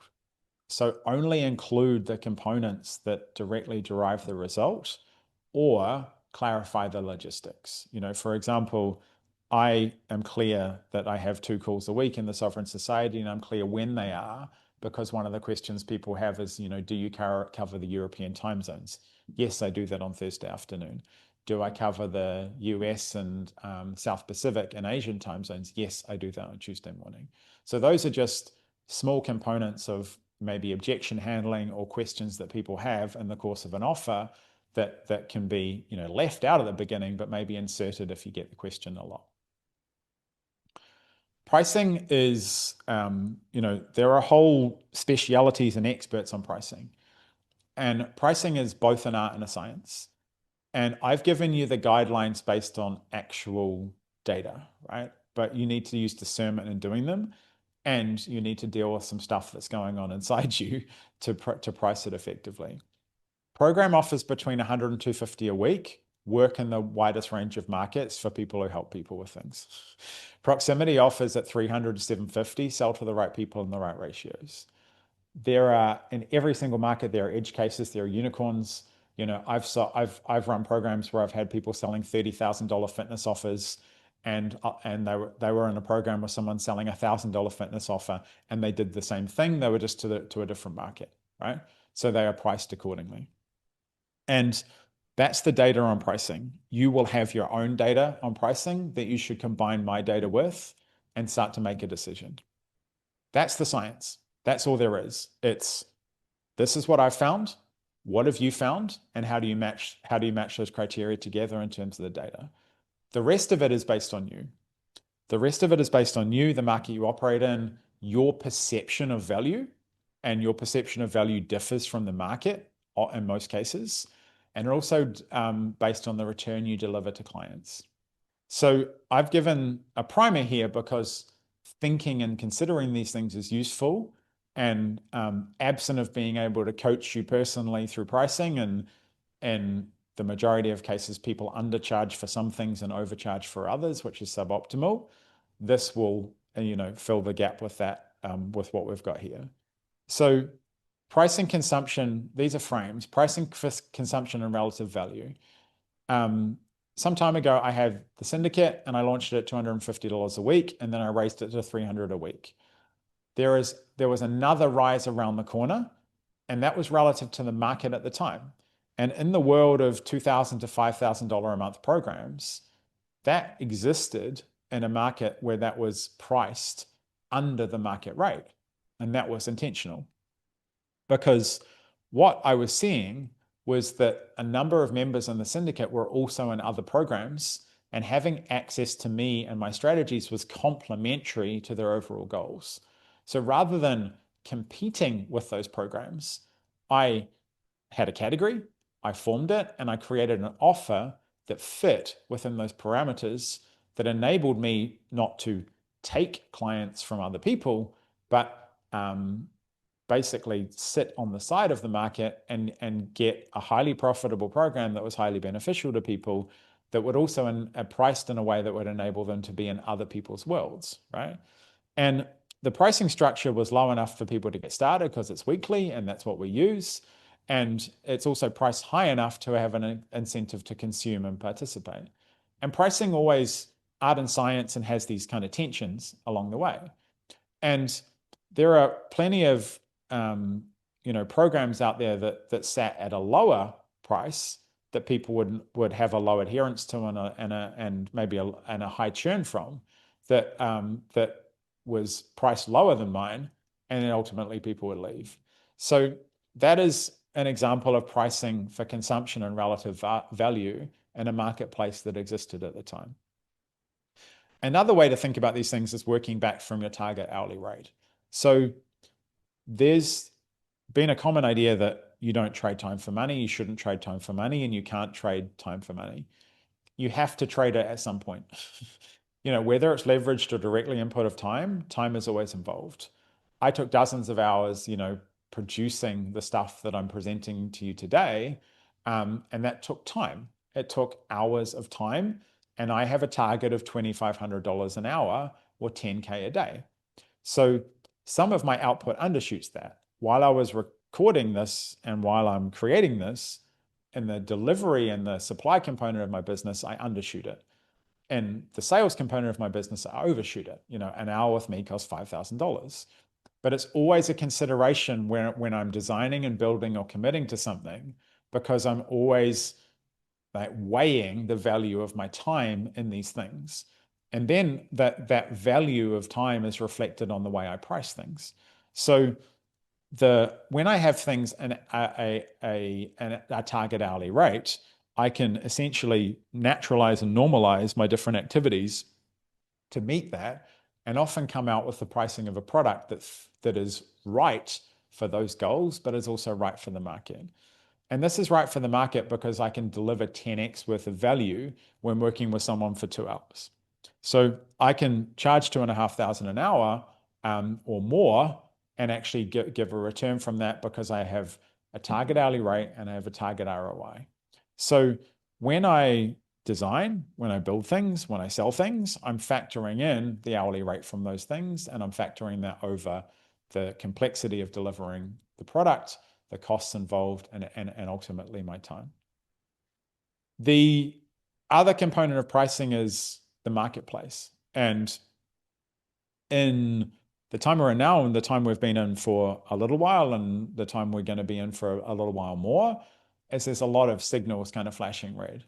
Spending is slowing down, and a lot of your clients' clients have less money. And if your clients' clients have less money to give you, there better be damn good reasons to do it. And what this means is there's a flow through with, as people hold on to things tighter, it's not that the money flow stops, but it ultimately slows down. So pricing can be one of the pieces that we can use to increase the velocity of a sales cycle, right? And so what you don't want to be is in the middle of anything. In economic contractions, or when things are a little bit harder, you want to be the most expensive, or you want to be the cheapest. And so I wouldn't want to have, a normal $2,000 a month program these days where it's just a course and a community. And plenty of them still are like that. And I wouldn't want to be there in the next 18 to 24 months. So it's optimal to be at the top or the bottom. And that's why I choose both, right? I have low ticket options and I have very high ticket options. I have inexpensive products and I have a relatively inexpensive, membership and platform. I have high priced products and consulting and partnerships. They all offer extreme value respective to the people they serve. So pricing is one of the most valuable mechanisms to optimize in a business. And I think what's like misunderstood about pricing is that not all products and offers necessarily exist purely to make money. The reality with, say, the events that I run for, the society, is that they actually cost me money to run. But the trade-off is I spend time with people that I enjoy, and those people spend more time with me, and subsequently over the long term, they are very profitable. In the immediate instant moment, they cost me money. So they are products that even if I sell them on the market at face value, if I sell tickets to them and I unbundle them, they will actually lose me money immediately, but I will gain over the long term. So pricing is, is literally in the first instance the dartboard. It's where do you start? Where do you feel the price? Where have you made the scientific decisions based on the data that I've provided and the data that you have? And then you come back to a place where you feel relatively comfortable about it, and you go out into the market, and then you get more data, and then you go back to the market to ultimately achieve the price. So the emotional umbrella that's sitting all over all of this is the emotions. When you price things and when you come to the point of asking for money, your relationship with yourself and money will not only drive, but it will dominate many of your pricing decisions. I have personally witnessed over and over again the discomfort of people repricing their products when I run up into their emotional stories or their past relationships with pricing or money, or even their childhood stories around how they price it. So use the data and then apply the art, and then collect more data and apply more art. What you will find is that you will find a happy place for pricing all your products, a place that you might have some initial discomfort over, but ultimately the pricing will land in the right place when you deploy the whole model, and they all contribute to each other. So I wanted to take you through an example that wasn't me, that is useful and eternal as well, because this offer, at this stage has been running for over 2 years, and has become more and more successful, not through addition, but through refinement. And that's from Janine Garner, who's, at $1 million plus run rate, and has, through the course of that, been selling Elevate, but on the road through that, she's eliminated sales calls and some of the things that were, in the way of getting this offer to ultimately made more offers and more people, which is the way you make more sales. And this is a really, really, again, an exercise in simplicity. It's very, very clear what the promise is. You get 5 prospects every month, securing at least 1 high value client, and then the frequency of that every single month. It's clear how long it's for. And then it's very, very clear on what they're committing to in the initial roadmap. So it's future pacing them on the plan. First, you develop the client roadmap, and this is what it does. Then you develop the product roadmap, and this is what it does. Then you spin up the IP generator system, and this is what it does.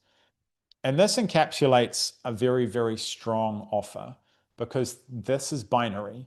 You either buy into the fact that these things are going to happen over that time frame, and these are the steps you're going to take, or you don't, because either it's not right for you, or you don't believe in yourself, and very rarely it's because they don't believe in the ultimate service provider.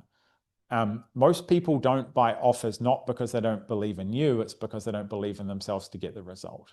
And you will shake out those people very, very quickly with this style and this template of making offers. So if you want to craft an offer by hand, your next task is to craft an offer using a simple Google Doc.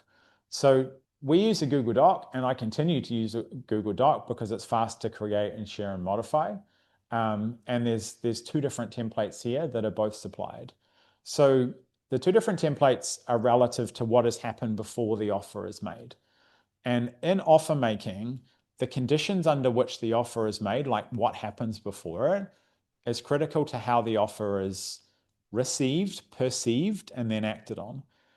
If your audience is familiar with you, if they're familiar with the problems you solve, and you've produced adequate content that talks to those pains and problems and the proof around them, you can use a very simple template, which does what it says on the tin. It has a price, it has a plan, and it has a promise ultimately contained in it.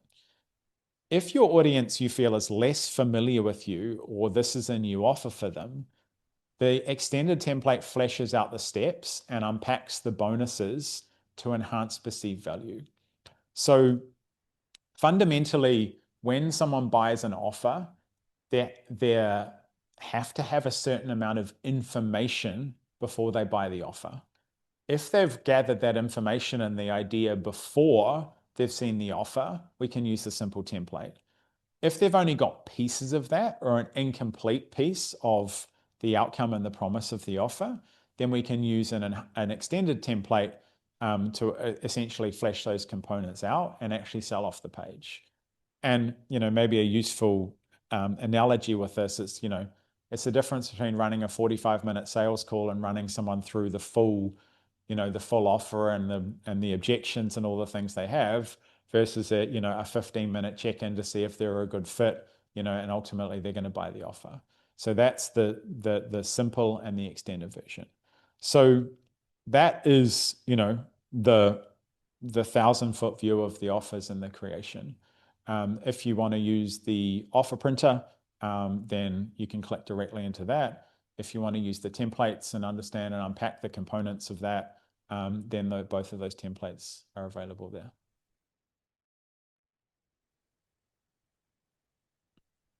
Hey, Steve.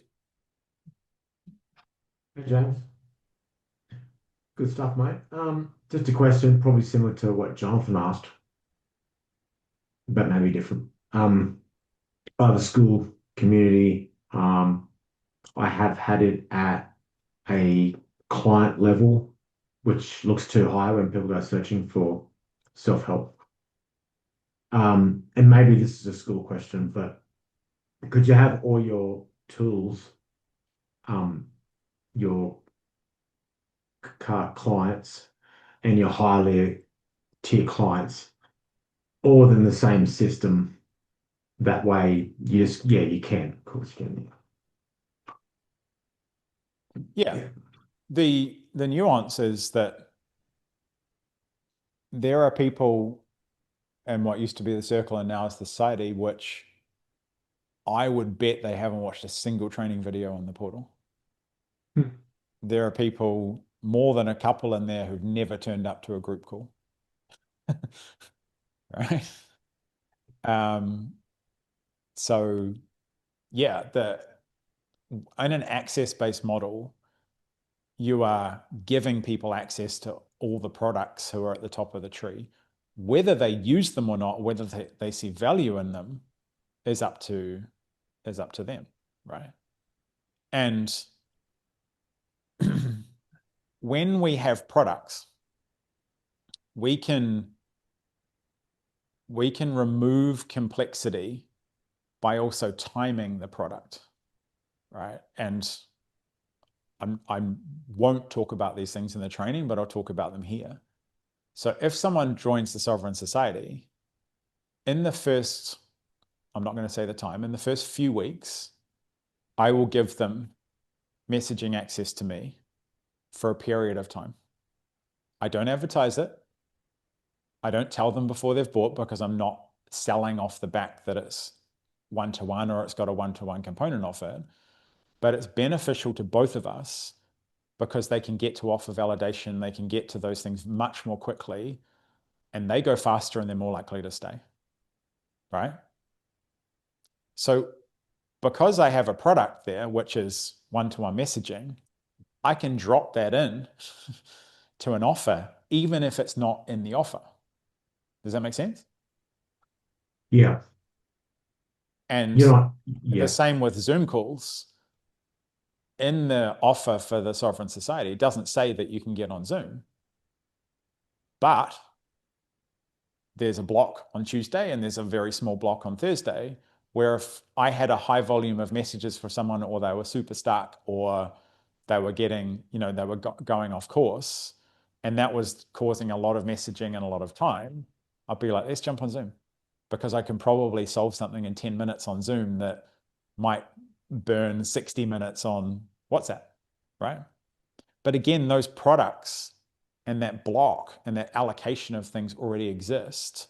And so I can move them around, not even in the course of making the offer to sell it, but in the course of the delivery, because I got flexibility in there. If I've got a Tuesday and I've changed the call times, but between 10 and 12, there's a time there for calls. that I get on Zoom for. So sometimes most of the time there's nothing, but if there were 30 minutes in there, that's just there because that's the time allocated for it. So that space can expand and contract because the product exists. And you can lock off courses within the classroom in your school for those who are wanting to get something off the shelf. Yeah. Yeah. Cool. But Thanks, Matt. again, it's the ease and the access to. Whereas someone who is at a community level, they have to work through the course, and they have to work out where to go through the course. They can go through it linearly, but they'll have to work out themselves what to go back to. Right? Charade will help them on a Monday, but in terms of direct them. But if you're got messaging access to me and I've got a training, I just go, here's the link, right? You don't have to work out which of the 10 videos to watch. I'm like, just go and watch that and grab the template from it and then do this and then ping me back later, right? People are paying for that time compression. They're paying for that, like, do you have a template for this? Or what do you do that? Because they're paying for speed and ease. I would never get someone in the is this true? I would never get someone in the sovereign society to start from a blank page on anything, because I give them a primer or a template. And if necessary, I get on a Zoom and like, let's tackle the promise. You got a new offer, or this isn't working, or whatever like that. Let's start from that, because they're paying for me to give them energy from the past, which I've already solved the problem or created it, right? But the model allows for those things, because at my fingertips, I've got so many options and solutions, right? Again, unpublished. Like, there's a quasi done for you component in that, which is like, Alex, go and install that funnel on Valentin's high level. Go install the daily client machine on that, right? Again, unpublished kind of bonus, but time compression.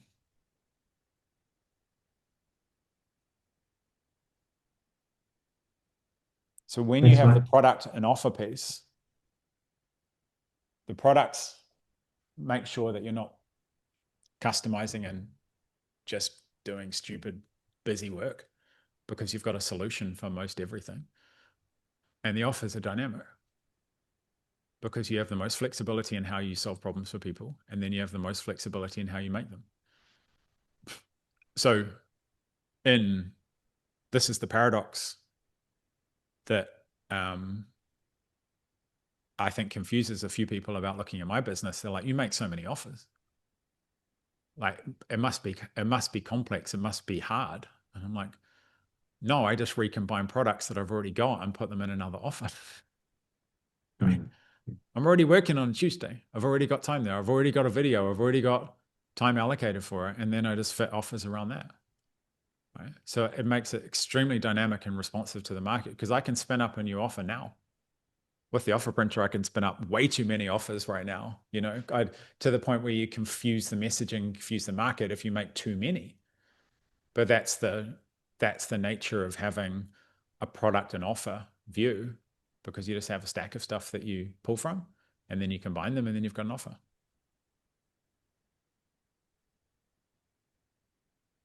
Make sense? Yeah, man. Cheers.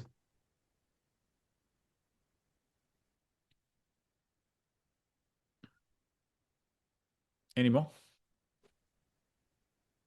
James, Hey. hey, I'm happy to be here. So you started this call by saying this is not a business model, but this is a model for creation. And you used you used an example of one of your clients who doesn't want to do a lot of the things that you usually put into your model, like who wants to just have 10 clients, who wants to, all of that. So it also seems that, okay, what we're doing here, what you've given us here is an operating system and a way of assembling something that works to our own style. And I don't want to get to a spoiler, but and you're giving us a lot of formulas, but how do we how do we begin to assemble that? Do we start with what we want in terms of a result, and then understand the products, and then like what is the skill in assembling this model for ourselves, custom fitting it to our own needs? So what have you got? What have I got? Mhm. I'm starting with a blank slate. Cool. So So what skill have you got? what skill have I got? Yeah. Just listening, just Okay. allowing myself to sit and understand somebody, understand Mhm. what they want, and kind of shape them towards like figuring out what they know they want, but are blocked in accessing. Okay. Why are they blocked from it? They might be afraid, or they might have ideas in their head of like how things are supposed to be. Mm-hmm. And what if they're blocked from accessing this? Once they access it, what do they get on the other side of it? They unlock that creative energy, like something that is. And what do they use that for? To create whatever they want, to create And whatever. what do you think they want? Because this is where you need to have a hypothesis, right? Because Okay. the utility, by nature, the utility of a skill is, quite general. Like, I can help people with what? And then the with what are they going to do with the what? And the doing part is already there. I unlock my energy so I can find a new partner. I unlock my energy so I can leave my job and start a new business. I unlock my energy so I can get back to the workforce after being pregnant, right? So when we have a clearer view of where what sandpit and sandbox we can play in, we can start to remove options to find the core of the proposition, right? And the core of the proposition will always come back to helping someone get what they want, or helping someone solve a problem that's in the way of them getting what they want. And that the origin point of almost everything is who. Who are you? Who do you want to help? Because those things have a resonance in it. Because you might not give a shit about helping someone start a business, but through past experiences or familial experience or environmental experience, you care deeply about helping someone unlock something so they can get married, right? It's a relational live a better life offer, whereas the other one's a make money offer. They both involve listening. They both involve unblocking things and creating a better future, but they both diverge off very different paths. And there's one of those paths that you can remove, so the other one is more obvious.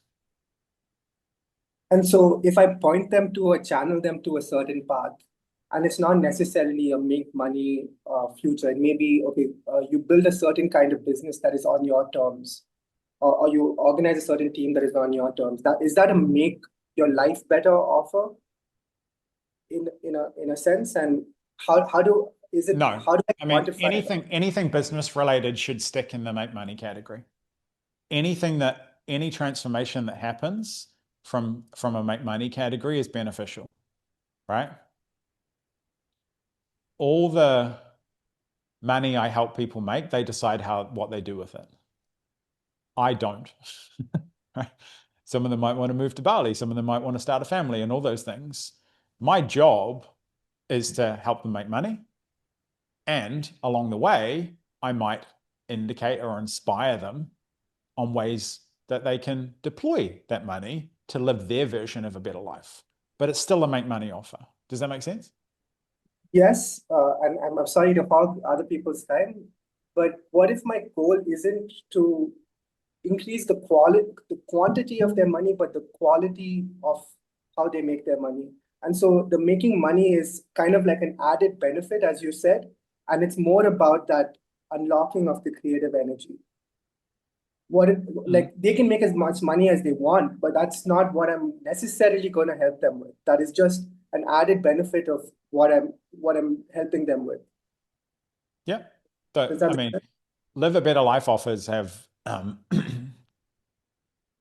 bigger market opportunity than make money offers, because most people want to live a better life on one dimension, whereas only some people want to, or have the inherent belief they want to make money. So live a better life offers with the byproduct of having more energy, time, love, whatever currency it is to make more money are very, very valid. I work with a number of coaches, addiction coaches or even manifestation coaches, which don't necessarily promise money. But one of the byproducts of them solving the primary problem is those people get more money. But it still comes back to the primary problem, and some of those benefits are definitely signaled along the way. And what part of pre-packaging, a category and an offer is largely deciding which outcomes that you want to deliver and which ones you care about. I don't care about people saving money. I don't even particularly care about people being, hyper vigilant and, hyper legal, because I don't have enough understanding of the different jurisdictions that people operate in. So I just, ignore those kind of pieces. But what I do know is I've got a version of sovereignty. I've got a model that feeds it, and I've got a life model that, that can indicate to people what's possible if you run the business model alongside it. And so those combined ingredients means that I just remove everything else and I focus on that. Thank you, James. Just like, we went through with Jay yesterday, the answer is 1 or 2 layers deeper or 1 or 2 layers further than most people ever go, right? If you're going to unlock my creative energy, can you tell me what I'm going to do with it? Because that is the thing that attracts people. It's unlocking creative energy so you can. And the so you can is your job to choose, so you can clearly communicate it to them. Otherwise, you'll never get to unlock anyone's creative energy, because going out there and says, I'll unlock your creative energy is a wish, it's not an offer. Yeah. It's a desire, it's not a promise. So I'd cynically say, for effect, that most people lack vision, right? People don't know what they don't know. And so a big part of offer making, a big part of branding, a big part of positioning is actually deciding and pre-packaging outcomes that are desirable to people and going, do you want this? Do you want to unlock your creative energy so you find a partner in the next 6 months? Yeah. Nah. Right? And one of the other things I say a lot is offers are binary. The best offers are binary. And what that means is the best offers are easy to say no to. Because you could go up to someone and say, do you want to unlock your creative energy and find a partner in the next 6 months? And they're like, I'm married. No. Right? But that's useful and healthy, because you don't have lots of maybes. Oh, this is nice. And unclear offers and unbinary offers have lots of people circulating around them going, this sounds great,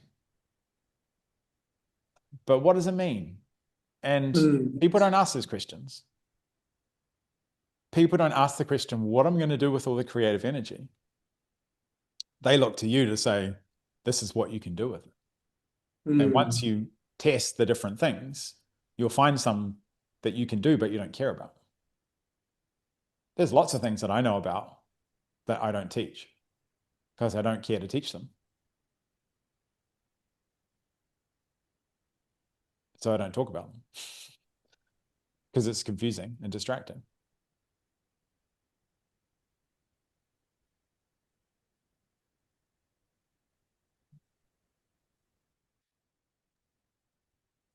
Thank you.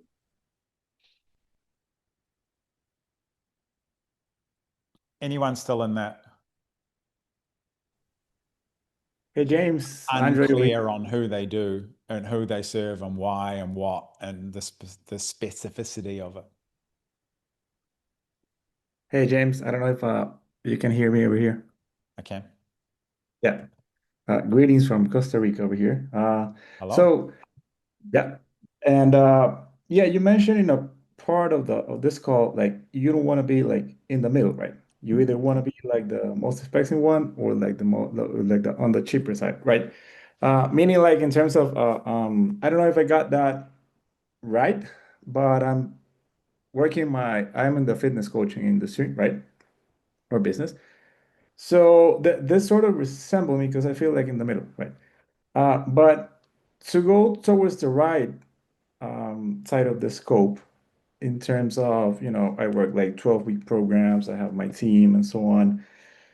But in the current social media thing, how would you differentiate yourself from others and make yourself like stand out a little bit, given that with the time we're living nowadays, is probably like everyone tells you like you gotta dumb down the content. So I feel like I have If you're like selling to dumb people, you do, yeah.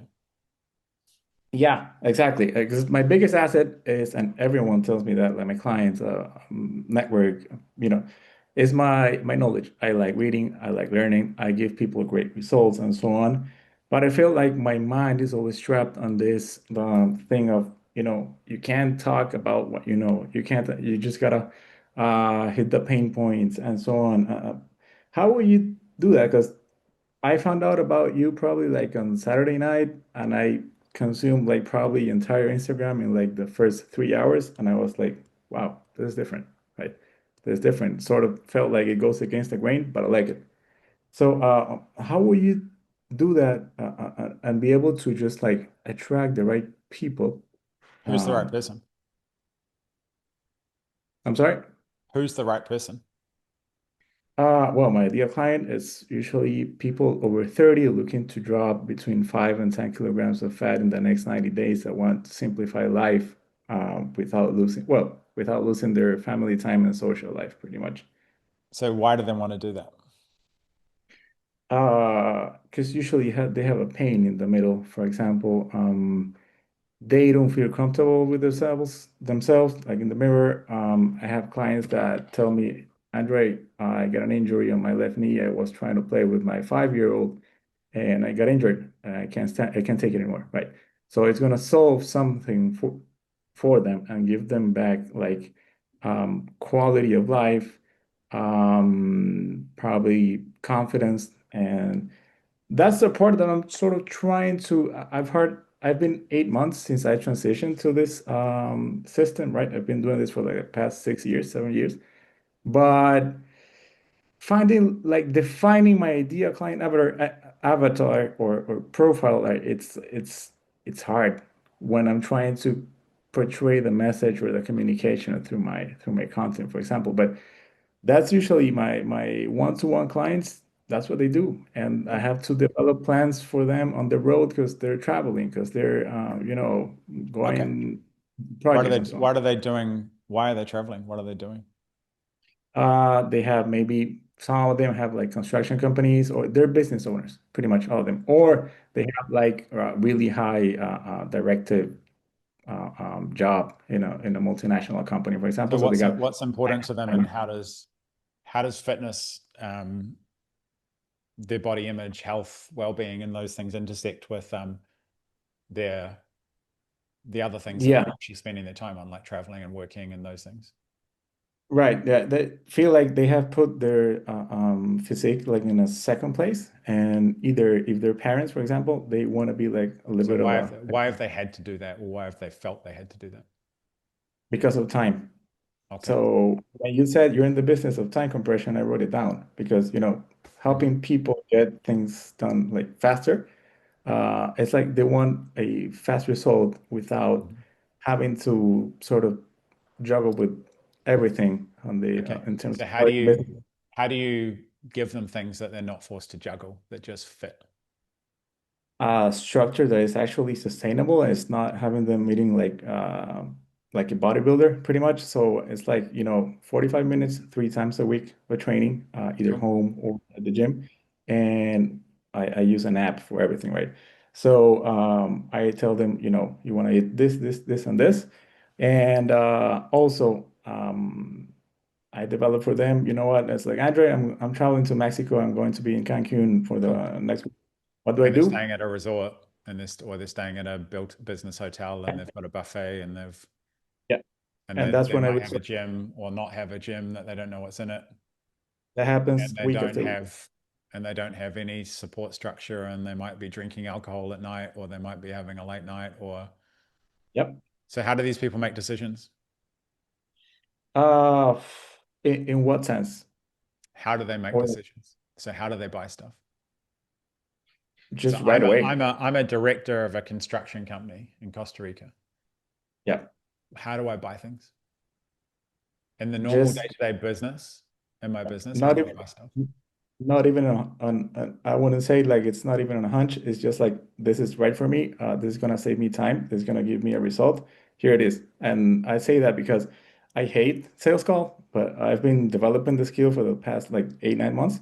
Mhm. And That's they good. are usually my right, like my ideal client is usually the pretty much takes the call just because he's already made up his mind to like, yeah, that's what I want. Cool. So what has caused them to make up their mind? What has caused them to finally get help? Because some of these people would have been overweight for a decade or more. Right. That's the part I'm trying to figure out still.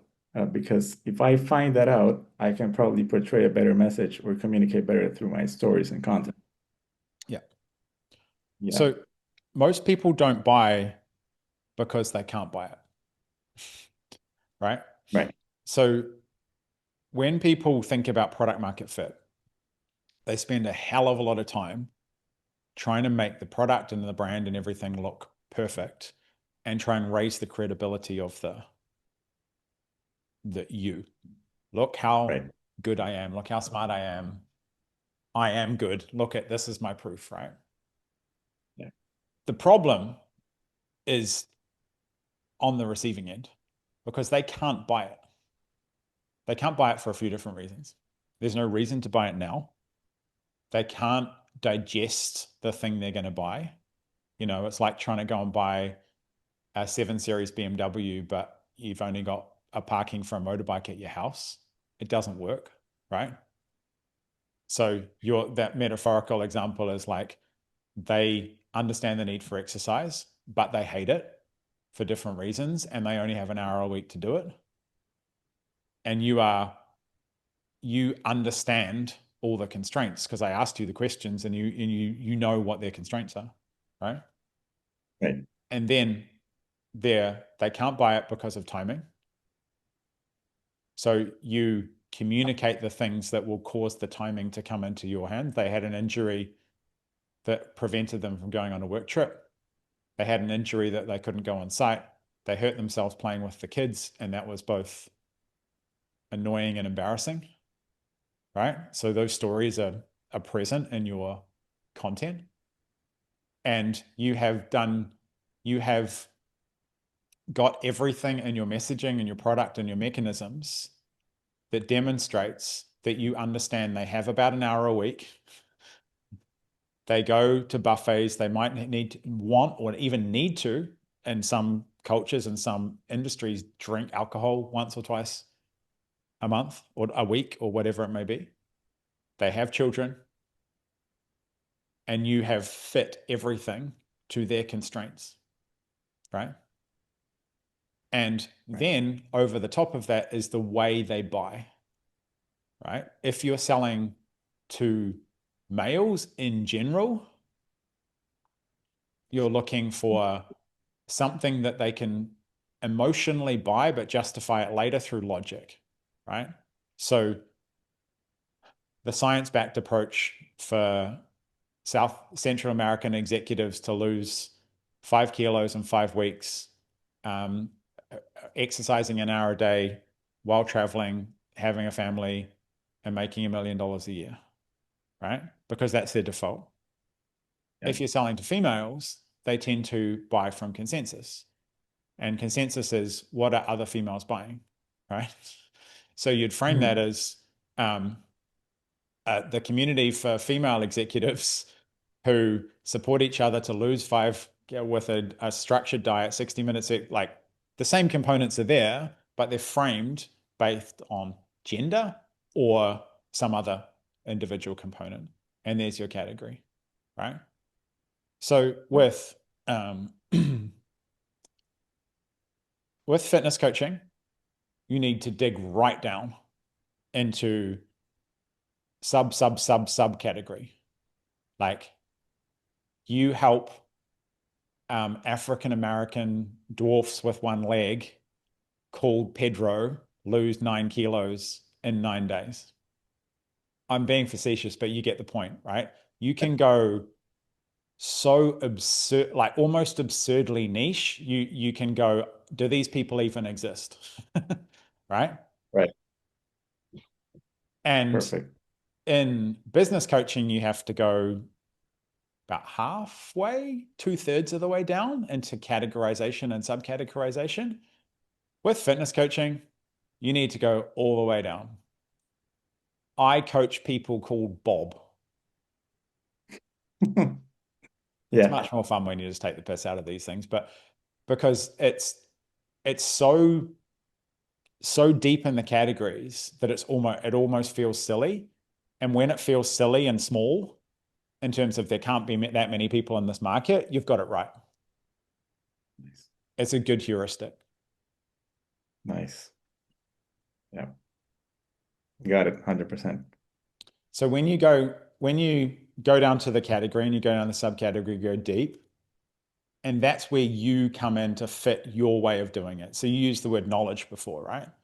So Right. your content might be very demonstrative, very science-backed, and those kind of pieces. So that might be your frame, and everything is very logical. And the proven science-backed approach, don't use the word proven, it's terrible copywriting, but the science-backed approach, the modern way of doing it, et cetera, it's very clean, it's very logical, it's not cheerleading, it's not motivation, it's rah-rah. It's like, listen, your life's a jigsaw. I've got these 3 pieces that fit into it perfectly. This is the support I give you. I understand that your primary constraint is time, not money. So therefore, in exchange for me giving you something that fits your busy schedule, I'm going to charge you a lot of money. People who have little time generally have more money. People who have lots of time generally have less money in the broad paintbrush of capitalism. People with no time and no money are in big trouble. But that's that's another category that exists. But those two things are relative, right? And as I said before, people pay me a lot of money to not go searching through 10 videos just to be told that this is the one and this is the template and this is the byline, because that searching through that portal could take them 15 minutes and then an hour of wasting their time. That hour could be worth thousands of dollars. So giving me a portion of that actually makes all the sense in the world to that person. They don't necessarily calculate it like that, but people who understand the value of their time or have a concept of it in terms of time, money, the relationship status, and all those things will pay large amounts of money to get time back. So while I am in the market of making money for people, with people, I'm also in the marketplace for people with money to save time to make more money so they can have other things, etc. And that seesaw goes on. Does that make sense? Absolutely. Way more than I thought. Thanks for that. Yeah, it's all, again, repeating from yesterday, it is distillation and removal, right? And Yeah. unfortunately, or fortunately for me, because I just look at it, everything from the opposite direction, because it's done very well for me, is that the automatic search that you go on is like, what do I add? What do I need to make or build or create, or those things? And the reality is, just with a conversation together, we can clear away, because I ask you questions, you give me the answers. Like you know all the stuff, right? I didn't like give you anything and like, oh, it's over there and those people. We just remove some stuff. And if I can, most everybody here is in the same situation. That concept of just distillation, removing the impurities, and the variation is how far you need to go down. And, another heuristic is the bigger the addressable market, the bigger the potential market, and fitness is probably one of the biggest. The world's fat, right? So especially the Western world with money is fat. So there's lots of opportunity there. There's literally a billion customers there, across the category, the top line category. If the market is wide, then you have to go really deep. If the market is really narrow, you don't have to go very deep. Got it. Super clear. Cool. Yeah. Thanks. Yeah. How many fitness coaches are here? Because I could see on the gallery a few people nodding their heads.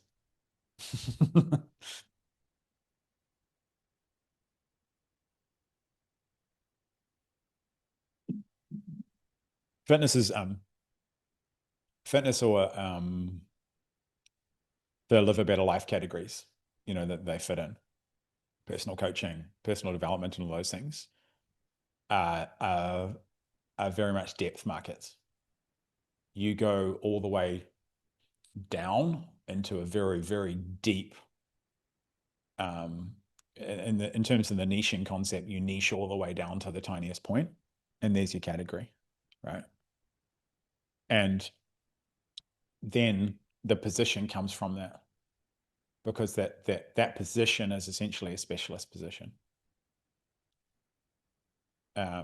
Ashley, who was in the syndicate, she was at 1,200, 1,500 a month for like one-on-one fitness coaching, just from categorization into executives in tech companies, right? Because that she's a professional, semi-professional athlete, so that transfers across in terms of credibility.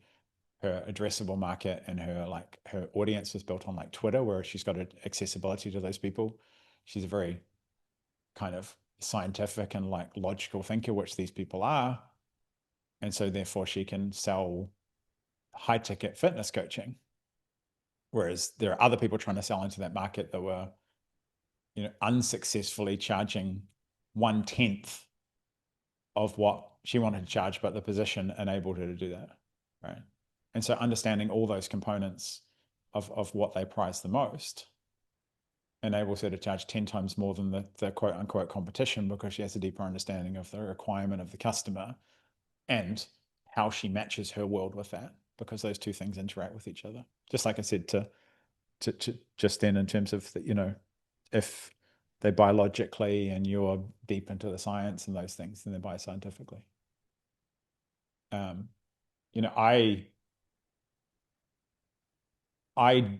One of my positioning things is I don't do anything really short and snappy and clickbaity and those things. I write clickbaity email subject lines and clickbaity ads, but my content is like, I say what I need to say. So I do that to repel people who are like, I need to make money tomorrow. I don't have time for all this like talking stuff. Like, give me the answer. Give me, right? So I naturally am pretty deep on topics and subjects, and I'm very curious, and I have a lot of insight to share. So I talk as much as I need to talk. I write for as long as I need to write. And that has a forcing function of people are forced to consume and go down and go, oh, there's actually much more depth to this than I thought. It's not just another, I'll get you, 5 to 10 high ticket clients and blah, blah, blah, blah, blah. They're actually like, oh, there's some nuance here. I like nuance. This is interesting. I like learning things. I like acquiring the skills, but I also like making money and not working that much, right? So part of the model, that the thing that I try and show in the presentation of things, and what I'm doing both publicly and in private here, is that I don't take shortcuts into easy tactics and little and like massive giant promises and those things. Mind you, a lot of people think I'm out of touch on that, because a lot of people think that like building $1 million business is like really hard and it's gate kept and all those things, but I don't share it. It's just skills and structure, and then commitment. Any more for any more?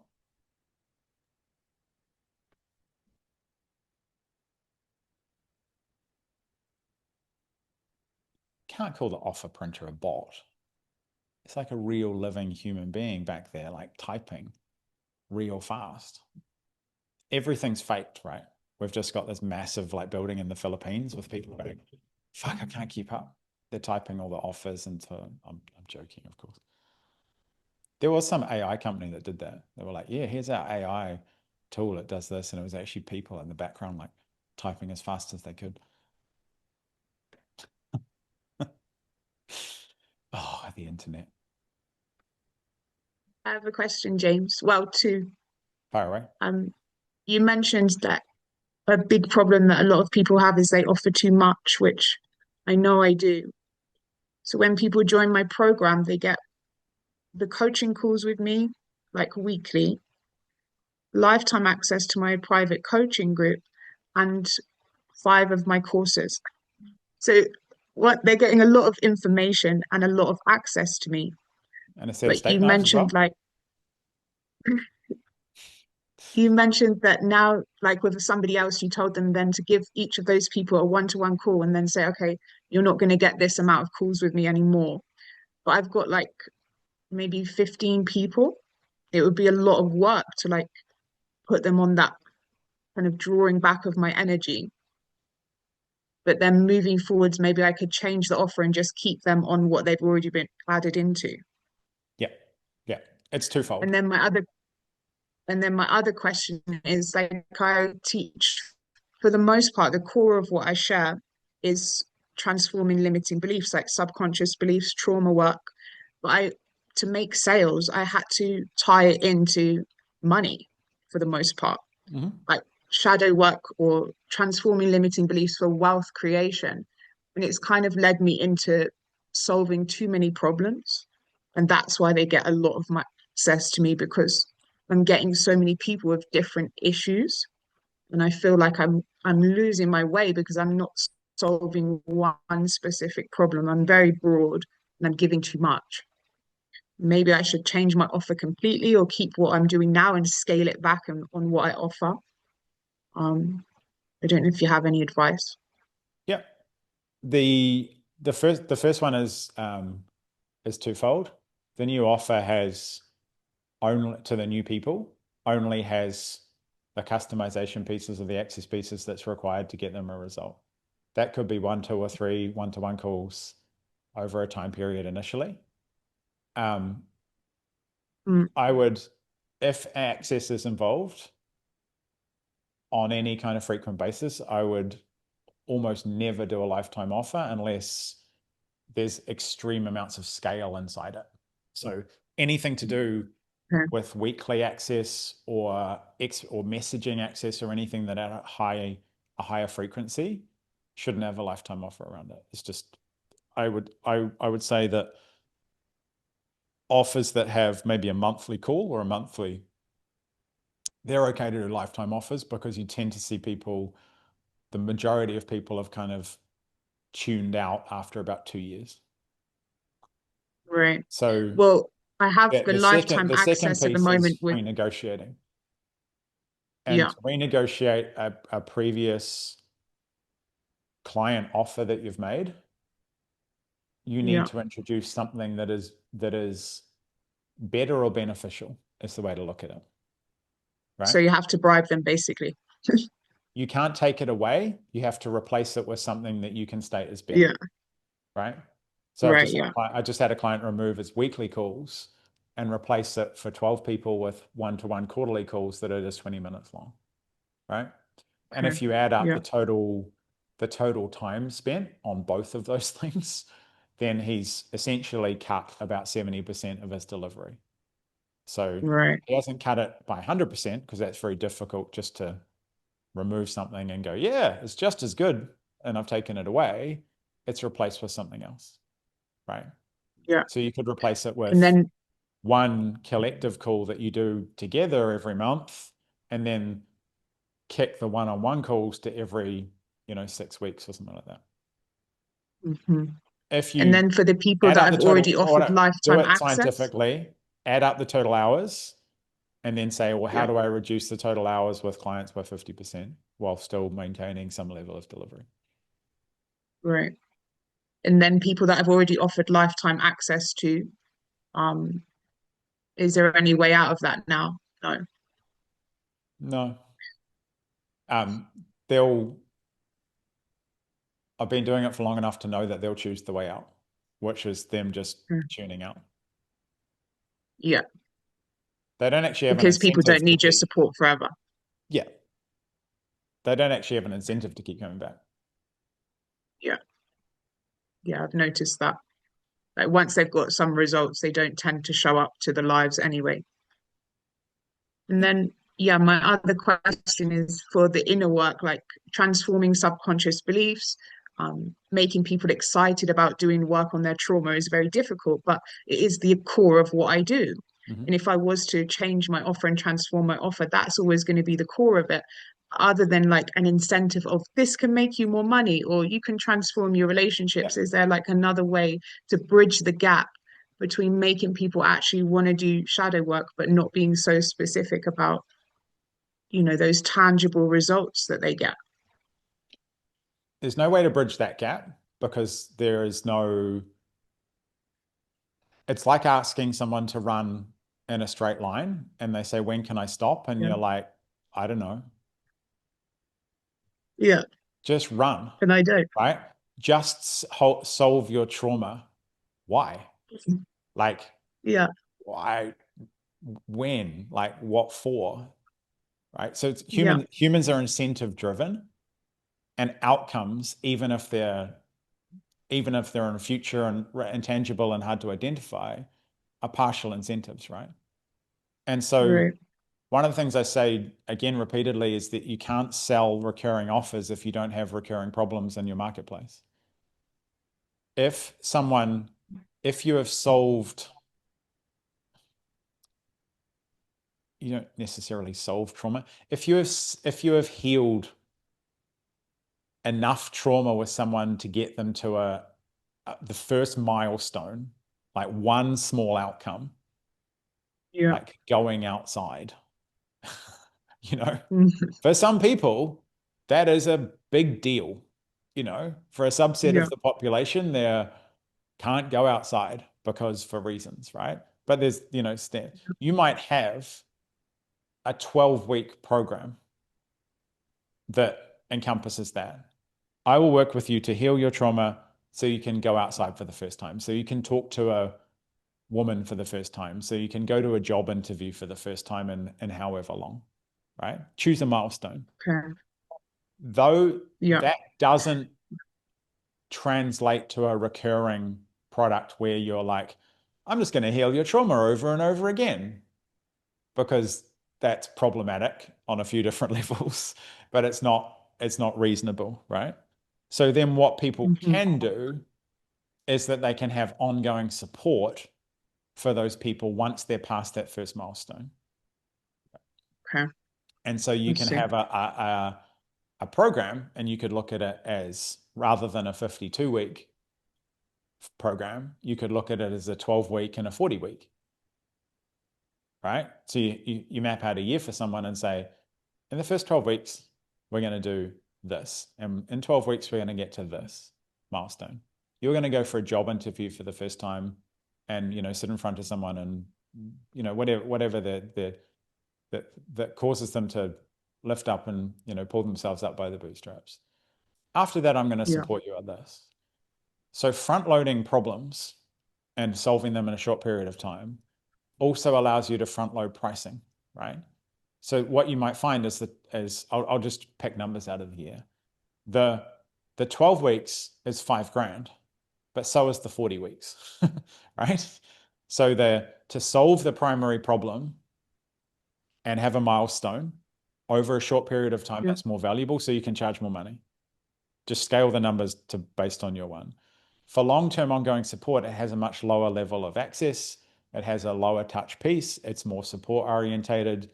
So on a day-to-day, week-to-week, month-to-month basis, it's not as they're not as integrated into it as they were in the first 12 weeks where they were doing some work. So it's just a more of a hands-off kind of support and structure, right? So you've still got maybe a $10,000 annualized value of a client, or pick your number, but it's front loaded and it's relevant and relative to the journey that the client goes on. A lot of people try and sell recurring products into markets where the problems don't recur. I've healed your trauma. Right. So Hang don't come around with back, me for otherwise 12 I didn't do months. my job. It's like, no, that sounds awful. Right? Great. Okay, that's helpful. Thank you. And I have noticed that you speak about weekly payments. So a lot of your revenue comes in, people sign up to pay you a certain amount of money, but they pay you weekly. Mm-hmm. Oh, okay. Yeah. So there's some trainings in the syndicate that go deep into price engineering and how to do that and how we do them. But the top line thing with price engineering is that the lowest now number, which is the dollar number that we ask for today, has the highest conversion, right? And so $1,000 a month is harder to buy than $250 a week, just due to the psychology of how people see pricing and money and future pacing it. Yeah. Unfortunately, as I discovered a couple of days ago, the apps on the App Store have also learned this with children, because my son signed up for a 3-day trial of a game app, and then it defaults to 160K IDR, which is like $10 a week. And he goes, I thought it was a month, because I just see the number. And I'm like, oh shit, I've known this for years, and now they're doing it in apps, right? But essentially the psychology for people is that. And the secondary psychology is that if you had this is a relevant example because I helped someone price something this morning. If you have a $200 a week, 12-month program, it's really easy to get started because you're just asking them for $200. They can start now, So it essentially, in most scenarios, it triples front-end conversion over, say, $800 a month, the relative charge. And you can still save them money by offering them an $8,000 pay in full. Hey, some people want to charge, some people want to go week to week and, go for the whole year, which is fine. There is an opportunity to save $2,400 and you pay $8,000 today. And the saving number is quite big, right?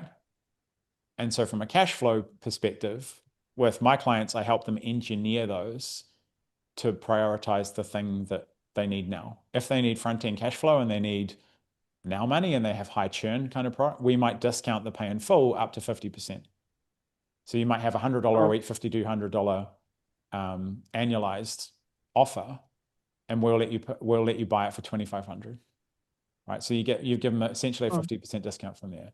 If you want to engineer that even further, there's a third layer where you actually split the pay in full and not make it a pay in full. There's $1,250 today and $1,250 in 30 days. You still get $2,500, but it's over 30 days rather than day one. Yeah. When you It's just in have ideas in the market and you have these pricing levels, these enable us to sell, in most cases, more than people can sell on phone calls and having these high, big infrastructure kind of sales processes, because we deploy pricing to do those things depending on the goals. There's a whole training on it inside the syndicate. okay. Well, thank you. It was helpful. That's the top line. I'm doing like payment plans on a monthly basis, but I never really thought about doing it weekly. And of course, with weekly, the numbers do sound, more appetizing for people, Yeah. And approachable. Yeah. the only caveat I'll say to it is that all of those things are designed to improve conversions, because most people have a conversion problem. If you're listening and you don't have a conversion problem and you apply those things, you can sign up a lot of clients who might not be an ideal fit because you've just made it really easy to get started. So there is Yeah. about 2 or 3% of cases who people don't have a demand problem and they don't have a conversion problem, who apply price engineering and they're like, oh my God, I'm making so many sales, and oh my God, my client quality has dropped. Right? Only caveat to everybody listening that having a high converting offer has other effects on your environment. And never forget that we are human serving businesses and we have communities and those things. So we do need to be mindful of Yeah. who we let in if we make it really easy to buy stuff. Yeah, for sure. I think it's a whole nother conversation of the people that actually show up to what you're serving, and that goes in with the pricing as well. Yeah, that the stance that I gave yesterday on leadership is the one. In my world, I ensure that what you see is what you get, right? And so if I work pretty hard not to represent the inner world, the client world, and the private calls and those things, to not misrepresent that in public. So, I'm not saying the content is the same, but the tone and the delivery is all very similar. Yeah. Okay, thank you. You're welcome. So just cracked over 3 hours again. Yeah, it took Alex like an hour to download the recording yesterday. So, okay, folks. Thank you very much. Just to reiterate, because we had a few emails about it, because I probably wasn't clear about it. The access to recordings in SoloS will be on Friday morning my time. So that's like Thursday night for a ton of you Northern and Western Hemisphere people. And then you'll get access to all the docs you've seen, the recordings, and also the platform as well. But thank you again. And I'll see some, all, a few of you tomorrow. Bye.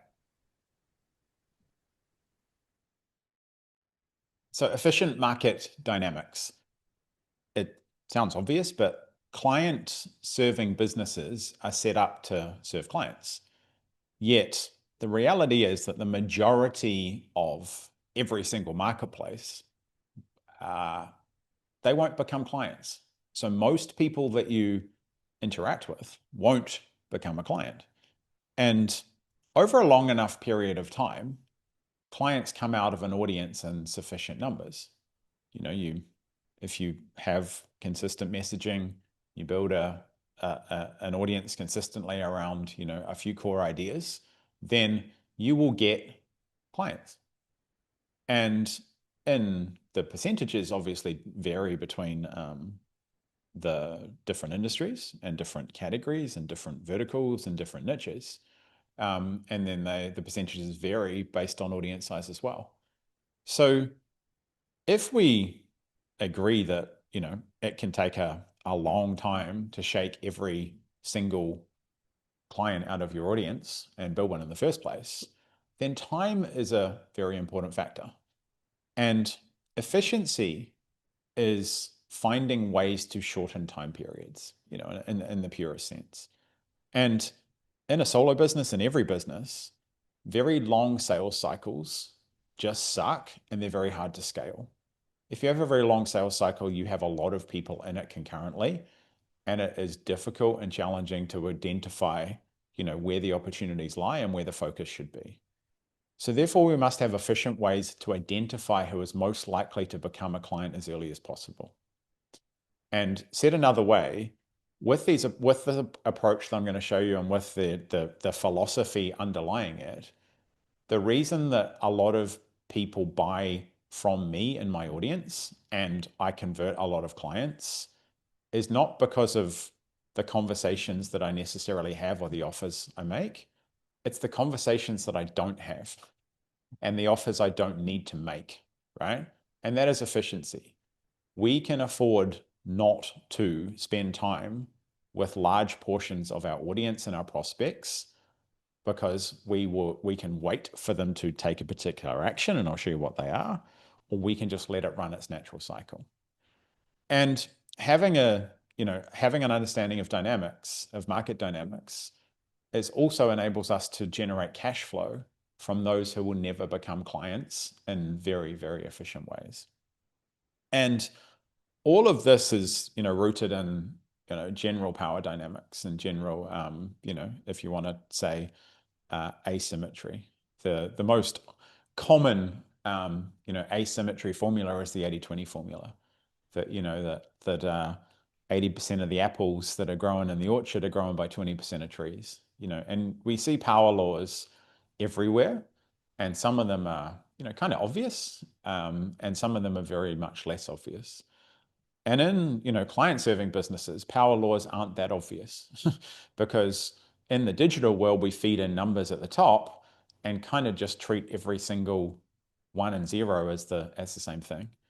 And the reality is that there are different pockets of different people who buy different ways at different amounts in your audience, and these are the buckets. There's approximately 1% of your people in your audience who will be open to, sign up to, and commit to, and invest in transformation. Long-term commitment to, a big vision and buying proximity. And those people, there's no real upper bounds on what people will invest in those numbers, but it's further north of your highest price product or coaching or experience today. Trust me that. Every time I've come into contact or spoken, in depth with the 1% of my audience, I've had to invent and come up with something that was twice as expensive and twice as involved as the last thing I was selling at that time, because those people want transformation and a lot of them want to go further and they want to go faster. And so those people are, only a small subsection of the audience, but in many cases they can make up a very, very large proportion of your revenue and your profit, and their lifetime value is very high. There is a small group of people who are, the core people. They will buy programs and they will stay along and they will go along their journey with you. But again, they are kind of sub 5% in most marketplaces. And, most programs and most kind of mid-level client programs that cater to these people, you'll see quite often that someone has a list of people that they have converted, 3 to 5% of those people into clients through regular nurturing and communication, which is a very, common, a very common number. Then there's the people who will spend, up to that point. They tend to be slightly more informational rather than insight. They might buy the odd, mid or higher ticket piece, but they will buy, a lot of low ticket offers. They might come to events or experiences, but they often will kind of stop short of investing in monthly or weekly or annually recurring kind of programs. They will buy bits and pieces off you, and they might add up to a healthy lifetime value. But they will very rarely commit to a program or a long-term recurring piece. They will often commit to it and then come back and go back to the informational arena. I have a few dozen people who have just through lower ticket offers and mid-ticket offers, have spent approximately $6,000 with me, but they added it up through $100, and a maximum of kind of $2,000 purchases. And when I've inquired whether they want to be in a program or whether they want coaching, the answer is generally no, or sometimes a bit more woolly, maybe one day kind of thing. And these people are very comfortable in those kind of realms, and you can cater for those people very healthily without needing to or forcing them to necessarily move into a container that doesn't fit their buying type or overall their ultimate goals. And then there's the rest of the market. The rest of the market will either give you absolutely nothing in monetary value, or they'll give you very, very small amounts. I'm up into the thousands of people who have given me $9 and nothing more than that. I'm up into the tens of thousands, probably approaching the hundreds of thousands of people in my career who have given me absolutely nothing apart from an email address, right? And so they are the majority of the market. And when we understand, natural power laws, we can much more effectively design offers to cater for those people, but we can much more effectively design efficient marketing campaigns and efficient offers to monetize those campaigns that take advantage of reality, which is that there's going to be a tiny, tiny number of people who buy a lot from you and spend a lot of money with you. And there'll be a gigantic number of people who will spend like a vanishingly small number to a little bit. And when we understand that and embrace that, we can set up a product suite and we can set up marketing that ultimately, is pegged in reality. And this is the opposite again, like a lot of the things I teach, of the traditional lead generation, formula, if you like. Traditional lead gen and acquisition is a game of large numbers. And many people have tried and failed at it because it doesn't scale at small numbers, so that they tend to give up along the way. And so traditional lead generation is, feed 1,000 people at the top, nurture them, which is a fictitious action, while each one slowly drops off, right? They either stop paying attention and they block or unsubscribe from you, or they eventually become a client through some salesmanship, from varying degrees of force. Very few of those 1,000 people are just going to rock up and drop into your inbox and saying, here's $25,000. They are there, but there's some steps to take, on the way to get there. And so traditional lead generation, 1,000 people in the top, they go through a certain number of steps, and you might get 30 clients out the other end. And that's if you're good and lucky. And honestly, it happens if you're consistent. Over a long enough period of time, building an audience and putting messages in front of them, people will buy stuff. In what volumes and how much those volumes mean to you financially and practically is kind of the thing that we have to put the finger in the air on.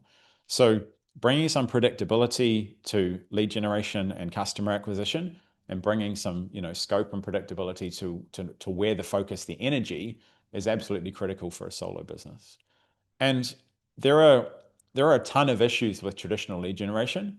And for a long time it's been taught and it's worked, but with rising ad costs and natural market maturation, when the cost of a lead is low enough, all these things work. There is no system in the world that is able to waste 97% of the product and then be a sustainable system. And lead generation does that. It basically says, if you get 1,000 people, I'm going to discard 97% of the waste product. And no systems on earth have scaled over a long period of time where 97% of what they produce is just waste. And so this approach also only caters to one buying path and one buying type. And what that does is people often search for the best funnel. And if I polled anyone who's been doing this for a little while and asked how many funnels have you deployed, and how many funnels have you tried, and how many funnels and how many strategies you do, it would be numerous. And the search for the perfect funnel kind of goes on because the conditions that you were doing it under were essentially, the deck was stacked against you. And the old way is just feed them in at the top, send a lot of communication, which people call nurturing, which is a fictitious thing. People aren't nurtured to make a sale. They see that their current situation has now become, too stressful or too hard to bear, or they can no longer tolerate it, and then they buy something. And we can manufacture those moments if we understand that that's the buying cycle, and that we don't just need to send them emails, 3 times a week forever, and then just hope they buy one day. And so dual mode client generation essentially approaches the reality of the marketplace. And it cuts to another truth, is what we really want is clients. We don't want big buckets of leads. We do all of this, we build all of these things, we create all these things, we push these buttons, and we spend the money with Zuck and all the others because we want clients. We don't want big buckets of leads. It's handy and useful over time to build up an audience. But if that audience isn't going to buy, you've got nothing to sell them, then I think that's more of an entertainment business than an actual, a service business. And dual mode means that we essentially can generate leads and customers both at the same time. And we can take them down a path, and that diagram is incorrect. It should say lead to client and customer to client. We can take them down a path to actually buy based on their terms. And the setting it up in a dual mode fashion, we can use those who won't immediately or ever buy to become clients, to fund our marketing, to get clients. People who are never going to become my clients every day are giving me money so I can go and find the people who are going to become clients. People who buy my low ticket offers are funding my search for the people that I really, really want proximity to, and I'm very useful to them in their life. And that might sound, kind of slightly cynical, but the reality is that the funding sources of, us acquiring clients can often be people who are never going to become clients.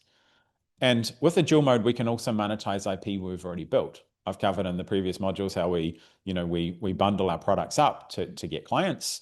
And when we go to the market, we can unbundle our products to actually get customers and generate leads. And during this, we can shorten the sales cycle and only engage with the highest quality and those who are at the highest readiness. And with dual mode, we generate leads and customers at the same time using exactly the same ideas. So it's the most efficient way to do it. And it's also the most efficient way to produce it, because all of the things that you're going to put in these funnels actually already exist in the service of clients. And we make information about our system freely available to consume, then we funnel the attention into action. And the other mode is that the fastest way to understand intent and desire is to initiate a transaction. And initiating a transaction is just literally getting someone to give you money. If you think about the act of buying something on the internet, the act is the same. You pull out a credit card, you enter those credit card details there, you enter a couple more numbers, and you've made a purchase. Whether that is $1 or $100 is less relevant to that person is making a commitment because they're going through a process of doing something and acquire something. If we're very curious about why they've done that, then we can lean into that action and actually, serve them exactly where they need to be. If they buy a low ticket product, we can be exactly where we can be exactly there to say, why did you buy this and what are you trying to do? And as we go along, we shouldn't neglect how significant the act of giving, a stranger giving you money is, right? For a stranger to click on something on the internet that they'd only seen a couple of seconds ago and enter a credit card number and click some buttons is quite a significant act that's often, played down. And so when we generate a customer, we are generating something with someone who has high intent, and they're signaling a level of attention on that intent, and they're signaling a level of trust that wasn't present, only 5 minutes ago. And that's all to say that, selling anything to anyone on the internet, and, especially a stranger, that's a significant act, and we shouldn't diminish it, even if the number is much smaller than we eventually can take them to. And in the process of buying, and, we covered this in the previous modules and in the Q&A, we need people to consume our ideas. And we also need people to consume our ideas from us, because they need to both buy into our ideas and they need to buy into us being the person to help them with those ideas before they buy anything, right? And so we need people to buy into our ideas, to buy into working with us at every level. And the key word in this is consume. And consume doesn't come up in a lot of sales and marketing because it's not prioritized, right? So a lot of sales and marketing is trying to condense the process. And actually, if you allow consumption to take its natural course, the process runs its own course. And so one path a buyer can take is consuming information, and they derive insight on how it could work for them. and then taking the next step and by putting that insight into action. The other is purchasing information, consuming it, then taking the next step presented in the chain of consumption and action. And what this means at a practical level is free information has a distribution advantage. We can put a lot of free information out there and it will go really far, but the consumption of it will be lower purely because it's got a larger reach, so it's more competitive, and there's less intent by the person consuming it, right? Paid information has an attention advantage, but it doesn't have a distribution advantage because only a few people are going to spend the money to actually pay and consume it. If you look at the stats between, say, a 60-minute VSL or a webinar and a 60-minute training that someone's paid $9 for, people are dropping off of that 60-minute VSL or webinar within 6 or 7 minutes. If you sell them a training, people aren't dropping off much at all if they start it, right? And so the consumption of a paid product, is 10 to 20 times higher than the consumption of a free product because the intent is there. And so we use both as a force multiplier. So within the daily client machine, we take them through our content into installing some vision and selling them some ideas. We can take an application to filter the right people, and then we can present our hybrid offer. In the 2.0 path, we're taking a low ticket offer that effectively packages a lot of the same things and the same ideas. We're giving them an upsell, we're giving them an offer, and we're sending them through the consumption of offers. We take the same idea and we create 2 funnels, right? But those run in conjunction with each other, and both funnels lead to an offer. The 1.0, the client funnel uses as an insight path, and the customer funnel uses an info path. So these are campaigns, and campaigns are distinct from content. And in the course of a lot of marketing, people try and get campaign performance out of content, and that ruins their expectations. And they try to get content performance out of campaigns, which they're trying to get consumption. Said another way, a lot of people want to publish a post on Instagram and have everybody like it, and everybody follow them, and everybody comment on it, and then everybody buy from it, and everybody love it, and everybody do everything at once. Content is to build brand. Campaigns are to create clients. And I want to be super clear about the distinctions between those, because the more you embrace those distinctions, the more focused your activity is, the more focused your actions are, and also the more fun you have with creating the content, because it's about sharing ideas rather than getting clients. And when you embrace those 2 distinctions, it makes campaign building and deployment much easier because it's measured, and it makes content deployment and creation much more fun because then you just get to communicate. And so these 2 things working together in harmony give us multiple paths to bring people in, and are a force multiplier and over and above what a single campaign. 1 + 1 in the course of a dual mode funnel doesn't equal 2, it equals 9. And so when we run both together, they work in harmony, and the way that algorithms work mean they intertwine with each other, and it makes the reach go further, and it makes the actions much more definitive. Step 1 is the DCM 1.0, and this is a client campaign, right? So we are putting people into this to install a vision, selling some ideas, qualifying them, understanding where they are relative to where we need people to be to become clients. We're presenting them an offer, and then we're presenting the offer to them, and then they're deciding on which level of that offer they're going to take, which they do with the hybrid, right? And as with most things, rather than tell you how it works and give you all the components to work it out yourself, demonstrating what one looks like and how it's built is much more useful. So the client campaign provides insight on your vision, the system, the steps, the results generated. Said another way, the identity, part of the world, and the mechanisms that you use. And what client campaigns do is they talk to those people who are right at the tipping point of I've got to change something, or I need to do something. Or they talk to people who are much more open to change in their effectiveness. But at the same time, they often talk to the curious and the interested who might be open to change in the future. And they directly appeal to someone with the desire to fix their primary problem or achieve their ultimate desire or transformation. And while this campaign can be used to sell almost any offer, and it has a lot of utility, and so it's very useful to you to install, at least once, and some people do it twice. The highest ROI is using it to sell your hybrid client offer, which is, again, said another way, getting high ticket clients. And the campaign is evergreen, and it's designed to use ads to drive traffic too. We use deadlines as urgency and client caps as scarcity, right? So this is not a nurture campaign. It is once someone is in the campaign and they've gone through the funnel and they've made an application, they are going through a sales process with the offer.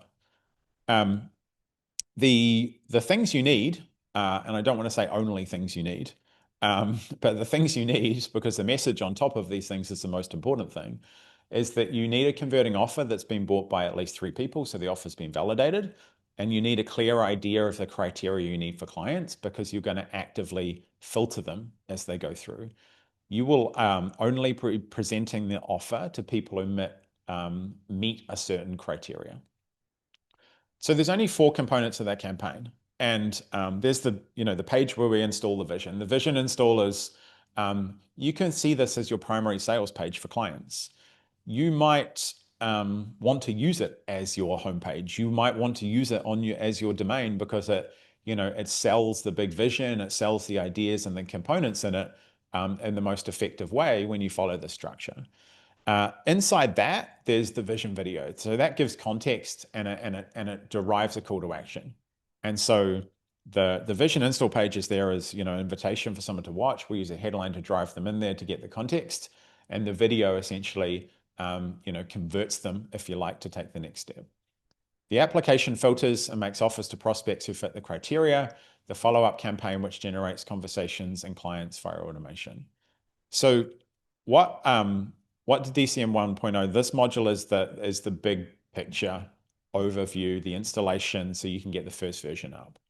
There is, as with most marketing and campaigns, because there's a lot of moving parts that happen in different places, there's a lot of nuance in executing these. And so there's layers below this that once you get your first version live and get out into the market, that are useful to know. So I've covered everything here that you need to deploy one and actually put one out there and create one, and giving you the materials to do so. But as with most things, when it's in the arena, there's some other things that come up that need to do. So back to the big picture. Installing vision. You are in the business of installing vision. And when you successfully demonstrate your vision for someone and sell your ideas to get them there, then, well, there's a window, right?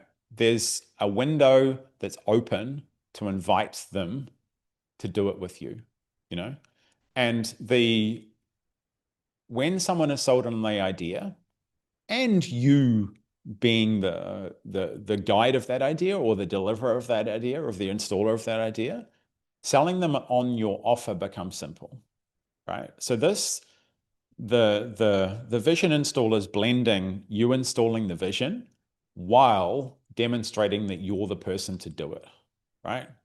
And this is a complete homepage for your system. It has all the components needed to sell the vision, and it has the components of proof that you can deliver your promised solution, and an overview of the phases you take them through. So as we've gone along, obviously we've worked backwards from the offer, we've worked backwards from, the vision and the category you operate in that you're installing, to the offer. And this is the sales process and the marketing process, all in one. And so it's clearly framed as working with you as the next choice after consuming the page contents. So each component has the application embedded beneath it. And the first component is the vision video. So this section is all about the headline. And the headline drives about 80% of what happens on the page when someone arrives there in the first 3 seconds. If the headline is relevant to them or enticing enough for them to take the next action, then that is an effective headline.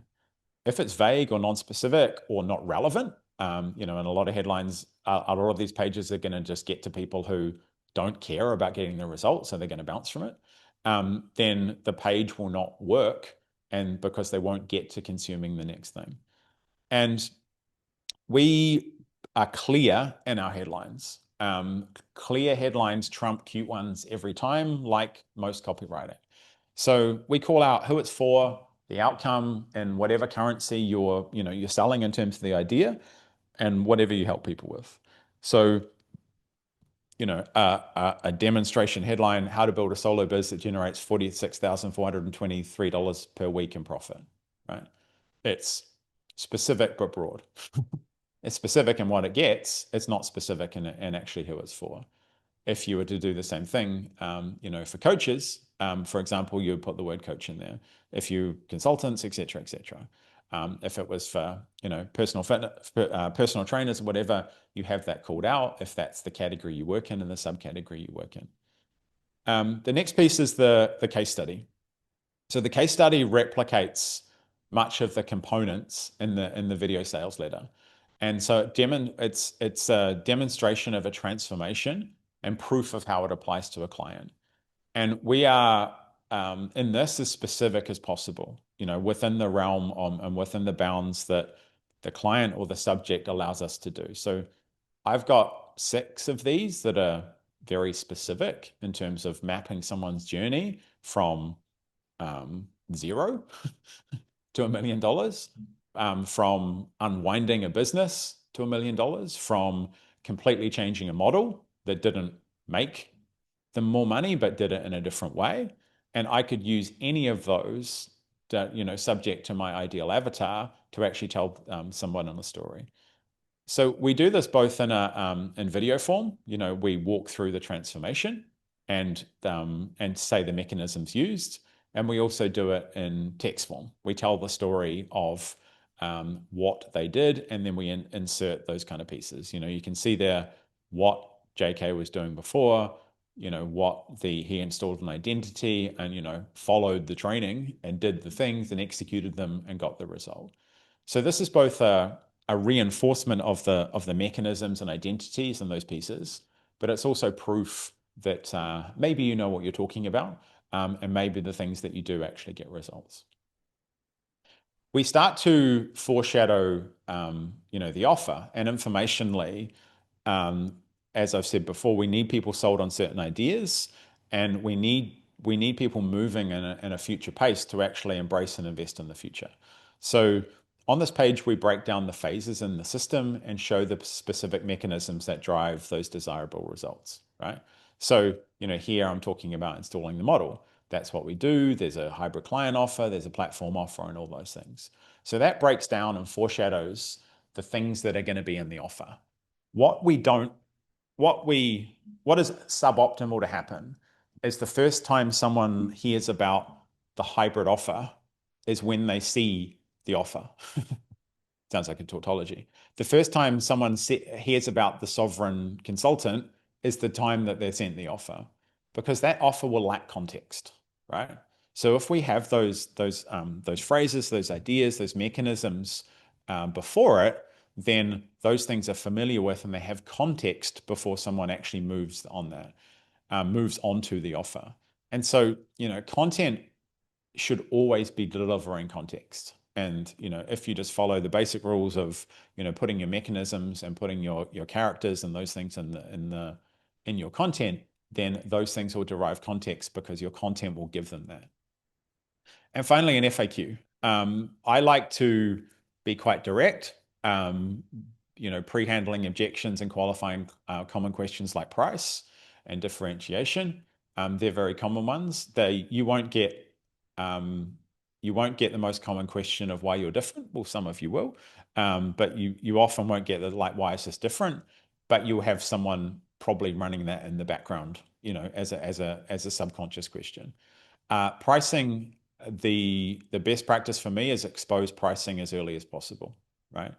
You do not want to get someone who's fully bought into all your ideas and fully bought into everything and is desperate to do it, etc., and then they get sticker shock at the last minute, because that often paralyzes people and puts them in a state of victimhood and I can't do this, which is very difficult to drag them out.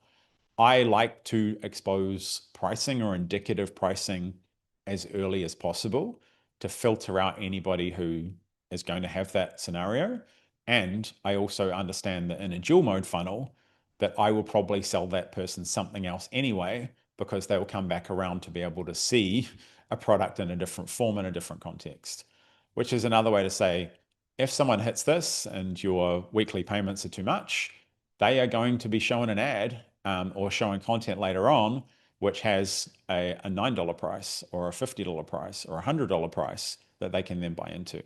So we don't lose out with a dual mode funnel because, you know, we're putting a barrier in place that there's a monetary factor.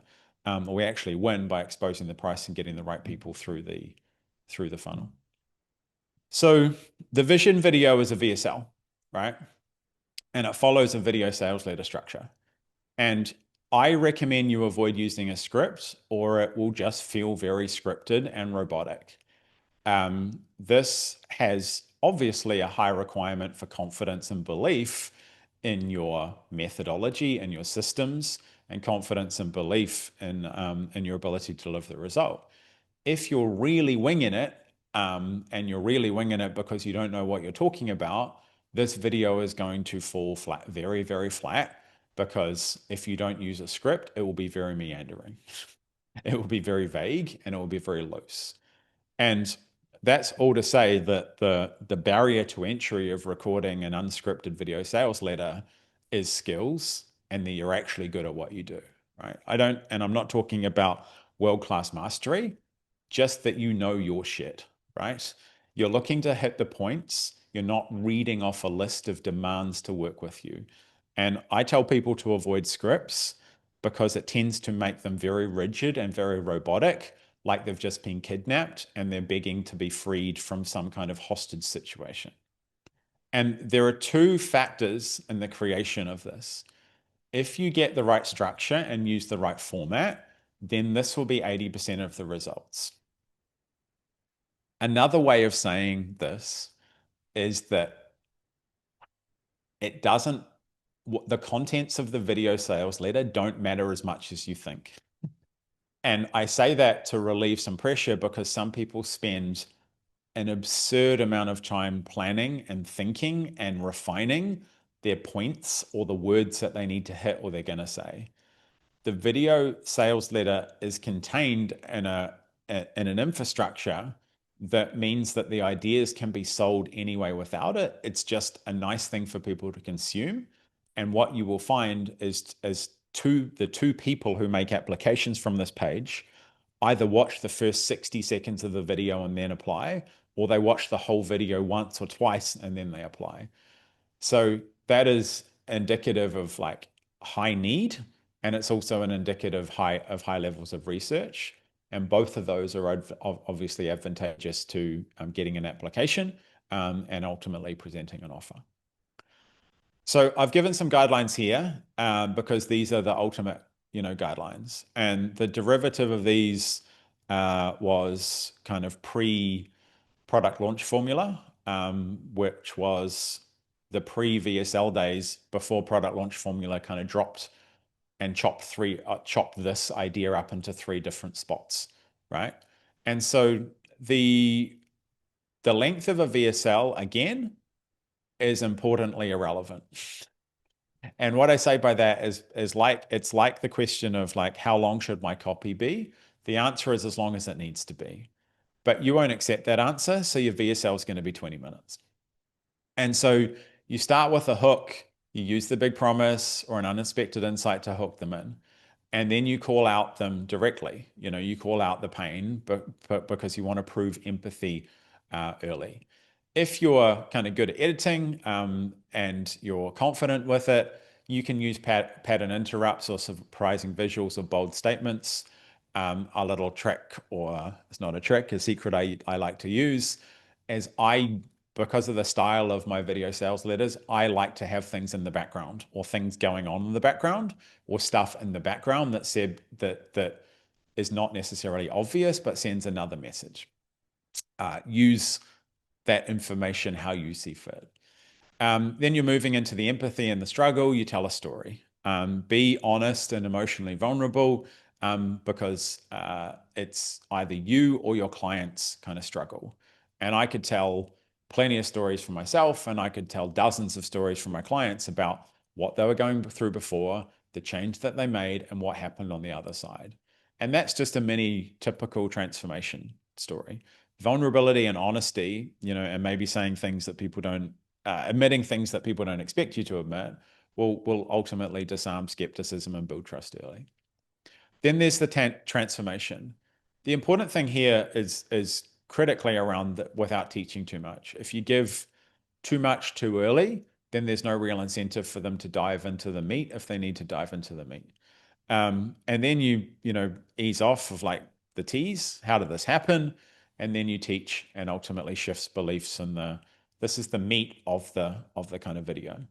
And just as an aside, this video structure, it works in a lot of different places. So if you're recording content videos, or you're recording YouTube videos, or any other long form, then this style of intro, hook, story, and then meat is actually the way that high performing YouTube videos are also done. They just tend to be edited and presented in slightly different ways. You talk about the method, you bring it in, you take a piece of the solution, and then they get an aha, so you drop in insight. It was once I'd put everything inside the Google Doc, it was I was getting on the phone, and in the next moment, someone was buying before they'd even booked the call, and they canceled it, and then the money was in my account, and they go, "Oh my God, that would be amazing." Then you introduce case studies and social proof. Ideally, that case study on any proof is different to the other one that sits on the page, because you're telling a different story. If you only have one, or you are the story, then include that. You need something in terms of proof. Then you're talking about like what actually gets done. And for me, this is the offer. It's a singular piece of like, we're going to build this, this, this, and this. So I take them through the phases. I don't give much more detail than that. And I say, this needs to be built, and this needs to be built, and this needs to be built, because it needs to be instructional, which is, this is the path, but it can't be how to, which is you go into detail about showing them exactly how to do it, because that goes against the whole proposition that you're going to help them do it. And then, scarcity and urgency and reassurance. As with everything I teach, the scarcity has to be real. The urgency has to be real. If you only take 3 clients a week because those you can onboard, then say you've got 1 to 3 client spots open in the next 7 days. If there's true scarcity, if you've reached your client caps and you've reached the upper limits of what you can do, say it. It doesn't matter to the individual there, but it matters to someone who has a problem now and feel like they need to make a decision to solve it. And then you have a call to action. The frame that is most effective over the long term with VSLs is the very much work with me frame, and work with me to get these things done because you've exposed everything. That is the most efficient way. If we had sales calls in the stack and that was to do it, that's actually the least efficient way because it reduces the total number of calls where things happen.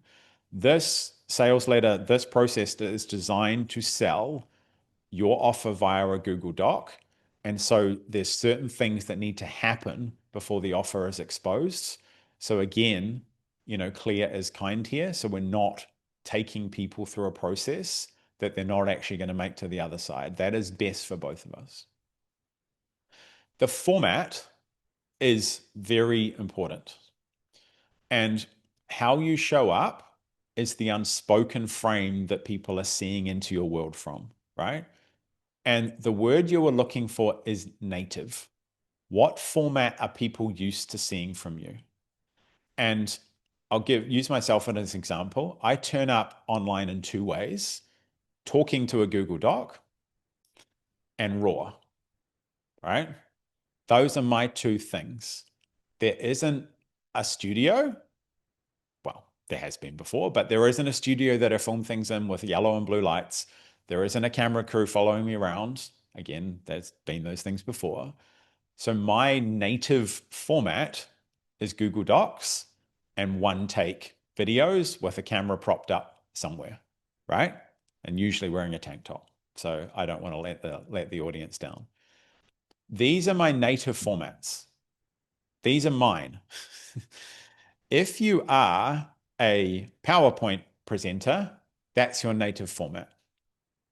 If you are a camera crew walk around, then that's your native format. Is that clear? Because your native format matters the most. Again, I say that and I stress that point because there are going to be people who tell you that this is the best way to do it. And what the best way to do it is via a PowerPoint presentation in your VSL. That is true for some people, and it's true for the person who is insisting that, right? And the best video sales letters are in the format native to the person who's in them and the audience that has got used to seeing that person in that native format. If you've never been on video before and you've never done, and you're not putting out videos and you're not putting out content that people have consumed before, this is going to be like less effective in terms of total numbers, but B, you can do anything you want because this might be the start of you making a native format. This might be the first video you have ever, recorded and put out in public. So choose native. That everyone's got a best one for them, and that is the right one to do. The application, and again, this is different to what you've seen before, and it has some byproducts that I'll cover in terms of the alternatives at the end of this. So the application is designed to qualify and put the offer in front of the right people. And what I'm saying there is the application is designed to not put the offer in front of everybody, right? We want to attract prospects that fit, and we want to repel prospects that don't meet basic criteria. And I mean basic, right? Use Typeform for the application. That is a directive because it has the best UX for both people. Actually, it's a pleasure to use as a piece of software, and it's got the best, most usable UX of any kind of form builders and creators, and it gives you the most options to actually embed, and also the most options to take the lead and the things that happen inside it.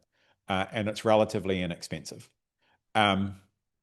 So these are the questions, if you like.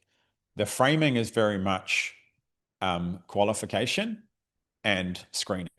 So the first frame, the start frame, which is embedded in the page, I'll personally design and build a 1 million profit biz with you that you can run on your own without a huge team sales calls and riding the revenue roller coaster.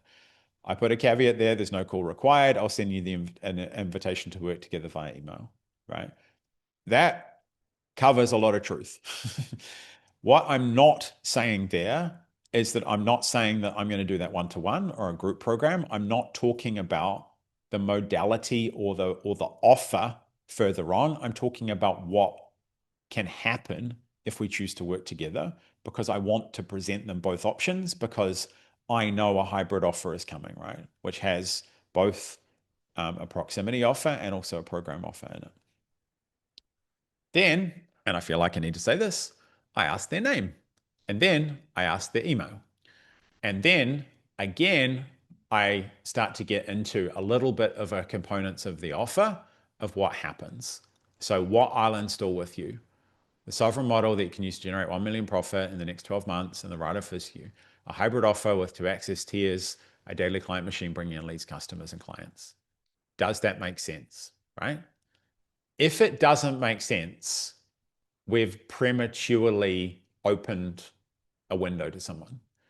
If it's like, yeah, okay, sure, I don't know what all of those things are, but they sound good, let's go, that's an acceptable answer, right? I've got an income criteria here. Do you make a minimum of 30K a month? My personal coaching is only useful for specific people. In the first version of your client campaign, you can make that binary. Like you can screen out people at different income levels or don't have certain things or those things. In further versions, you can make it conditional, right? So I can send someone who's over 30K to one offer, and I can send someone who's under 30K to another offer, for example. But in the first instance, we can make it binary as a screen. The application will still go through if you take it there, but you will get some clarity on the back end, whether that person meets an income criteria, or could be a health criteria, or could be a readiness criteria, or whatever you have, right? I surface price towards the end, right? And what you may or may not notice, very few of these questions are actually about them. All of these questions are almost all about their readiness to actually do something, right? And again, it's about, presenting an offer to people who are actually ready to do something, and not presenting an offer to people who aren't ready to do something. The Sovereign Society starts at 500 a week, depending on the time period that people commit, right? So that's the lowest possible number that someone can come into a program or have proximity to me with, right? Are you able to commit to investing at least 500 a week for a year, provided we agree I'm useful to you and the outcomes are achieved? Then the final two questions are, give me a brief description of what you currently sell, who you sell it to, and how much you charge. The thing they're still going to get the offer anyway, but the thing I'm looking for there is some meat on the bones. I'm looking for someone who's like actually telling me, these are the things I'm doing. People include like, this is what I'm trying, or this is what I've tried before, or this is what I've tried and failed with, etc. What result would you be delighted with in the next 13 weeks? What you'll notice there is I've kind of reduced the time period down to something they can possibly imagine. What would they really be delighted with? 5 clients. Developing a marketing channel and getting, like leads flowing. It could be like really, really, really specific, or it could be just a general idea of like, I need to get off the phone, or those things. What you are looking out for here in any kind of qualification or future conversations is unrealistic expectations.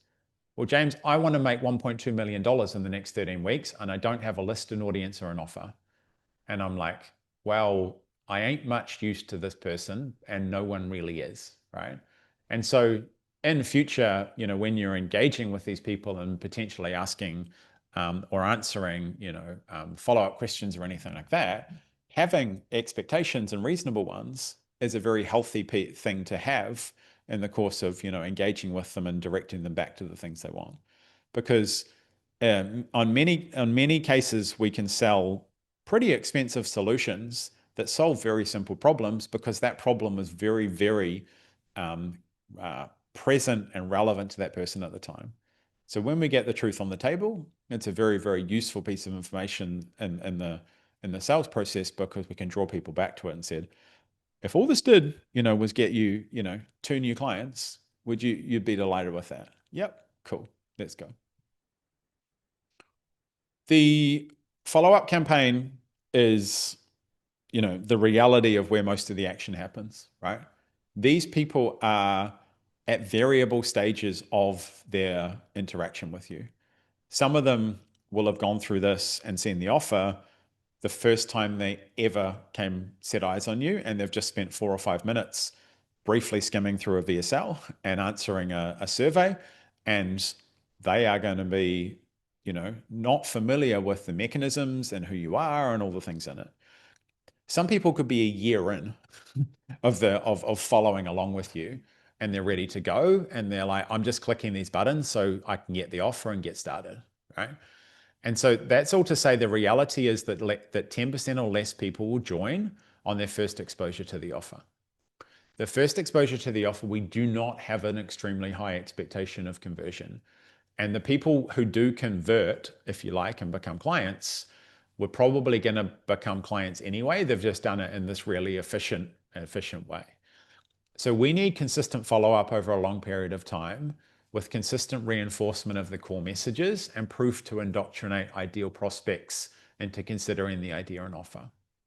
And there's two things I give you here that both do that job. The first one is the cash campaign, because it's got the ideal structure for presenting an offer, having a deadline, having some scarcity, and then taking it away.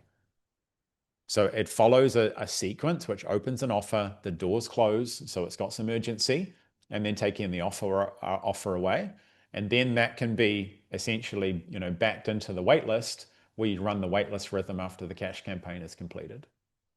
The caveat with both of those is if you run the cash campaign and the waitlist campaign back to back, in that format, that takes you about 45 days into the person's journey with you, right? The majority of people aren't even going to convert in that 45 days. So what you can do is just keep extending the waitlist campaign.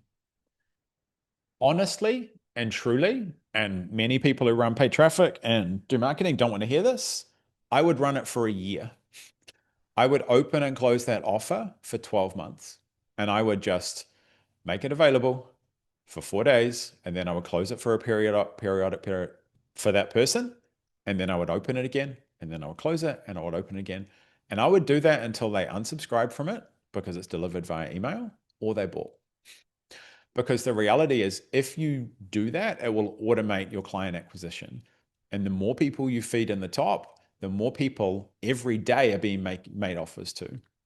Because if you prioritize offers made, this client campaign can be making offers for you every single day on autopilot, right? And that's the terminus of this kind of idea. If you have good ideas, if you have a big vision to people and you get people into this and they're making the application, you feed the right amount of people here, and what you will find is relatively quickly, you're making an offer a day. Then relatively quickly, you're making 2 offers a day. This is automated, right? You don't see any of this, right? People will be popping up and asking questions and responding to them. And if you watch the waitlist, you'll probably get the better context of this. And then you're making 3 offers a day. When you get to the point where you're making 10 high ticket offers a day, what do you think happens? Right? You have essentially a machine that is, indoctrinated someone and installed a vision. You have got a machine that's also very much positioned you and got a good idea that you're the right person to solve it. And then you're making offers to those people approximately 3 to 4 times a month. So run the waitlist rhythm after the cash campaign, but that gives you a sense and a scope of how you can do it. Do you need to change the waitlist campaign every time you run it? No. You can just open and close it. You could literally, if you're a lazy bugger, just repeat it. You might want to change some of the content, on a 60-day or 90-day cycle, but you can literally automate it, and go on forever. The longest I've seen someone automate that waitlist campaign is 3 years. And funnily enough, they are a very well-known, influential person in it, and they've fed about 100,000 people through that, and it's made millions of dollars, and it just keeps going. In fact, I'm not even sure that the offer that he's selling anymore is even actually publicly available, but it's being sold via that campaign. I want to give you a couple of, modifiers and a couple of modifications that you can think about. It is optimal to run the vision page with an opt-in requirement. So what that means is that someone enters an email address before they can actually access the page. So it's a lead gen page, they enter it, and then they get to the vision page. What this does is obviously builds your list and enables an email follow-up for people who haven't applied to work with you. If you sell, and I've been kind of pretty broad on these criteria, if you sell to affluent people, or you have a sophisticated product that's really abstract or kind of quite complex, it can be optimal to remove this to increase consumption volume. If you have a product that's hard to define and hard to describe, which some are, then allowing someone to come back and access the page without having to opt in repeatedly is beneficial to you. There are some products that require 1 or 2 or 3 go-throughs of a page in a VSL before someone actually gets it enough to take action. If you sell to affluent people, I was with someone this morning who sells to professional athletes. Professional athletes don't willingly give their contact details, or they don't have to give up those things. And so they often don't. So it is wise and discerning for him not to run a lead capture and an email opt-in on the front of that page. Personally, I don't do them, but I have an audience size where I can get plenty of traffic to these pages without needing to capture an email address for it. Again, your results will vary and you make discernment about where you are at the time. If you are just starting out, or you have a relatively small audience and you have a relatively simple product to sell, get an email address before they hit the page, and you will get the best results over the long term. You've always got the option of removing it later. The other modifier for this is early on of running an offer or running ads, it can be optimal to switch the application process to book calls. And all that is changing the call to action below the video to book a call, right? Book a call has less friction than application by about 200%. So book a call is a perfectly valid thing to happen on the early days of an offer. And it's actually useful because it can gather insight on the offer and vision, and a volume of calls will increase sales. Said another way, if it's a brand new idea and you're just putting it out there, talking to people to understand how that is being received is really, really useful information, right? And you can do it a lot faster on a call than you can by getting 25 hand raisers and sending out a Google Doc, where you might get ghosted or you might not get much actual targeted response. It is very reasonable to put a call to action early on to get calls for the first 10 or 15 or 20 people who actually take action through that funnel. In other words, if you put the first 200 people through, they got to the page and they opted in, and you got 15 calls from that, which is a reasonable target number, you would learn a heck of a lot about the people, the offer, the messaging, and the framing that then informed the rest of the funnel that you could then update it, and then you could go straight to an application and the Google Doc process. Calls can be removed if the offer is fully validated to the traffic source and the audience. And that encouragement and discernment also goes to, if you're relatively new to paid ads, then at $1 to $2 to $5 a click, it can add up very quickly in terms of the learning cycle.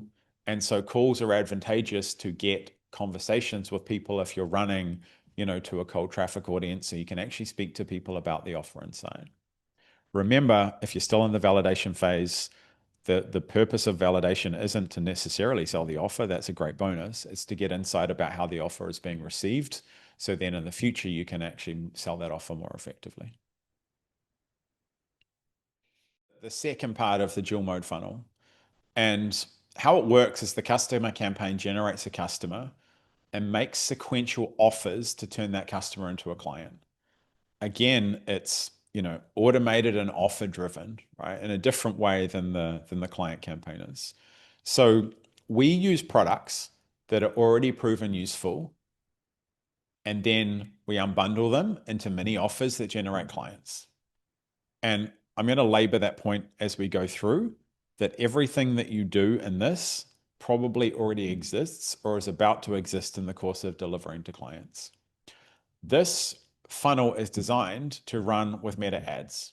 It is not, it has data from running through other places, YouTube and other things, but this funnel is designed to run via meta ads, right? The only other place that it works, if you like, if you don't want to or reluctant to run meta ads, is in the middle of funnel, by using it to promote products middle of funnel to people who are already on your list.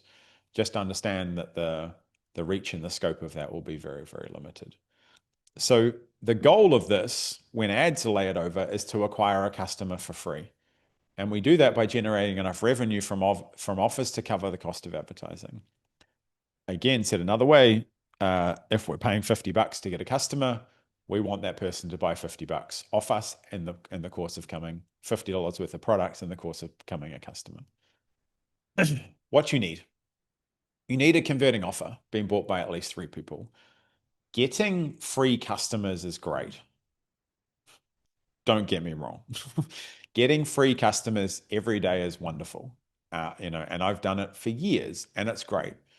But without a client getting offer on the back end, it's very, very limited in its scale and its scope and its overall effectiveness. Again, said another way, you ain't going to get rich on $9 offers. You ain't going to change people's lives on $9 offers, right? So we need a converting offer that ultimately can form the back end of your customer acquisition and turn people into clients. The second thing you need is a training or a tool from your product code. And I'm going to take you through real examples. And this is the impossible to prescribe funnel, right? I cannot tell you without coaching you and then even then going through some trial and error and coaching and consulting you over a period of time what will work here, right? So we have to start with a hypothesis. So we, the top of the funnel is running ads. There's 3 types of ads that, and I'm going to supply the templates and the how-tos and how to create those to you, and then the campaign structure that this works in. So there's 3 types of ads. There's a long form ad, which ultimately tells a story. I have one that's really effective about why I stopped doing sales calls that talks to the hybrid offer template, which is on the front end. There's a does what it says on the tin. The caveat with these is that they still work, but they are so common in the marketplace, which is, buy this $9 offer, it's only $9, it does this, that they look a lot like advertising. And if your market is being advertised to and being marketed to a lot, these will be ultimately less effective, and you should stick to long form ads. And then there's shorts. I have had a lot of success with 2 different styles of short form vertical video. One of them is essentially a short form captured from long form. So the product itself and the recording of the product itself.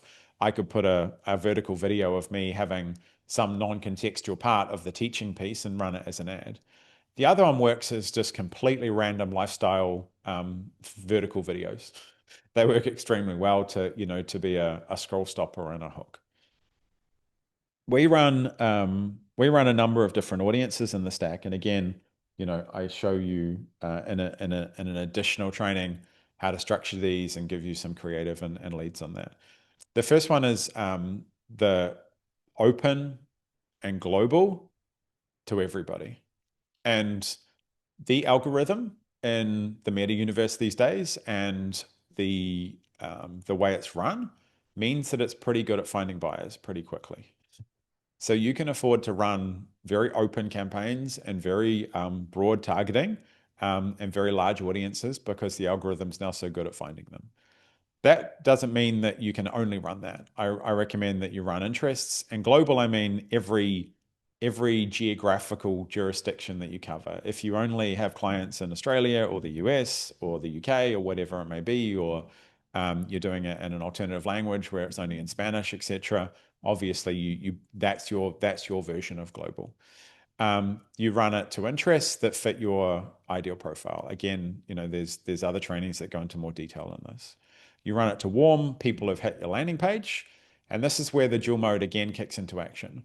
What happens is that if someone visits your DCM 1.0 and they don't complete an application and they bounce from that page, they will be served this ad to sell a low ticket product, right? So the filtering that we do over the 1.0, we can still capture a customer via the 2.0 because effectively we're retargeting this funnel to people who have hit that landing page or hit any other pages that you've got. Then we've got things like video viewers if you do a lot of content, and followers, which works particularly well in the Instagram universe. The important thing nowadays is it's a creative game rather than an audience game. Increasingly, advertising is being, down the critical factor being the creative and the volume from it. So it's very much a creative and a messaging game, and that does all the filtering. The number of boxes we can tick and the number of things that we can do on those environments is actually reducing and being limited, and they're being taken away all the time. So this has a high requirement for being both creative in terms of the long form and the stories you tell or the content you feed it, and also flexible in terms of feeding it large amounts of content on a regular basis to find winners that you can ultimately scale. In the first instance, I'd run a long form ad and then try a couple of reels or vertical videos that drive to the same place. The meat and potatoes is the front end, offer. We're running a low ticket offer to generate a customer. And so we use common, things that people buy straight off the shelf, and all of those can be our tools. So I've used a book, I use a Google Doc template that with an accompanying training, and I've used different price points. I can't stress this enough. The time that you will spend making an asset just to run a funnel for is probably not worth it, because that's no guarantee that it will actually work, right? So use an asset you've already got. Again, this is a trial and error and a test and learn. There can be assets that are really, really effective for clients and really useful in tools, cheat sheets and templates and those kind of things, but they're very hard to describe to a person unfamiliar with them or cold traffic, and they just don't do well in advertising, right? And so we have to pick products that do well with advertising, otherwise this funnel ultimately doesn't perform. And then over time, we have to pick products that do well with advertising and also do well in terms of generating us a client. The hybrid offer, I've got a client, Joshua, who downloaded the hybrid offer for $9, filled in the template and made $110,000 in the course of that, and then became a client. And so these things can also have a path where they're extremely useful for the right person. They get a result for an inconsequential amount of money, and they move through to do other things. And that's our ideal. They both sell, but they also generate a client over the long term. And that's the long-term sweet spot you're looking for. The overarching idea is it's a rule of one, right? The hybrid offer template is very easy to understand. You get a template, you fill it in, you make an offer, right? And it's got an accompanying training to do it. The guidelines for these are templates and PDFs and books, and these things work very well between $1 and $10. Bundles work very well between 15 and 30, and live workshops work very well, 25 even up to 100. If you've got a very, if you've got a live workshop coming up, etc., and you're using the customers to clients method, it's worth running some traffic to it with this exact funnel, because live things have some built urgency and a deadline in them. They can sell very well even at quote unquote higher price points. You want 8% conversion on it, and that's not a hard and fast rule. It's a ballpark rule, because obviously it depends on the economics you get from the rest of the funnel. If we're spending $50, we want $50 out, but you want 8% conversion on the first product in there, because without the first product working, they'll never get to the second and the third and the fourth product. The critical component to economics is actually the bump offer that sits inside a shopping cart. This is because of the frequency and the exposure to it and where it sits in the funnel, is really, really crucial to get right as it increases the economics of it, right? So I have a bump in this particular funnel. The front end offer is $9, and then the bump offer in the cart, which someone can select, is $29, which gives me a front end cart value on first purchase of $38. Those people have kindly selected that bump at about 71% of the time. So my bump offer, 7 out of 10 people who buy the $9 offer buy the bump offer, right? And so that's very, very effective at raising the economics very simply and easily.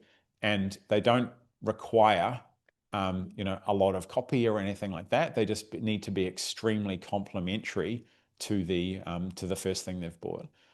The cash campaign is very complementary to the hybrid offer, because the cash campaign enables someone to sell the hybrid offer, right? And so the cash campaign and the hybrid offer work beautifully hand in hand, where those numbers are completely different, even though it's the same bump when someone buys the book. Those two offers are much less complementary and not linked. So if you choose a bump that's complementary to the first offer, you'll get the highest overall conversion. I like to have one bump across the whole network of offers when you're running more than one of these. But that's, essentially a complication that most people, you need a lot of trial and error to get there. The first, the next, but the first kind of major offer is the first upsell.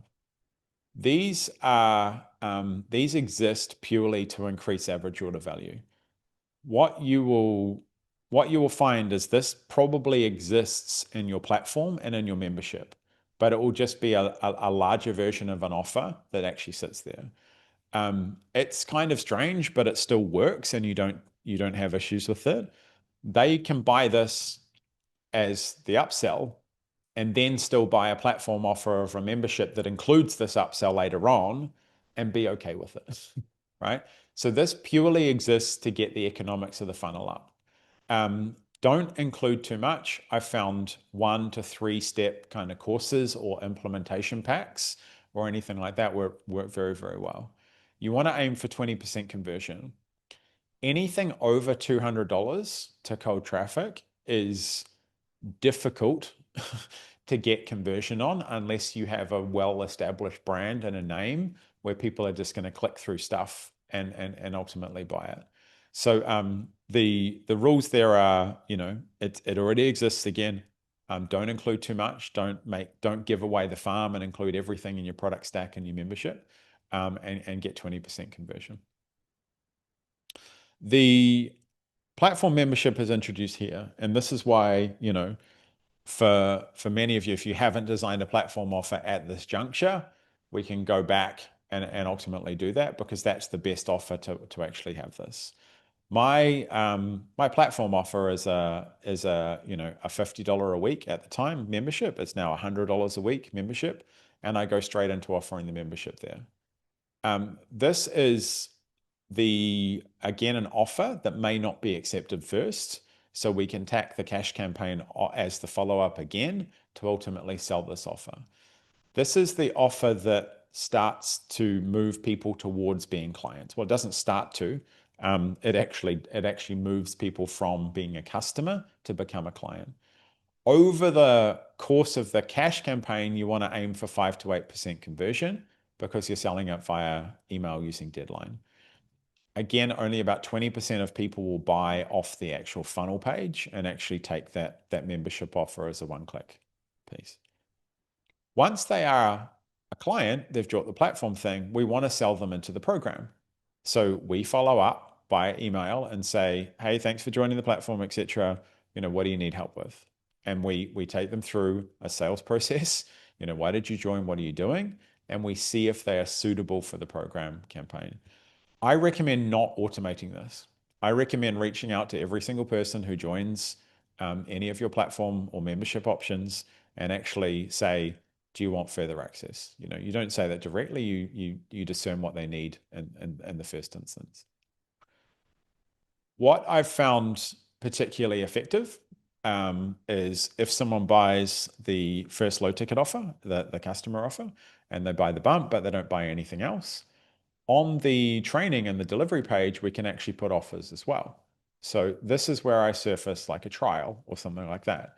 Rather than joining at the time for $50 a week, I offered people, by the time they got to that, and offered to trial it for $9 for 9 days, right? And then we get more members, we get more potential clients going through that.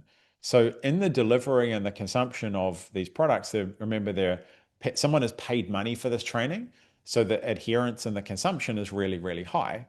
The majority of people buy the training and then watch it, often within a few days. So you have a 85 to 90% consumption rate to that page. Even if they don't watch the full training, there's the trial on there.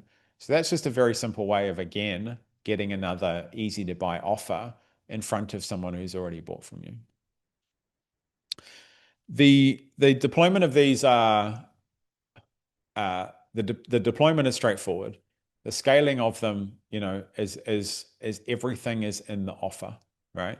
So the methodology we use is start testing your low ticket offer to your current audience. If people buy it, you go to your list and say, I've got this thing for $9. You put the offer out there, you build the funnel, and you say, I've got this template or I've got this tool for $9. You take them through the funnel, right? And if you pick up customers and you pick up clients in that, then you have a level of confidence that you did have before, that people actually want the thing. And that knowing that some people want the thing is better than not knowing if anybody wants the thing, right? So the minimum components of the customer campaign are just one low ticket offer and a bump offer. I would recommend, in the first instance, just building those. You put a low ticket offer together, and you put a bump offer in the cart, and you go out there once you actually get to ads. Add downsells and upsells as you go. I will build and launch, to this day, daily client machines that only have 2 offers in them, and start running traffic to them. Traffic generation and ads, they take time for the algorithm to learn and for people to engage with them. And they may take multiple touches of the landing page before someone actually buys. And so the earlier you can get into the learning, even with small budgets, the faster you ultimately get confidence whether the offer and the funnel are working on the front end. And as you go along, you'll work out whether the funnel is working to turn a customer into a client. As with everything, it's iterating and testing and learning as you go. And as with everything else, it's about getting it out there and executing, the minimum version, and getting it into the market, putting it in the arena where the real stuff actually happens.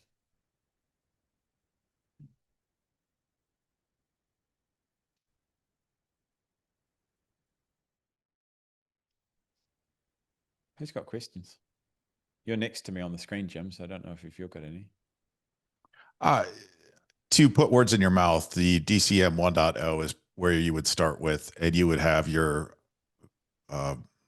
video of VSL like video. I forgot, you gave it a better name, and then get to a question funnel to kind of qualify people into your ecosystem is kind of what you're suggesting, where you might get them into a call, especially with my high ticket thing. Am I understanding you mostly? Yeah. It's the most evergreen. So you can build it and it will last a long time, right? And also it's the most, it has the most utility, because it's very flexible in terms of it can run in multiple places. It works on email. It can work in social profiles if you just want to do organic and you don't even want to touch ads, and it will also work with ads. So from a from a focus point of view, it's the best bang for buck in terms of an asset to produce. And from a yield point of view, it will give you the longest term yield, because it will generate the higher ticket clients rather than memberships and those kind of ideas. Yeah. Cool. Thank you. Cool. Great stuff for 3 days. Thank you for this. It's been great. Can't wait to see more. Yeah, well, this is only half the actual module, so there's more coming, and everyone will get access to the platform in the morning. Some lucky people got it yesterday, but they're very, very special. They're expensive. What do you I'm think hurt. so far, I didn't Jared? get that email. You didn't. Apologies. That's all right. Not a biggie. I didn't have time today. The FAQ pricing section, are you doing the same one, just one pricing like you did offer in the type form? You mentioned 500. Are you doing the same price in the FAQ? Yeah, just from. Okay, so then when you present offer to them, they'll have the ability to either go summit or into private. Yep. And that's when you present the other offer. Will you eventually tack on, when someone says no to that question, are you just blocking out sending them the offer, or they get it? You'll still send them the offer? Still send them the offer. Oh, okay, so it's not like an automation to the platform. Again, in the V1 of the 1.0, which is a confusing way of doing it. Anything that has multiple paths or anything is complexity that's unnecessary at the beginning, right? Yeah. When you get up to really big traffic numbers and maybe a high volume of applications, and I've seen that happen where, especially in the YouTube world, where someone can explode, then you need more active filtering, because you get so many leads, right? And you get so many applications. The nature of this campaign is it can handle a lot of volume because it's largely automated. But even then, you need to be available to answer questions about the offer, objection handle, or ask whether someone's ready for it, etc. So in the follow-up and the response, there is some sales process to run in the background via email or even, via messaging. So as soon as volume gets to the point, and this is again a 1% problem, then you need to have more stringent filters in place. You go for volume first, and then you put friction in later when the volume is too much. Yep. The sophistication, or whatever you use the word, regarding like affluent people for the athletes, do you feel like even trialing, just going straight to call off the application, and because it's like low barrier, or presenting the offer, but then maybe going into like a text messaging conversation with them back and forth a few times and then present offer there, rather than automating it all the way through from the front end? The affluent or discernment buyers are informational buyers. So you're best to surface the offer there and then allow questions to be there in the most frictionless way, right? So you might have a call to action on the bottom of the offer, which is text me on this number, for example. Overarching all of these ideas is that people need a certain amount of information before they buy stuff, right? And people make decisions in different ways. And so when I've given you two like macro funnels that cater to the biggest number of buying types, but there's still discernment in how people buy stuff. If people interact by these things with, text messages and those things, then that's how you do it. I've even helped people define these as like, because their market was, say, corporate or home services or things that were not bought via an application, you can send people a quote rather than sending them an offer. And so the languaging and, that matches the market and the style of it, they matter a lot. And so blindly following and saying, well, it has to say this and it has to look like that, can be a mistake in some categories. Okay, cool. So you just present them the offer on, once they submit the application, you just present the offer on the next page, and is that just straight to a Doodle Doc plus an email, or you just close an offer after Send the application? offer via email. Yeah. Just that's the cash campaign just triggers and off it goes. Okay. And last one, in the DCM in the Solo OS, is that going to have, do you think it's worth completely going from scratch and mapping out your dot points and sections, or will the daily client machine pull together your client extractor and start to piece together some frameworks, and then you can build off that for your video sales letter? People who have existing stuff, they should go through the ideal client extractor and the offer printer and the DCM to essentially put those things together and map them together. I've said to a couple of people this morning, they're like, what do I do with the offer printer or the DCM? It's like, put the stuff you've already got in them and see if there's anything that it sees that you can't see based on your ideal client, right? So when we're using tools, the tools don't necessarily have to replace, cognitive output and creative labor. They can complement it if you've got things already. Like, it would be crazy to have a high converting offer and then say, I'm just going to use the offer printer and run with that. And but it can pull and create stuff that you don't have access to because it goes. You've used the ideal client piece to see how deep it goes, right? That it says stuff and frames that you are very difficult to get to on your own. So I recommend, if you've got something, use them to complement that, and you'll see phrases and words and framing and that you can just rip straight out of it and put into the existing thing that will make it much more effective. That's what it's all about.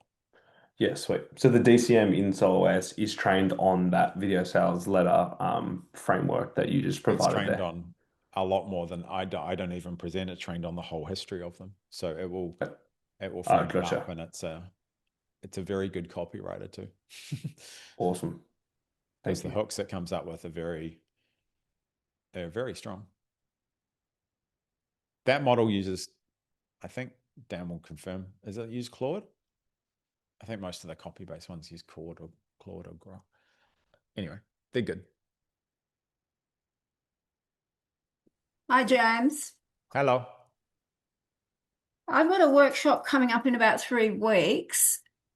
I'm a little bit unsure after that. My call to action would be ideally to get them to book into my 6-week fast track.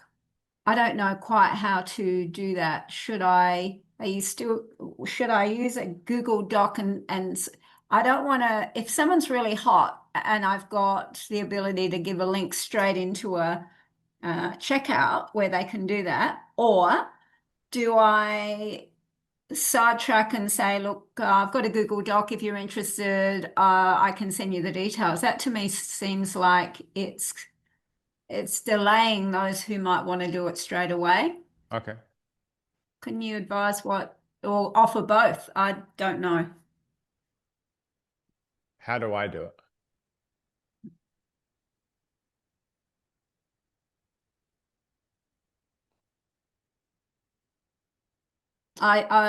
Is that a question? Yeah, it's a question. You would, I don't know. I haven't. Have you I seen think you'd have you offer a seen a Google Google Doc. Doc from me in the past, Julie? Yeah, I have, but I wasn't sure Have I whether ever sent you straight to a shopping cart for a for a no. mid or high ticket product? Well, I don't know what you do these days.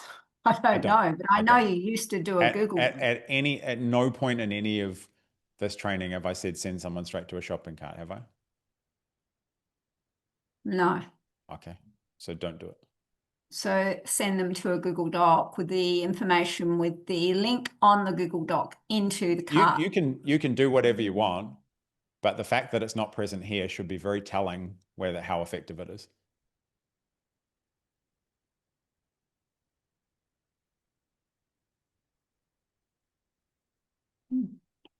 But do whatever you want.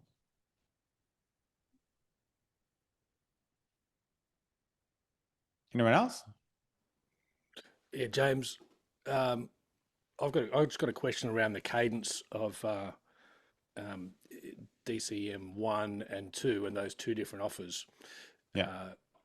Do you have a preference for or data on what works well in terms of, do you go kind of 2 weeks for that hybrid and then 2 weeks for the other one on and off, in terms of sort of switching back and forth what offers are going out every day and every week? That's the middle of funnel, or the rhythm is something completely different, right? These 2 campaigns are designed to be self-contained and as a campaign, right? So you build them and they run. Occasionally you might run a week where you send everybody through the client campaign because you've got some high ticket stuff to do. Occasionally you might have a week, but they are there and they run on in the background, right? Gotcha. So it's separate from the cadence that your email offers might go week on, week off, sort of thing. Yeah. They're just running all the time. Yeah. Campaign thinking, is around what are the metrics and the KPIs of this asset, and they both have quite different metrics. The 1.0 has very simple metrics, which is how many people have watched the video, visited the page, how many people have applied, and how many people turn into clients, right? They're very, very basic. And we can steer based on those numbers. The customers, there's a lot more steps and there's a lot more economics to think about, which is how much did I spend on ads? How much, what's the average order value? Which offers are performing? What was the front end economics? Did I achieve a return on advertising spend? Did I put $50 in and got $50 out?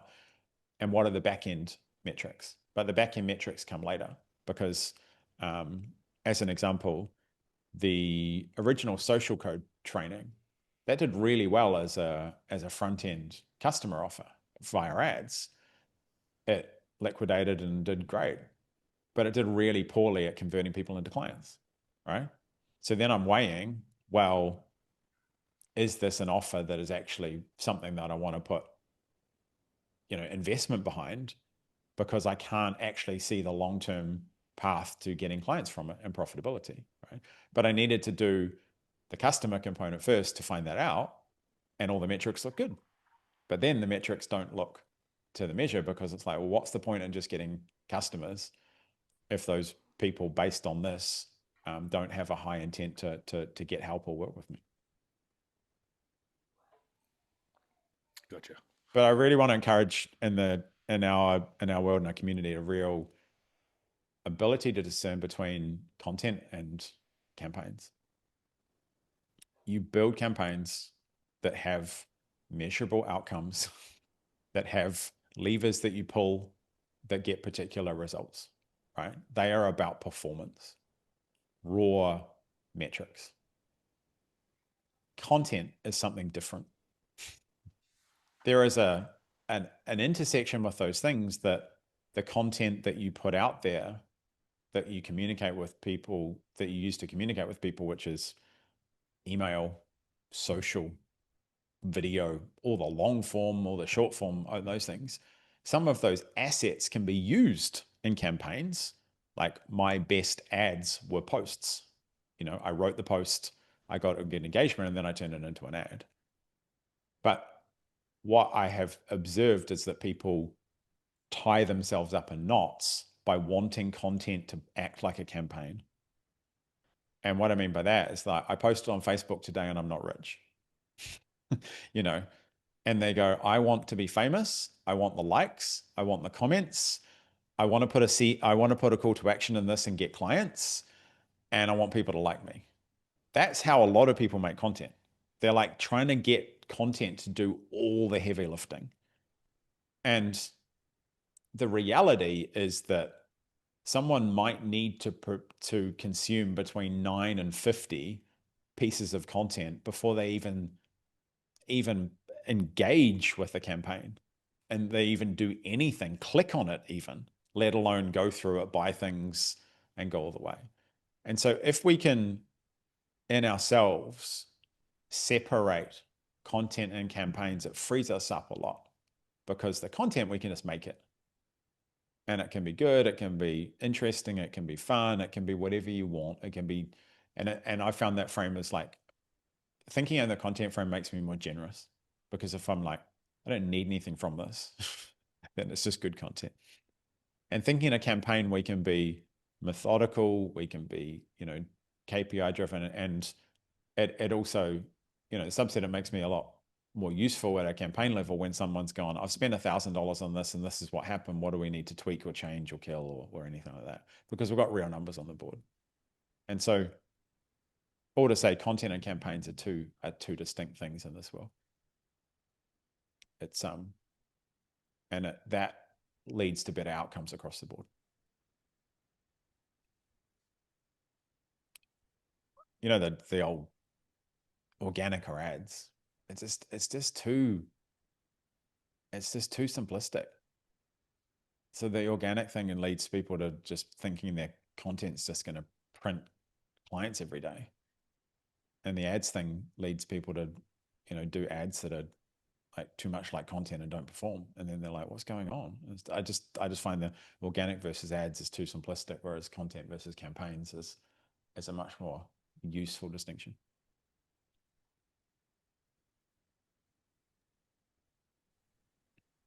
Hi, James. Andrew over here. Hey. Again, from last night. Oh, good. Gave me lots of clarity last night about a couple of things. So I have like two short questions, to be honest. Number one, example. My coaching business, right, fitness coaching business right now is, I would say, force driven, because I've been working with some people, right, and they're like in their community, not one-to-one. So they use more like a lot of like the acquisition type of, you know, they're working with Hormozy, they work with Charlie Morgan and so on. So we use like a lot of force, meaning, and I just realized right now on this workshop that I'm using a traditional lead generation, and about 1,000 conversations with my appointment setters and the leads generated through my Instagram account, maybe get like 20 sales, high ticket sales, like for my coaching program, right?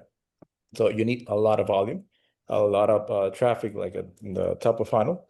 And let's say I would, and my pretty much the leads depend a lot on how my Instagram stories perform because we use like a hand raiser funnel, right? People interact, lead magnet, open a conversation. And although it's not too ethical, but it's what I've been taught, it's we withhold the resource up until we have like 3-4 text messages with the person. And if any friction is generated, then we sort of give back the resource to activate again the conversation. Now, if I don't love it because, you know, an Instagram story out of 10, probably one sequence will work, and the other 9 will flop.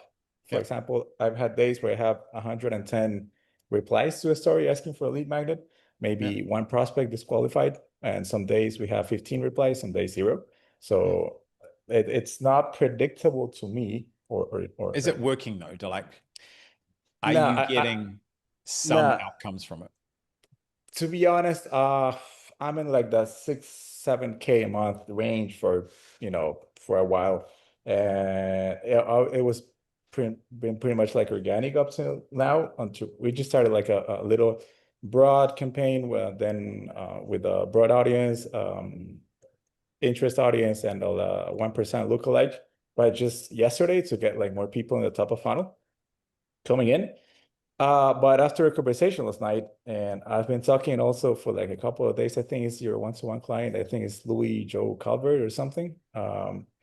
So let's say if I were to transition from a force-driven business model to an idea-driven, right? As we talked last night about the differentiation, communication, messaging, and so on. How fast or how slow should I be doing something like that? Like that transition, how fast or how slow should it be in case that's what I decide? Good question. Yeah, good question. Yeah. If something works, even if it doesn't work that efficiently or particularly well, in funnel land, everything works, right? So if you've had now new clarity over message and which market that matches with, the wise thing to do is apply the messaging to the existing funnel to see what happens. Right. Because building funnels is lots of work. Optimizing funnels is lots of work. Changing messaging is the simplest path to refinement of something that's already moving, that's already going, right? And that is the least risky path, because starting a new funnel is risky. Right. Replacing one funnel with another one is highly risky, because nothing has a guarantee of working, and there are many circumstances beyond your control. So the first thing I would look at is refining the messaging on the current funnel, and then seeing the results, because you get a feedback loop real quick, don't you? Right. Yeah. You will know within a few days whether the new messaging is landing or and then you can discern, do I have these people in my audience? Do they get the offer, et cetera, et cetera. So go messaging first, because remember, messaging is targeting. And also remember, every strategy works, that some are just more efficient than others, and some suit some people at different times better than others, right? But all my things are meant to stand the test of time. So someone's not pulling the funnel down and they're taking the newest, greatest, sexiest tactic and only running it for 3 months. And then because everybody's doing it, then it stops working. So start with messaging. Then I would treat that as your first version of the DCM1 funnel. And then I would go to the 2 and start to generate customers and open that buying path up. Because what you have with an audience is essentially potential energy. On the power laws, what most people do is they pull out 1 to 3% of the audience into clients, right? And said another way, 98% of the audience haven't bought anything from you, haven't given you money, haven't transacted with you. It's useful to know how much of your audience can actually buy something from you in the first place and give you even $1. right? So running customer offers gives you a sense of what your power laws are, because it's like, okay, well, if I've got 10% of the people buying $9 and $15 and $25 things, and I've got 1 to 2% buying, you know, $2,000, $3,000, $4,000, $5 things, how do I fill in the gaps in the middle? And so you go to the other end and you say, let's generate some customers and let's generate some cash flow. Because what a lot of people have done is they've invested in this audience and they've only monetized 1% of it or 2% of it. So they have an absolute boatload of unsold things. And at the moment it's waste. So you convert waste into something productive, and that something productive, you know, it's you see what it turns into. Yeah, absolutely. Thanks again for the clarity. If I don't want to just like a real like practical thing with that, if you make your first low ticket paid product a live workshop, you get to benefit from the fact that you both generate cash to get people to that live workshop, but you also get the opportunity to make an offer. Right, 100%. So selling them like a static low ticket product is a bit of a waste when you can do a dynamic low ticket product, which is come to the workshop. Oh, by the way, buy my coaching because this is what's inside it. Nice. So if you've got the opportunity to do your first customer product, do it live. It's faster too, because you don't have to package something up and produce it. You just need to get people to turn up at a certain day at a certain time. That's gold right there. Yeah, absolutely. Honestly, you probably 20x the value that I expected from the workshop. Thank you. I'm very That's always my goal. Grateful for that. And my last little question, since I've been talking to, I don't know if it's Louis or Louis, right? Joe Calvert. It's very specific in the way you pronounce it. Trust me. Yeah. And, you know, I saw the magical Google Doc and we today, the one-to-one looks pretty good. Now, would you say, like, with the moment, and this is my last question, at the moment I am right now, would it be more convenient to get some speed, for example, because I wish I could afford your one-to-one, but I can't, hopefully someday, and get somebody like him to get me some speed, like, and some momentum to get started and so on, and sort of putting on the table, you know what, the transition and the risk and so on. And this is probably what I talked to James and so on. Or will you point me, like, after this workshop for some other little bits and pieces from your offer products or something like that? And that would be, yeah, I'll open up the syndicate next week and make an invite to everybody who's, you know, not currently a member. And that does have a little bit of me, because there'll be a monthly workshop in that with me. And I will tell you now, it's $100 a week. So it's relatively inexpensive for, you know, that level of access and those things. Honestly, if you've got an offer now, the smartest thing you can do right now is put that offer in a Google Doc, apply a weekly price, use the hook of you can get started today with me for X, whatever that weekly number is, send it to people who you've got on a sales call who are unsold, and re-engage those people. Great. I have like 15 of those. Yeah. Yeah. Then you work backwards from there. People who were interested but didn't book a call through a setter. Hey, I know, like, how much is your high ticket offer? Right now on call, it's high ticket for like the market, but I know it's probably my limited beliefs. 600 for bucks for 12 weeks inside the call, or 800 outside of the call. Okay, so 600 for 12 weeks is $50 a week. Right. Yeah, it sounds. When I saw the weekly pricing today, I was like, it changes the perception of the thing. So the way we do it, and I'll give you a crash course in financial engineering. The way we do it is we essentially add the payments up weekly over the duration of the offer in most cases, to add up to more than the current pay in full price, right? Because we want to maintain the current pay in full price of 600. So you say that it's you say that you can get started today for $60. So $60, 12 times 60 is 720. So they can either pay $720 over 12 weeks, or they can save $120 today and pay 600, right? When you sell, you say, hey, I've been thinking about you, and, you know, I know you're you'd see a lot of value in the offer, but you said, you know, that maybe it was too expensive or you couldn't get started now. If I had a way for you to get started for $60, would you be interested? So you ask permission to send the offer. You send the offer, the $60 number is way more attractive than the number they've been pitched before.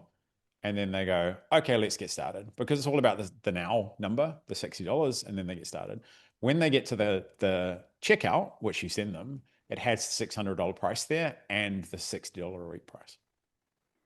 There's lots of things. Yeah. There's other things that go on in terms of weekly pricing and engineering, and you can be like almost endlessly creative and also quite tricky with pricing, and because it's a magic unlock. But if you do that, you will probably double your conversions right now. That's insanely great. That's it for me, James. Cool. Thank you.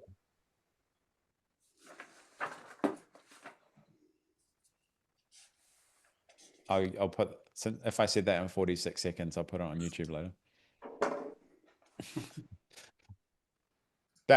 And I was talking through everybody, right? Do the math. So if you've got a high ticket offer, which many of you do that. Go to unsold leads, and then go to people who haven't booked calls, and then go to people who might be familiar with you, and go through from hottest to coldest, and go through that and say, hey, I've been thinking about you. If I found a way for you to get started for X, which is the weekly number, do this. If you want to collect the biggest number of pay in fulls, and like cash flow is a priority, like immediate cash, then you make the discount large. And large, I mean 30 to 50% over and above that. Like you could do in the example there, you could do 12 weeks at $100 and get started for $100, and then have $600 in the cart. So they get a 50% discount for paying in full. In most cases, unless there's data that proves that the product is priced incorrectly, which I uncover a lot with private clients as well, that it's underpriced or overpriced, then you maintain the current pricing of your mid-ticket or high-ticket offer. So in that example, you maintain the 600, and then you place a pricing plan over the top to increase the number of conversions. If you just want sales at any measure, whether it's pay in fulls or weekly, you can have a smaller delta between the total, that 720 and 600. There will be some pay in full still. I would estimate that about 1/3 of people will pay in full, even if they said that they couldn't afford it in the first instance. That was one of the more interesting things about this, that pricing mechanism. If it's just about getting people started and you have good retention, then it's wise to not discount the pay in full too much and just make the weekly pricing really accessible. Anything that's short duration based, or like consumer weekly payments, 75 and under work really well. In B2B, 100 to 200 works particularly well. And to do with coaching, if there's a one-on-one component or there's a program component, you can be anything, anywhere between kind of 300 and 750. At $1,000 a week, things get different. At $2,000 a week, you need to be somebody to sell it, as the rundown, if you like. Do the maths. I've given you the big piece. Maths is fun when you use it to your advantage. Hey, Pricing's the big unlock for most people, with an existing offer. Who was that? That was me, James. Just to sorry, George. Fight. With paper, scissors, rocks. There you go. You're up. Go for it, mate. Why does he Hey, James, I just wanted to ask. It's interesting that George is up there because he's helping me out with this. I've just been through all the Sovereign AI stuff which is it's brilliant. It's staggeringly good, mate. The new one's 10 times better. And great. I'll go back. But I've got all my DCM built out, and I've got a better understanding of it, deploying it now today, and the offer printer and all of that. I was about to build it all, and George was actually going to help me with building it all out in GHL. Is SolOS OS something that I should be doing it in instead of GHL? Not yet. Or should I? No. Okay, gotcha. Not yet. The workshop, we've got a page builder in there. It's very limited and it's in beta, and it basically produces a static landing page with an opt-in that goes to a lead, just as a proof of concept. So you'll see that when you get access tomorrow. The intention is obviously to build a fully fledged funnel builder, and we'll get there probably quicker than we think.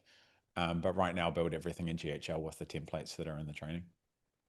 Excellent, mate. Thank you very much. So, George, that's a... Cheers.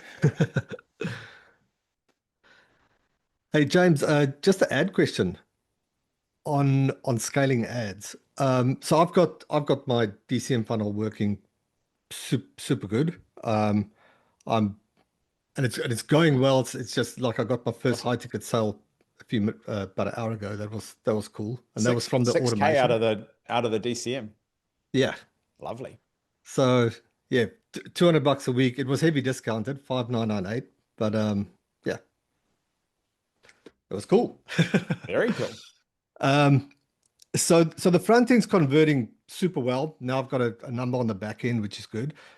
My question is on scaling That's ads. huge. Yeah, it's over time, it's more significant than the front end, because if you when you optimize that flow there, where if the front end's just getting customers, and then when it starts pumping out clients, then you've got something that you really can lean into. So it's big. It's huge. Yeah, and I felt that because I manually sent out the cash campaign, which ended last Friday, and I added it into the automation sequence. And so this guy just replied to today's, I have to end this, which was a week later. So it's started to trickle in on the back end, which is, yeah, it's cool. Yeah. So my ad question though, so it's converting well on the front end. My average order value is about $28. So the bump's super Okay. good. I'm just thinking of scaling and where I'm gonna take it. Market is small. There's probably going to be a time soon when that first $9 offer is going to reach its threshold. So I was watching when you were rolling out the $9 offers, you were just continually adding new offers as you went. Do you just, from a technical standpoint, just throw them in the same campaign and just see what's converting better to the next, or would you create a new campaign every time a new? So yeah, you can put them in the same campaign as you roll them out if you want to get real ad technical and dorky. What you can't do anymore is run the same angle with multiple creatives. You need separate angles down at the ad set and the ad level, but you can run them in the same campaign. Yeah. Separate angles in the ad level, not the ad set level. The conversion data is stored at a campaign level. So the learning happens at a campaign level. So if you had 3 offers, you could have one ad set for each inside the campaign, and then you have each individual angle inside the ad set. That's just an overly simplified campaign structure, but it works. Got it. Okay. Does that make sense? Yeah, so separate offers by campaign. Yeah. Angles inside. Once it reaches, sorry. you probably won't get there because of like addressable market size.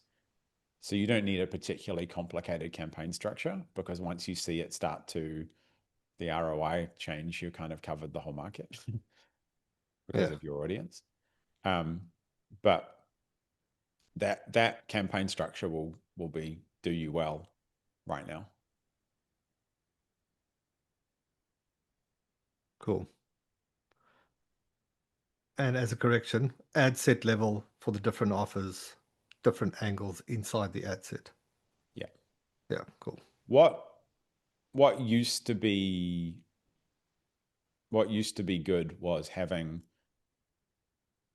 1 to 3 angles dynamically and changing with 10 different pieces of creative.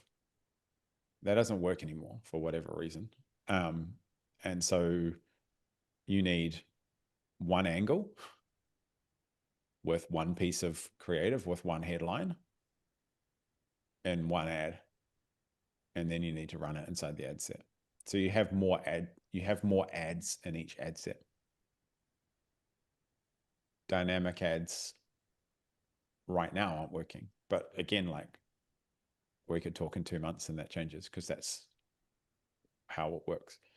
Yeah, for sure. So just to clarify on that, multiple ads, still separate ads, or do you do the whole merge all the creative in one ad and then Separate ads. AI Two decide? separate ads. Yeah, separate ads still. Yeah, cool. Yeah. It means you have a metric crap ton of ads, but who cares? It works. You just Yeah. clone them and change them. Yeah, cool. Awesome. Thanks, James. Cool, man. Well done. The $28 is probably pretty okay in your, is that in the martial arts category or something else, or Yeah. more general? Okay. Yeah, so I've got a $9 offer, 29 bump as you suggested, which converts. It's probably also that 7 out of 10. Once you got there, like, it's almost impossible. Once you've got in there 70%, it's almost impossible to beat it, even if you change the price. So I've tried different bumps, and as soon as you got a 70% converting bump, it's like, okay, just leave it. Just keep going. I've got an upsell for the 99, and that does okay. And then you don't have too many mechanisms to use in a market like yours. So what I do is I'll put the price of the upsell up to $199, and then I'll put the downsell as a payment plan for the or a discount for that one. You'll find you'll just get a bump in conversion. You won't get a bump in conversion, you just get more money out of the funnel. Interesting. So put it up to 199, and then you've got two options with the downsell. You can either have a payment plan for the downsell, like 4 payments of $50, or you can have or you can just discount the downsell back to 99. Interesting. It's mostly pricing psychology at that stage. They're like, oh, I can get it for $99, when on the last page it was $199. So your overall conversions can go down on the upsell, but both of those combined will make more money out of it. So I've regularly seen people squeeze another 20% out of average order value doing that. It's the lazy man's way as well, because you just got the same offer at 2 different prices. So you don't need to do anything else. What's your reason for discounting the offer though? Who cares? You don't need one. You're just saying, get it for this. I really want you to have it.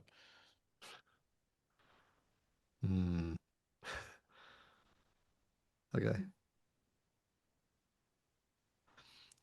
I tried a client offer on the back end, which that just hasn't done anything. So it will. Is it a coaching offer? Yeah. Yeah. Real hard to sell to cold traffic. I discounted it as a $399, and then downsell. Yeah, but none of them work. This is a really important insight at this stage. Coaching is really difficult to sell to cold traffic. The reason being, most people don't buy coaching, right? So if you want to sell coaching as a primarily coaching offer, or like a done with you offer, shall we say, to cold traffic, you probably need to frame it up with the install frame and then hide the coaching in the offer. The delivery mechanism can still be calls and coaching, and I'll guide you through it and those things, but you need to make the offer more tangible, which is, I'll install this and this will get done, right? And so you shift the frame of the offer to be more about what gets done, and it just happens to be done via coaching. Got it. That was a question I had when I looked at the funnel, because I saw you had the install offer, but I know you didn't have it as in a funnel, for the lack of the sense. So if you did it that way, would you actually offer the install offer on the same? I know the conversions would be non-existent or low, but then use the cash campaign to go back to the install offer instead of a continuity. Yeah. Yeah. All I'm saying is that coaching takes a fair amount of time to sell to people. Yeah. And it only sells to certain people. And this is like, don't know why people don't talk about this, but people seem to imply that coaching is like really easy to sell to everybody. And the reality is that very few people seek external points of help. And when they do, there's a level of vulnerability in it. So they have to be comfortable. And so when you frame coaching with an install, it reduces some of the feeling of like, I'm going to coach you and you need help. And the only place this doesn't apply to is like very high level, like leadership coaching and those kind of things, which are coaching, right? There's no real way to dress them up in something else. That's not worth doing because it actually obfuscates the the actual thing that happens.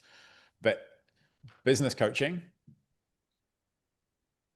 fitness coaching less so, but still, if you framed it as a, I'll install a system so you can, get muscle or lose weight, all of those things are, you should ideally, focus on what gets done and what is installed and what the outcomes are, much more than you should say the modality that it is on.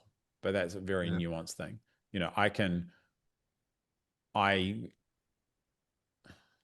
telling you these things like can make these things more complex in people's heads, and that's not the intention. But I sell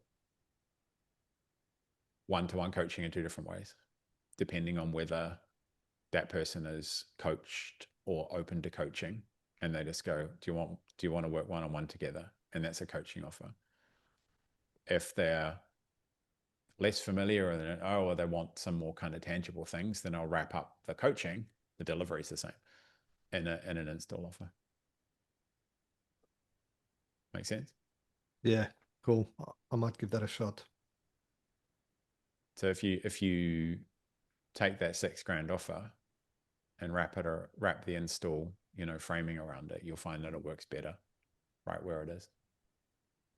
Just that change will improve conversions. Yeah. You'll luck into the people who buy coaching, which you've done, which is great. Again, like the delivery doesn't change. Yeah. I like it. Cool. Good stuff. Thanks, James. It's amazing that no one's told that, eh? Does everyone else think that? The people are like, yeah, you just sell coaching to everyone. It's like, yeah, there's so much contextual relevance to like the general. You just run a funnel and sell coaching. It's like, yeah. Well, yeah, maybe. There's smarter and more efficient ways to frame it up.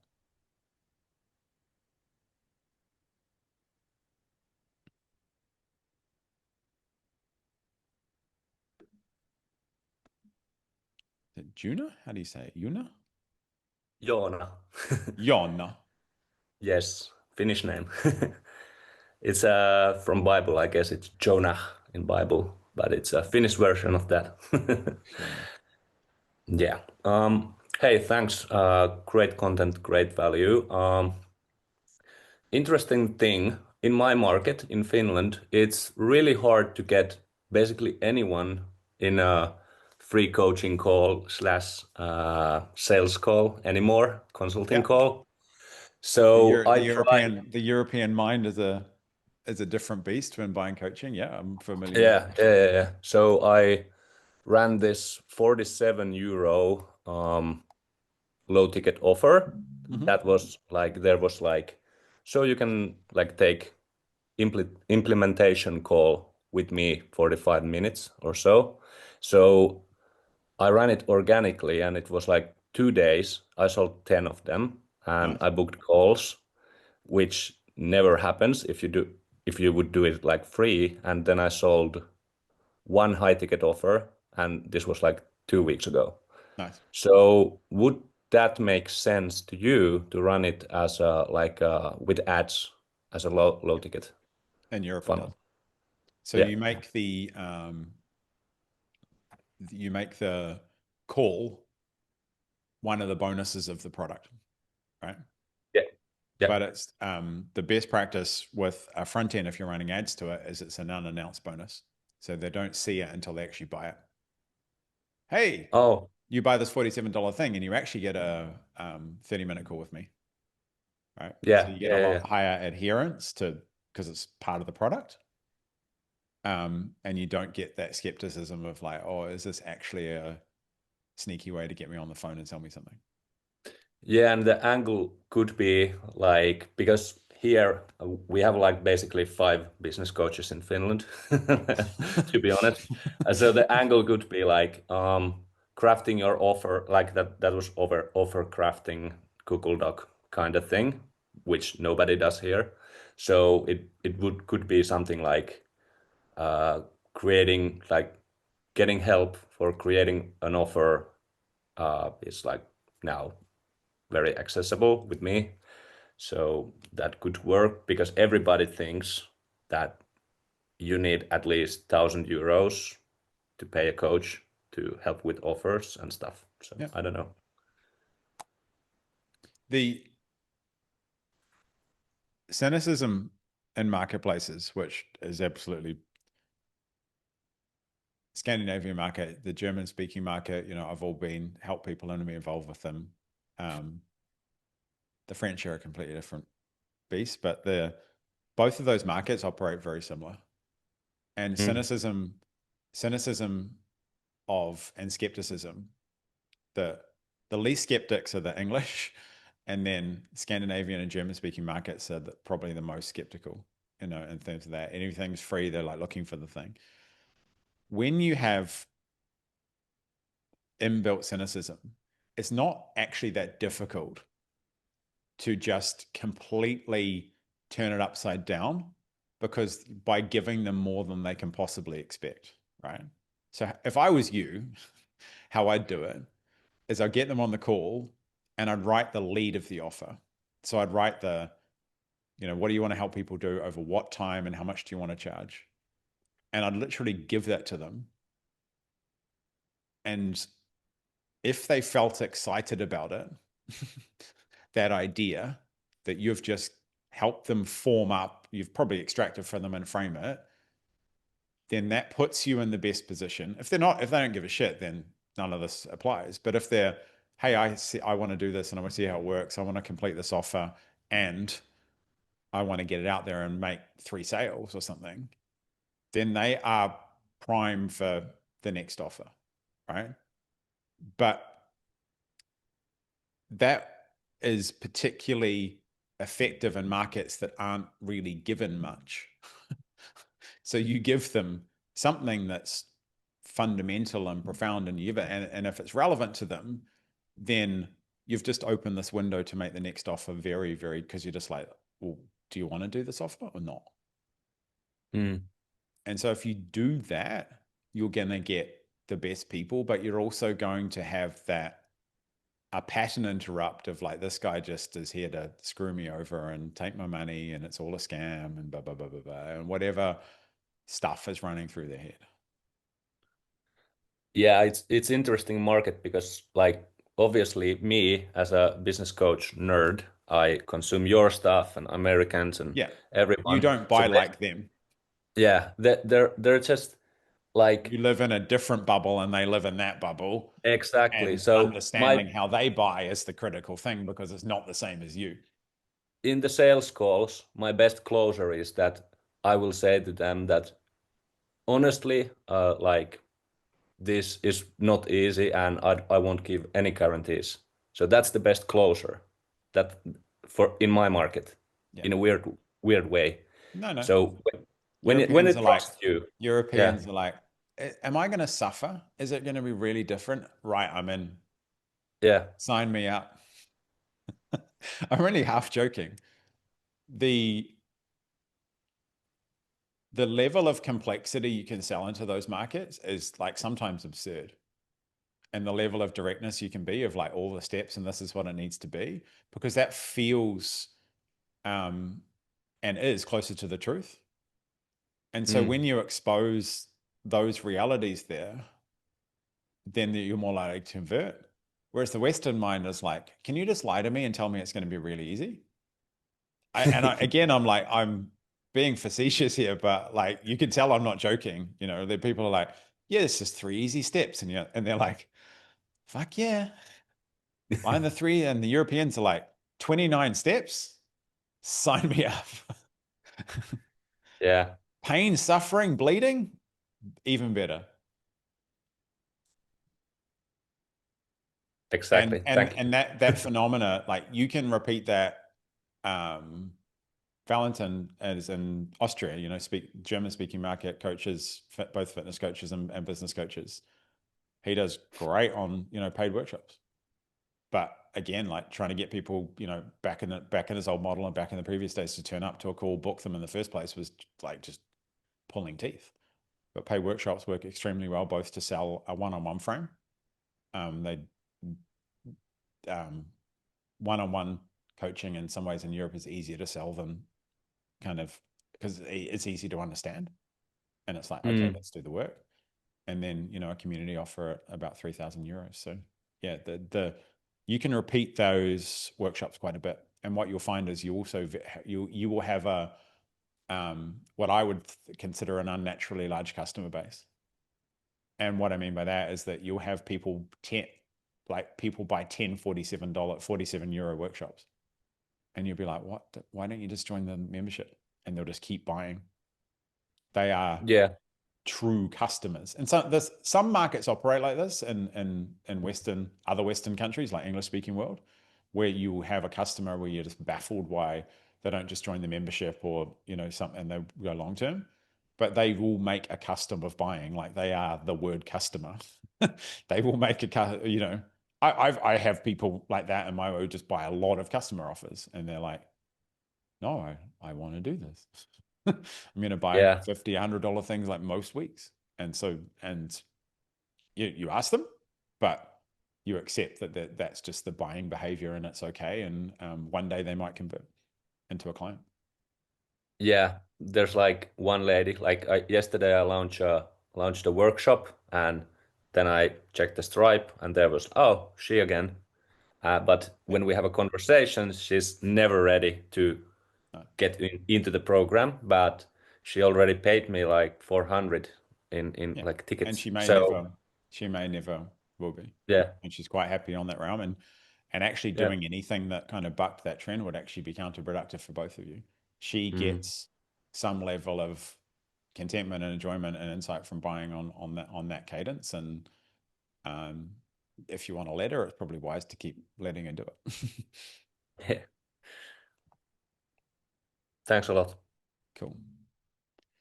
I think, you know, I said it, but also the unspoken is a huge part of this game is empathy. You know, and I get you to lean in early about both who you are, but also like who you are ideally selling to, you know, on a values basis and a lot of other dimensions. How understanding and observing how people buy in the categories and the industries you operate in is really crucial. And I've been in and party and a member of, and sometimes an advisor to a lot of programs that couldn't work out why people weren't doing the thing or weren't buying the stuff. And in many cases, they had the who right and they had the offer right, but they were using a framing and a sales process that was just completely counterintuitive to the people who were going through it. A classic example is property coaching to, you know, mum and dad's kind of stuff, you know, B2C high ticket property coaching. A lot of those people, when that virus thing happened, those people who were selling it in that market tried to convert from an in-person event thing to go online. A ton of them went online, and they couldn't work out why people weren't booking calls. And the average consumer does not book a strategy session, right, by clicking on a page and going into a calendar and all that. They're like, what is this, right? But they do apply for things.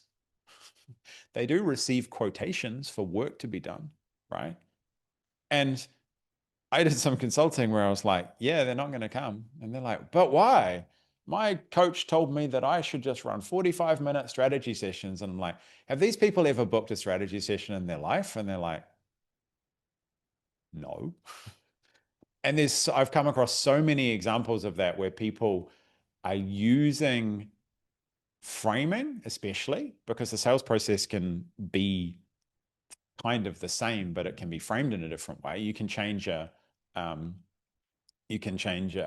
strategy session to an application, for example. The same thing, the application can have a call booked as part of your application where the frame is completely off and like no results happen.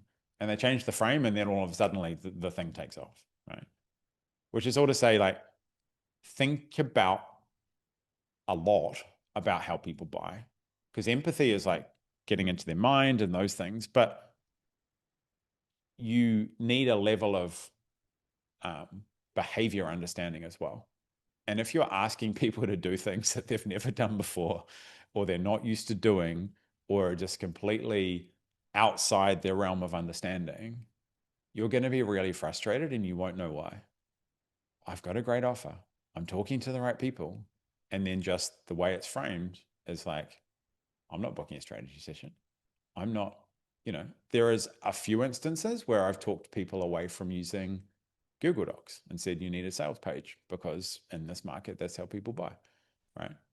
And so it's all to say that a little bit of empathy, as in putting yourself in someone's shoes, goes a heck of a long way when you're doing these things, because in the virtual and online world, we don't have that full feedback in front of our faces. It's not there, all the time. And so we have to deduce things. Why did they ghost me? Why did this happen, etc.? And if nothing's happening and something that looks like it's really dialing in on how it's presented and how it's framed and how it's is really important.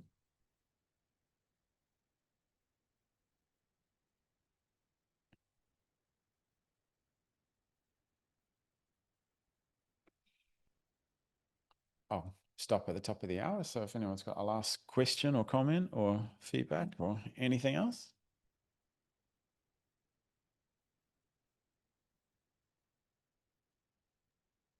Could I ask one last question, James? That was the invitation. Go ahead. Yesterday you mentioned pricing. You don't want to be in the middle. And in terms of the middle, like for coaching, a weekly call for 12 weeks is 997 too much in the middle. Group coaching.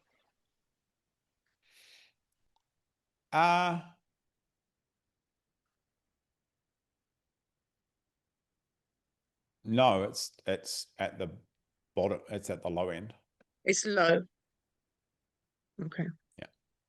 Yeah. The other component of being in the middle is that you might not want to have pricing that sits in the middle. You might not want to have linear pricing.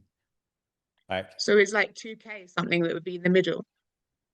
So, for example, where you'd have something that was figuratively in the middle is if you charged $997 for group coaching and you charged $1497 for one-on-one coaching. I would have group coaching for $997 and I'd have one-on-one coaching for $997. Okay. And I'd have a huge distinction between them. Mm-hmm. That's helpful. Thank you. Pricing is, when I say pricing is relative, it's relative on so many dimensions. It's relative to your relationship with money. It's relative to what you've sold before. it's relative to what you think you can confidently ask for, then it's relative to the marketplace, and then it's relative to what other people are selling, right?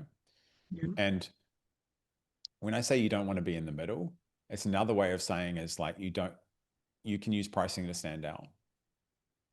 And you can use pricing intelligently to stand out by having high contrast. Like I just said there, you know, have your one-on-one coaching 10 times more than your group coaching, or you can be the very most expensive, or you can justify it, or you can be the cheapest, right? When I say like being in the middle is risky, being in the middle on when people judge it is kind of like, oh yeah, okay. It's not a place you want to be. And they go, there's no imperative to move. But when they say, oh, it's relative, like, hey, that 997 is amazing value compared to the 9997, then if you price anchor, you can even price anchor people psychologically on things that no one even sells.